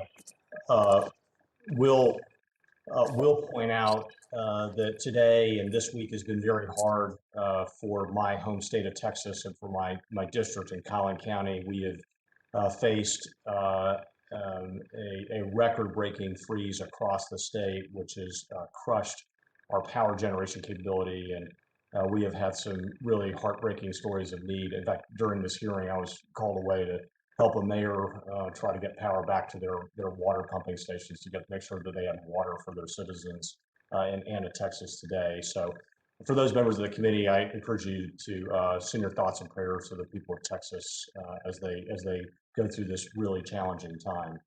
On to the topic of this hearing. Mr. Tennant, I just wanted to go in. I know there's been a lot of questions about the margin call that you got on the morning of the 28th of January. But I'm not sure that we really understand how the margin call changed from $3 billion to $1.5 billion to $600 million. Can you sort of go through how did you negotiate the margin call down? And I mean, and these are very sizable decreases, right? You're 50% to 50% again to something that you could then in turn manage. How did you decrease the margin call?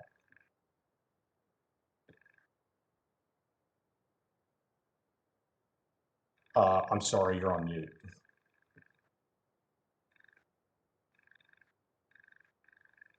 You're still on mute. I haven't been able to hear a word you said, unfortunately.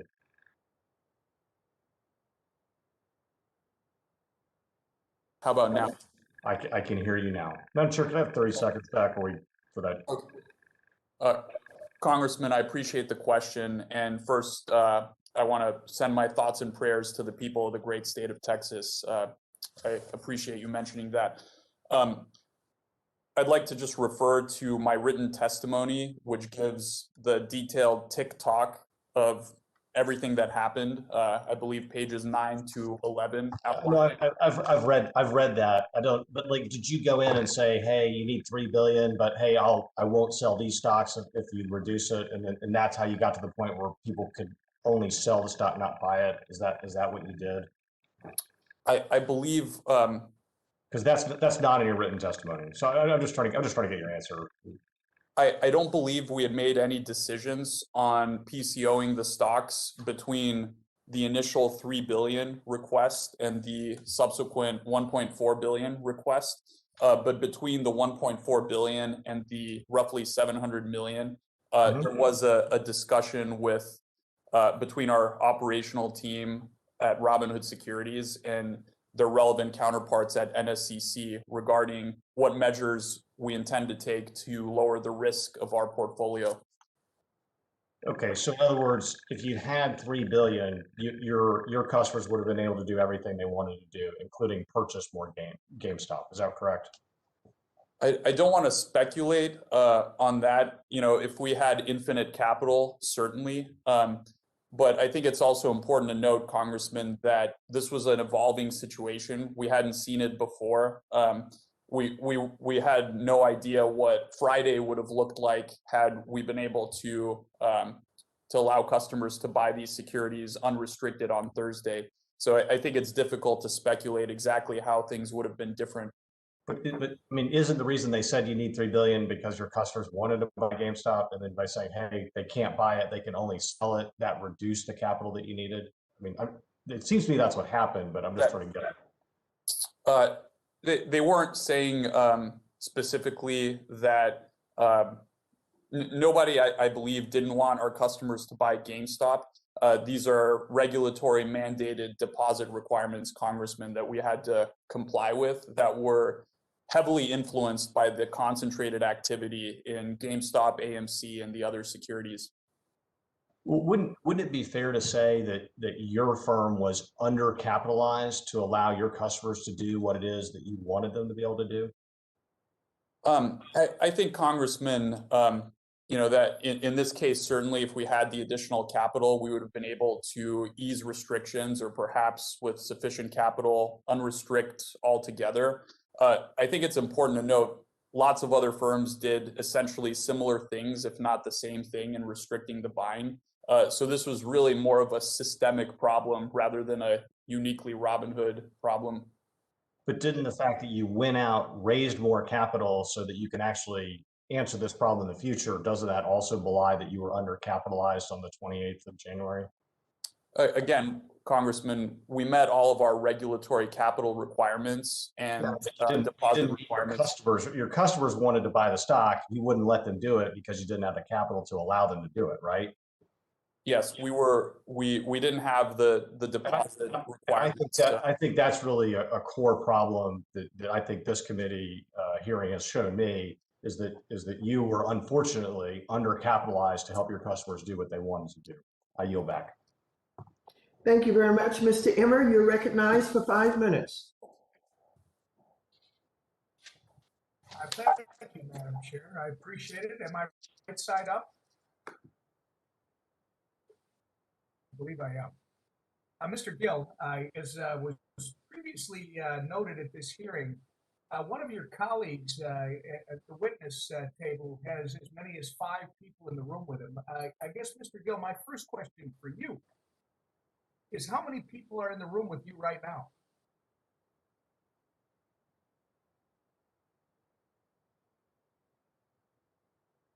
Mr. Gill? 0, Congressman. Gone? Right. That's what I thought, Mr. Gill. And I just want to note for the entire committee that Mr. Gill is actually appearing before our panel by are receiving significant underestimating the sophistication and the independence of these individual investors. Now, we've heard a lot of reasons for concern today. Some are legitimate, but also some proposed overreactions by members of Congress that could create even more problems. Attention has been given to the positive sides of this story. Other temporarily limiting its investors from trading, which deserves an investigation. What we saw was a movement of individuals investing to try to make money. I don't see what's wrong with that, even if that motivation is fueled by a desire to stick it to a hedge fund they don't like. Mr. Gill, you're the only retail investor involved in this GameStop situation on our panel today. Why, I don't know, but you are. Yet members on the committee have hardly asked you any questions. We've heard from a lot of the companies and funds involved in this event, but we've barely heard from the people that made this happen. Is there anything you would like to add to this hearing that you haven't been able to add yet, given that we're past the 4-hour mark on this hearing? I appreciate that, Congressman. I do. I don't have anything to add at this time, just that I would be the first to acknowledge that investing in stocks and options is incredibly risky, and it's so important for people to do their own thorough research before investing. But that said, I tend to agree with you that folks should be able to freely express their views on a stock, and they should be able to buy or not buy a stock based on those views that they may have. Mr. Gill, on that note, so how would you feel if these brilliant people that are asking you these questions today decided that you should not take the risks that you're making these thoughtful decisions on? What do you think about that? I would probably ask for an explanation, Congressman, and to try to understand their viewpoint as to why they might think that, and perhaps we'd be able to talk through it. Right.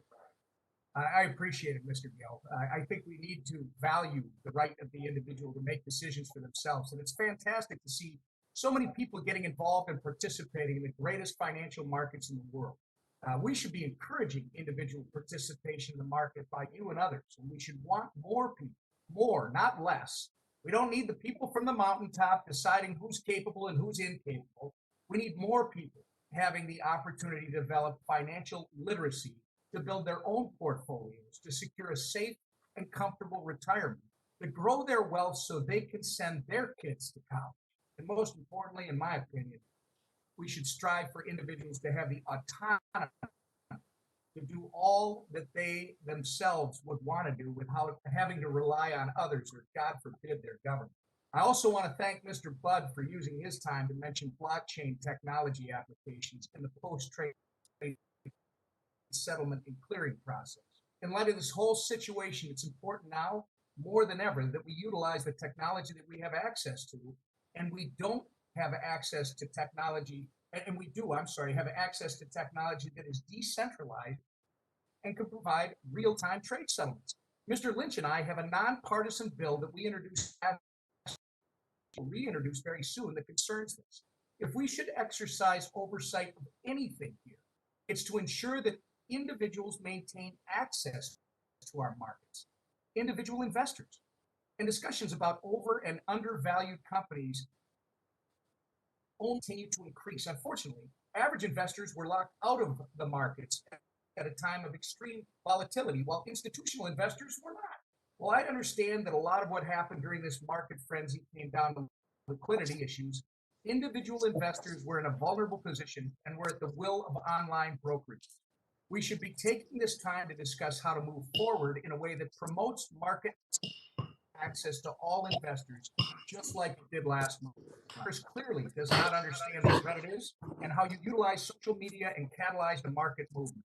We've significantly underestimated the sophistication of America's retail investors, and we've not been focusing on improving market access.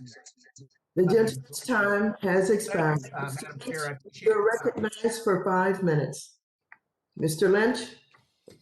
Thank you, Madam Chair. And speaking for the families of the 8th Congressional District, we just want the gentleman from Texas to know that we are indeed praying for all the good people of Texas, and hope you come out okay and get the power that you need. I do want to follow up with on Mr. Perlmutter's questions, Mr. Gill. I represent the 8th Congressional District, which includes Brockton, Massachusetts, your home. So I figure I more than anyone owe you the opportunity to respond. But you earlier said that that you began your trading in GameStop when it was around $5 a share, with the hope that it might go to 20 or 25. And I want to say I accept your analysis, your initial analysis that GameStop was undervalued, and I think your belief was sincere, and I think it was fact-based. And in your defense, we are talking about GameStop, right? It's a shopping mall retailer. We all know it. It's a well-known commodity. But at some point, the stock really takes off, right? It goes from $5 to $100 to $200 to $300. It gains escape velocity, as they say, and it ends up almost $500 a share. So we're still in the midst of a pandemic, right? And you can land a jumbo jet in the parking lot of the Westgate Mall in Brockton, or any major mall in America, right? So no one's going to the malls. Nobody's feeding this company. And so it's up around $400, $500. Is there a role for someone to play here, for you to play, or the SEC or Robinhood to say, okay, this price dislocation has become detached from reality, and a note of caution might be given to other day traders and individuals, retail traders who might get jammed if they get into this trade. From your perspective, I mean, you've got a unique perspective. What do you think is the proper thing that should have happened? At some point, this thing got away from you and went totally into the stratosphere. And I'm just wondering what your thoughts are on how this should have worked. Thank you, Congressman Lynch. I do know Westgate Mall quite well. I would say that, just to be clear, I had thought that maybe roughly $20 or $25 per share. I had thought that at that time, but investment theses, they evolve over time. As the fundamental events change over time, it's important to update theses accordingly. And I had mentioned that it appeared as though the stock price had got a little bit ahead of itself last month. But there's a lot outstanding. There's a lot that has happened in recent months to suggest that GameStop could indeed turn around its business significantly. And one big element of that is indeed one of the largest investors in GameStop, Ryan Cohen, and he has brought in some colleagues that could help him turn around this company. And fair value could indeed. Sorry. Yeah. Okay, I'm going to reclaim my time. Ms. Schulp, I want to ask you, so we got this convergence between fintech, social media, and the traditional markets.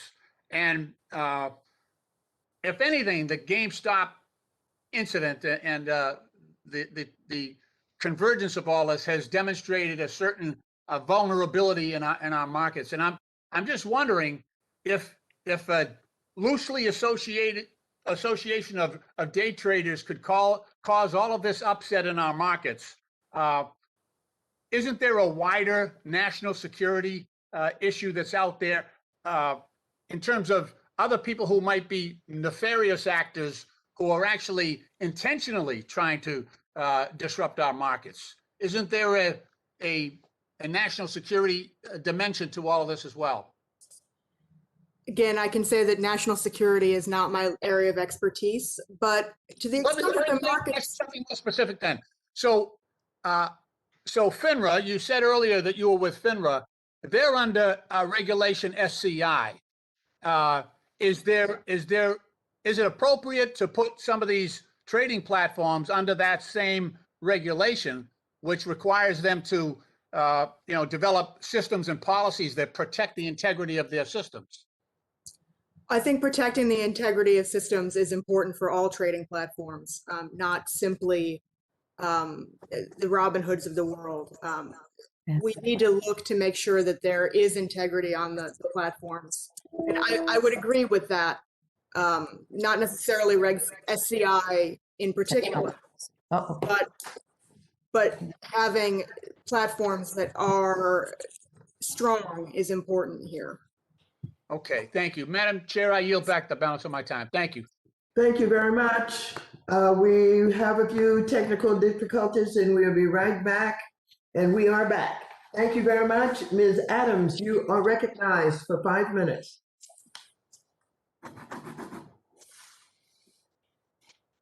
Thank you, Madam Chair. It's been a very interesting meeting. I do want to thank you for organizing this. I think it's been certainly very helpful.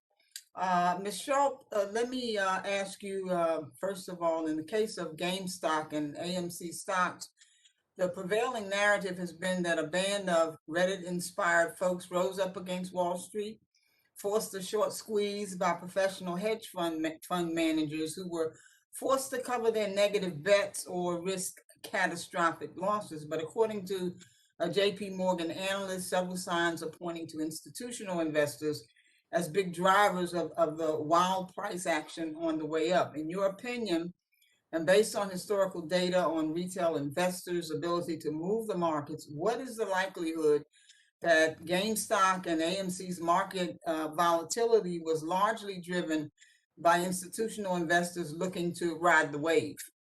Look, I think these are questions that we are going to find out the answers to as we get deeper into the data. But I think that it's likely that at some point in this increase in value for all of these stocks, institutional investors were involved. Retail investors traditionally have not been able to move markets in the same way, but it's important to note here that these were not large stocks to begin with. This was not a massive increase in price in Apple or Google. It was GameStop, a much smaller company. So the ability of retail investors to have outsized influence here is entirely possible as well. Thank you, ma'am. Mr. Griffin, Mr. Plotnick, do you have any thoughts on this likelihood as well? Congresswoman, I believe you are asking one of the single most important questions posed today. And I believe that the decline in the short interest as reported over the 2-week period of time, that the US updates short interest reporting every other week, indicates that roughly, and I apologize for not having the exact number, but roughly 35 to 40 million shares were bought back by parties that were short the stock. This would be a dramatic degree of short covering that could cause a dramatic increase in the price of GameStop. Okay, thank you. Mr. Plotnick. Yeah, hi, thank you for the question. I think, I don't have the exact answer to your question. I do think it's worth noting that, as the stock price moved higher, there was a 3-day period where it traded almost 11 times the entire float. And so I think that kind of volume gave anyone who was short ample opportunity to cover and probably suggests tremendous either frenzied buying or institutional buying or some sort of combination. We did look at some of the options activity in the stock. And, on Friday, January 22nd, there was options that were expiring that would have equated to 35 to 40 million shares of stock ownership. So I actually don't think the short covering was the biggest driver of the stock. When you kind of look at the volume, I really think the biggest driver was the aggressive options activity, and then whether it was institutional or retail, just the collective buying. Okay, Mr. Griffin, prior to the GameStop volatility in January, did Citadel have any investments in Melvin Capital? And if so, how much? Mr. Griffin? So we first invested in Melvin Capital the Monday of the week in question. I want to say that was the 24th of January. Uh-huh. And prior to that, we had no investment with Melvin Capital. Obviously, Gabe Plotkin, by reputation, one of the best money managers of his generation, well known to my partners here at Citadel. Gabe actually trained one of my best portfolio managers that worked with me over the course of his career. So well known to my colleagues here at Citadel. Okay, Mr. Plotnick, can you confirm that you worked at Citadel LLC before? He trained my portfolio manager. Okay. Worked for Gabe at a different firm and then joined Citadel subsequently. Okay, all right. So, Mr. Plotkin, can you confirm that you worked at Citadel LLC before eventually starting your own hedge fund, Melvin Capital, in 2014? When I was 23 years old, I worked at Citadel for 1 year. Okay. Did you solicit or receive any advice from Mr. Griffin during the GameStop volatility that occurred in January? All my conversations with Mr. Griffin really centered around his investment in our firm. Okay. And did you reach out to Citadel or 172 for significant investments? The gentlewoman's time has expired. Thank you, Madam Chair. I yield back. You're welcome. Ms. Talib, you're recognized for 5 minutes. Thank you, Madam Chair. Hello, everyone. I'm so glad that we're having this hearing. I'm super appreciative of the leadership of our chairwoman, at least having some sort of transparency on exactly what happened. As we all know, the wealthiest 10% own 84% of all stocks. In fact, 50% of American families own no stock at all. I say this to emphasize that to many of my residents, the stock market is simply a casino for the rich whose gambling hurts pension and retirement funds. And when you all screw up, the people end up paying the tab through losses or bailouts. So I want to talk about the high frequency trading.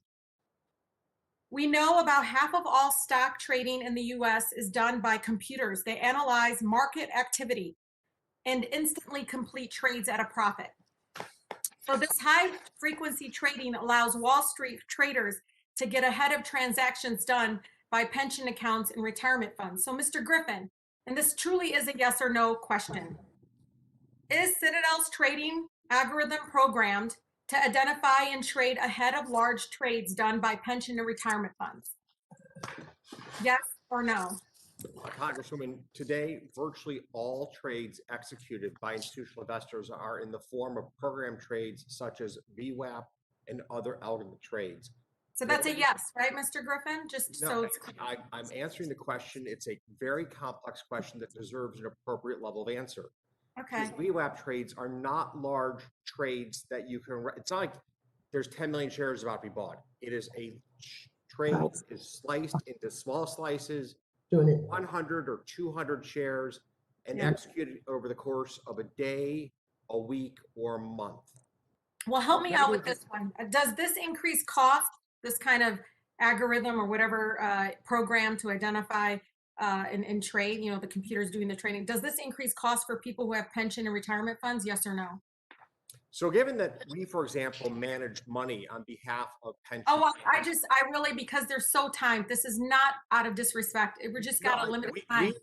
We use VWAP orders to execute on behalf of our hedge fund and have generated exceptional returns for pension plans and for endowments. So well, I'm going to help you out. I'm going to help you out, Mr. Griffin. In effect, some estimates indicate that as a result of the high frequency trading, though, pension and retirement accounts pay nearly $5 billion in a tax. This means that Wall Street firms like yours engaging in high frequency trades are actually making money at the expense of my residents' retirement funds.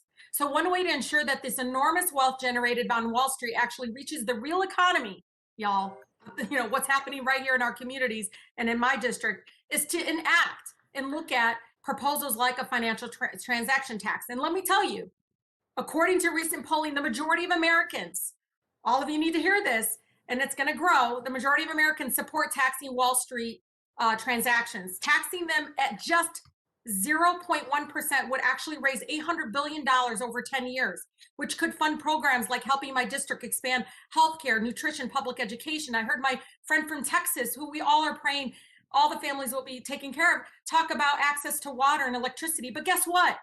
Right now in my community, it's so poor that I have families melting snow so they can flush their toilets because they have no access to water. So this tax to me would discourage risky and high frequency trading, unfair high frequency trading. Mr. Griffin, does Citadel's lobbyist right now been hired to oppose federal proposals to financial transaction tax because it would make high frequency trading less profitable? So we firmly believe that a transaction tax will injure Americans hoping to save the retirement.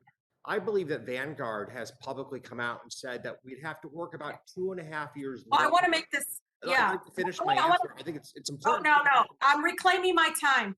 The Hong Kong stock market, Mr. Griffin, imposes 0.2% tax on transactions as a result and sees little high frequency trading. But this hasn't stopped the Hong Kong stock market from thriving or becoming the third largest in the world after New York and London. So just to be clear, let's not gaslight the American people. Y'all be fine with the tax. And it's fair because let me tell you, our folks are tired of bailing you all out when you screw up and gamble with the retirement fund. And that's exactly what happens every single moment. And that's the reason why we're having this hearing, is that sometimes you are irresponsible and it's set up in a way that helps only the wealthy and leaves people like my community here with this large income inequality that I feel like never ever gets the bailout it deserves. Thank you so much. I yield.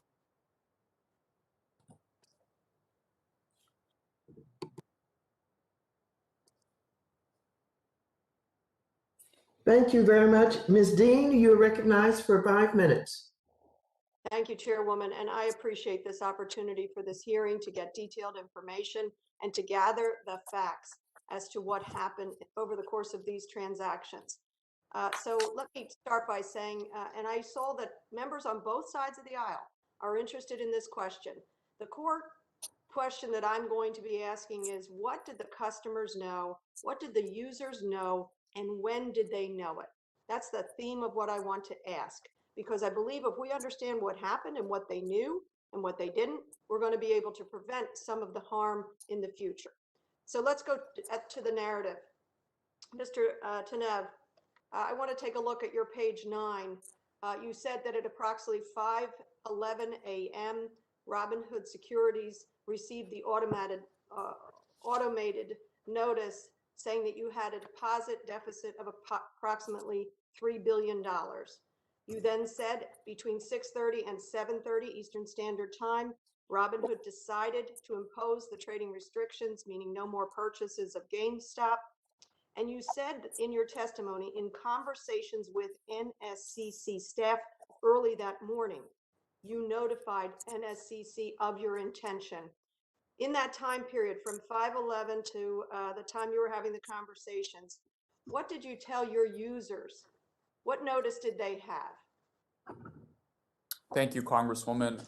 I believe during that time period, shortly after the restrictions on purchasing of these relevant securities were made, we communicated to users, to our customers, that these securities would be restricted from purchasing. And then subsequent, we issued blog communications and communications on social media explaining the reason being enhanced deposit requirements due to high volatility. I'm going to ask you to be much more specific, because in your testimony, you wrote that you offered 3 different ways of notification. You said that first, the notification to your customers was what they agreed to in their customer opening agreement. That was your first backstop, which who knows what that boilerplate said or when customers or users agreed to it.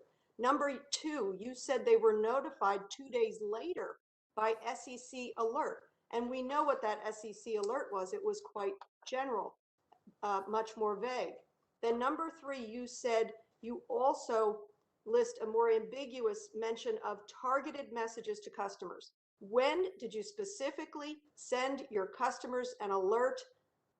This is what we have had to do because we were short capital. When did you do that? What time? What's the clock? I believe, Congresswoman, that happened at several different points in time. There was a blog post that was published in the afternoon Pacific time. What? I don't recall the specific time. Maybe it's in, perhaps it's in my written testimony. Would it be after the SEC notice? It seems to me you didn't notify your customers for at least 2 days. You relied upon the SEC notice 2 days later. Would I be correct? Congresswoman, that's inaccurate. Customers were notified several times on that day, and they were notified of other restrictions as they happened days prior to January 28th as well. But you don't say what those notifications were in your testimony. What did you notify them? Specifically, what would I, a user, have heard from you immediately upon your imposing the restrictions? So, Congresswoman, immediately upon imposing the restrictions, customers would have received communications saying that they would be prevented from opening further positions in the relevant securities. Later on the day, on January 28th, around early afternoon Pacific time, we published a blog post that explained that the decision to restrict these securities was due to collateral requirements at NSCC and clearinghouses, and not on the direction of special interests or hedge funds. Forgive me, let me interrupt you there. You admitted to making mistakes. Specifically, what mistakes did you make? I admit to always improving, and certainly we're not going to be public. We're not going to be perfect, and we want to improve and make sure that we don't make the same mistakes twice. But what were those mistakes? That's what we're here to learn about. I think that, thank you for the question. It's an important question. On Thursday, we did restrict the buying of these securities. On Friday, we imposed position limits, which I believe was a a much better long-term solution, one that we'll have in the future if anything like this happens again. We also raised 3.4 billion in capital to allow our customers to Thank you. I yield back. to I see trade my what they time want. has expired. Thank you very much, Mr. Tanev. Thank you very much. With that, we'll go to Ms. Ocasio-Cortez for 5 minutes. Thank you so much, Madam Chairwoman. Mr. Tanev, Robinhood has engaged in a track record of outages, design failures, and most recently, what appears to be a failure to properly account for your own internal risk. You've previously tried to blame clearinghouses for your need and scrambled to raise some $3.4 billion in a matter of days, but you've also, blamed a lack of industry-wide real-time settlement, or rather a lack of that settlement of trades. But Robinhood's requirements for margin have long been far more lax than other brokers for a long time. With, in December, just a couple months ago, you bragged about having some of the most competitive rates in the industry. And this is evidenced by your recent decision to raise those requirements. When Robinhood prohibited its customers from purchasing additional shares of several stocks, other brokerages merely adjusted the margin requirements on these stocks. So, Mr. Tanev, given Robinhood's track record, isn't it possible that the issue is not clearinghouses, but the fact that you simply didn't manage your own book, or failed to appropriately manage your own margin rules, or failed to manage your own internal risks? Thank you for this question, Congresswoman. Let me address the margin point because I think this is an important one that has been under discussed. So in December, when we lowered our margin rates to 2.5%, one of the details that I think was missed is that most other brokerages have tiered margin rates where the wealthier customers pay much lower margin rates than lower net worth customers. So you'll have someone that has $10,000 paying 9 to 10% for margin, whereas someone with $1 million pays 2%. So our approach was give everyone a uniform rate so that wealthier customers are not advantaged with lower rates than lower income customers. And I think that's a unique approach in our industry and is representative. Thank you. I have to apologize. I have to reclaim my time for questioning. As many of my colleagues have also pointed out, Robinhood generates much of its revenue from the payment for order flow arrangements with market makers like Citadel, as well as Two Sigma and Virtue. And in 2016, the SEC highlighted ways that the payment for order flow created a, quote, potential conflict of interest with a broker's duty of best execution. And then one of the ideas that the commission floated in 2016 for addressing these conflicts of interest was to require that brokers pass on the proceeds of a payment for order flow. Now, earlier, one of my colleagues, Representative San Nicolas, said that Robinhood owes its customers a lot more than an apology. And I happen to agree with him. I believe that the decisions made by you and this company have harmed your customers. Mr. Tanev, would you be willing to commit today to voluntarily pass on the proceeds of the payment for order flow to Robinhood customers? Congresswoman, I appreciate that question. When the statement you referred to was made, I believe 2015 or 2016, it was before Robinhood forced the entire industry to drop commissions and replicate our business model, which made payment. So is that I should take that as a no? You're not willing to pass on the proceeds of payment for order flow to your customers? When the other brokers dropped, I'm just talking about today, right now. Payment for order flow, Congresswoman, allows for commission-free trading. In the context of trading commissions, it's a much larger source of revenue in the past than payment. Mr. Tanev, I apologize, and I don't want to be rude. I just have limited time. But if removing the revenues that you make from a payment for order flow would cause the removal of free commissions, doesn't that mean that trading on Robinhood isn't actually free to begin with? Because you're just hiding the cost in terms of potentially poor execution or the cost of lost rebates to your customers. So certainly, Congresswoman, Robinhood is a for-profit business and needs to generate some revenue to to pay for the costs of running this business. People were initially skeptical that the model, even with payment for order flow, would work when you remove commissions. And I think we've proven that otherwise by making this the standard model by which brokerages operate now. I see. Okay, Mr. Tennant, I have to move on very quickly. I have a timeline question here for Mr. Plotkin. I see that earlier your testimony today was that hello. Earlier, your testimony today was that Melvin Capital had not engaged in. I see it, Illinois. Oh, sorry, Madam Chairwoman. I'm sorry. I think you're not muted. Sorry about that. Mr. Plotkin, earlier today, you mentioned that Melvin Capital had not engaged in a naked short of GameStop, and Melvin closed out its position on GME on the 28th, correct? I'm sorry, the gentlelady's time has expired. But we have to go to Mr. Auchincloss for 5 minutes. Thank you, Madam Chair, and I want to thank our panel for being with us through a very substantive and long afternoon. I think I might be a welcome face for them because as the most junior member, I'm the last one to ask questions here. And I want to talk with Mr. Tenev about options. I agree with what other members of the committee have said in both parties about the value of democratizing access to assets, and that we should give latitude for independent retail investors' judgment.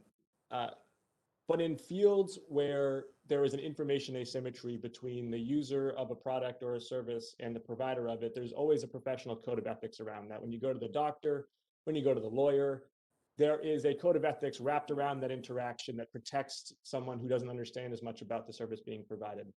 And in finance, as you're well aware, there's a fiduciary responsibility to do what's right. In Massachusetts, where there's 500,000 users of Robinhood, we hold broker-dealers to a fiduciary standard, and the Secretary of State's Securities Division filed a complaint against Robinhood for violating that fiduciary standard. And so some of it was premised on options. 2/3 of customers approved in Massachusetts for options trading identified as having limited to no investment experience. And so the first question I would ask you, Mr. Tenev, and please take no more than a minute, is what do you think is the appropriate amount of financial literacy that a user should have before they should be allowed to trade options? Thank you for the question, Congressman. Let me first say that Robinhood really pioneered commission-free and zero contract fee options trading. And I think our market leadership in this space is due to the fact that we not only provide that access, but have improved upon the safety of our product in several ways over the past few years.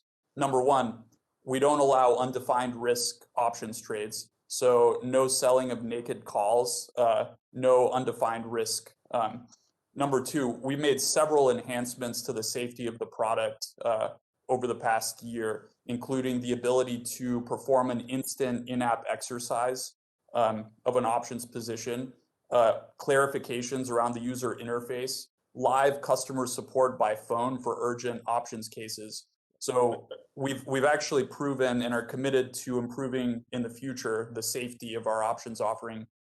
But to be clear here, options are decaying assets. They're binary in outcome. So they are qualitatively and quantitatively different than stocks and bonds in the sense you can lose all your money very fast, and you can make a lot of money very fast as well. But this is getting very close to gambling, and especially when you gamify the options buying experience, as your app does, it can very quickly turn into a casino-like feel. And so I'd ask you just to address the question again, what level of investment sophistication do you think a retail trader should have before they are buying options? Sure, Congressman, I appreciate the follow-up. So I should first say there's strict FINRA rules and regulations governing who gets access to options that, of course, Robinhood complies with. I also should note, we're in a competitive market.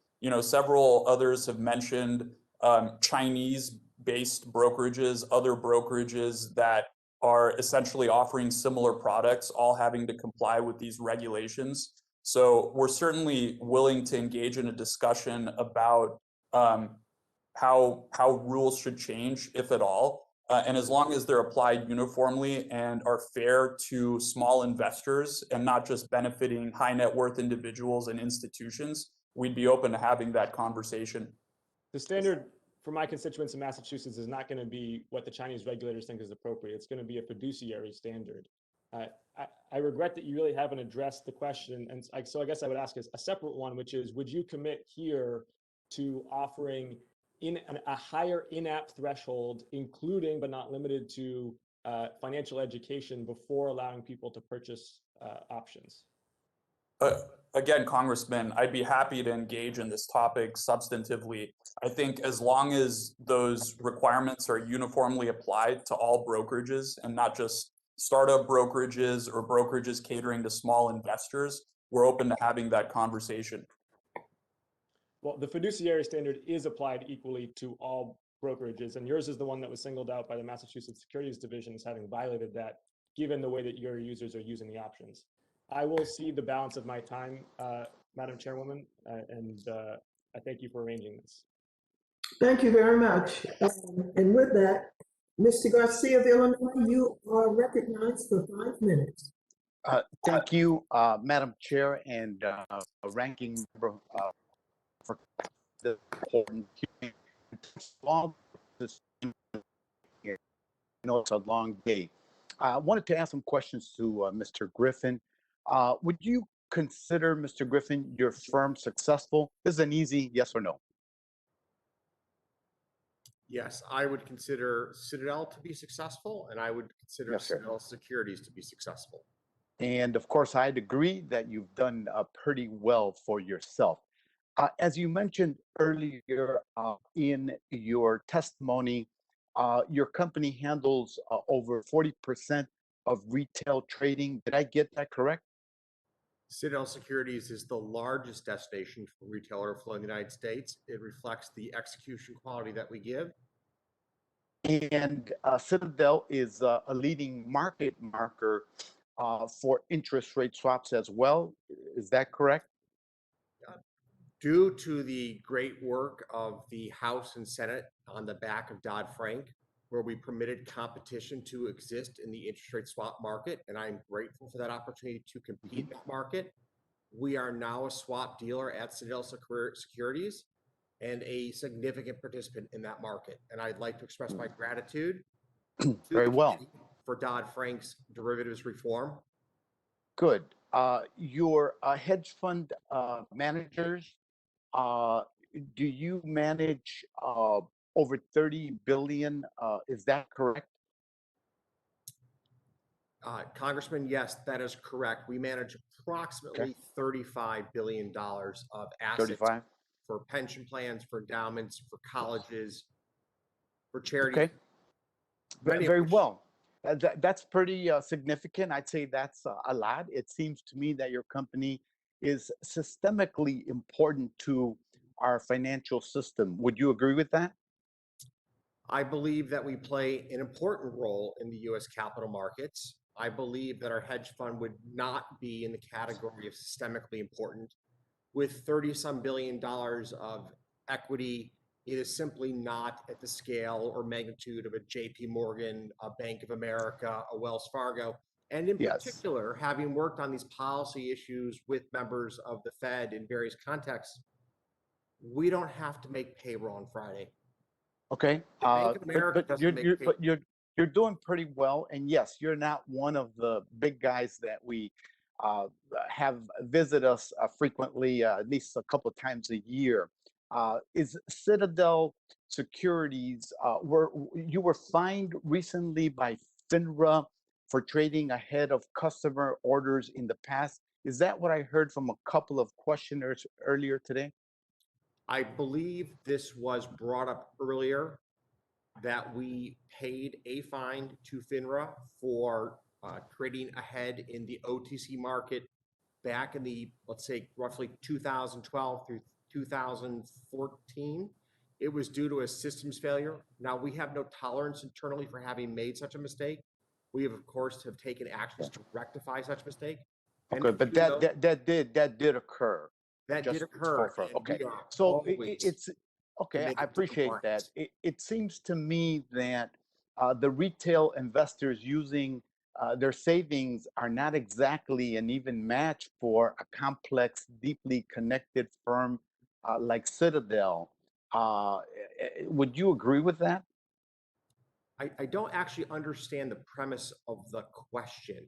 Retail investors who do good research, and one of our fellow panelists said earlier, many retail investors have understood the game-changing technologies unfolding before us, electric cars, solar energy, and have done extraordinarily well investing their assets into these newly emerging parts of the economy. Okay. And your firm has done, and you've personally done well during the pandemic, right? There hasn't been much of an adverse effect on your firm? Congressman, we've all been adversely impacted by the pandemic. I think all of us long for the return back to life as it was a year and a half ago. But you haven't done badly, right? So there are two dimensions to this. There's the personal impact on everybody, and we've all had to deal with Right. loved ones, with family. But with in terms friends. of your bottom line, sir?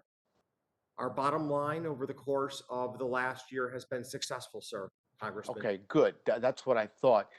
Is it true that last year in Illinois, you were involved in an effort and you spent like close to $50 million to defeat a tax increase in Illinois that would have forced the big income earners like yourself to pay more in taxes in Illinois, a progressive tax? The gentleman's time has expired. I Thank you, believe Madam that Chair. all members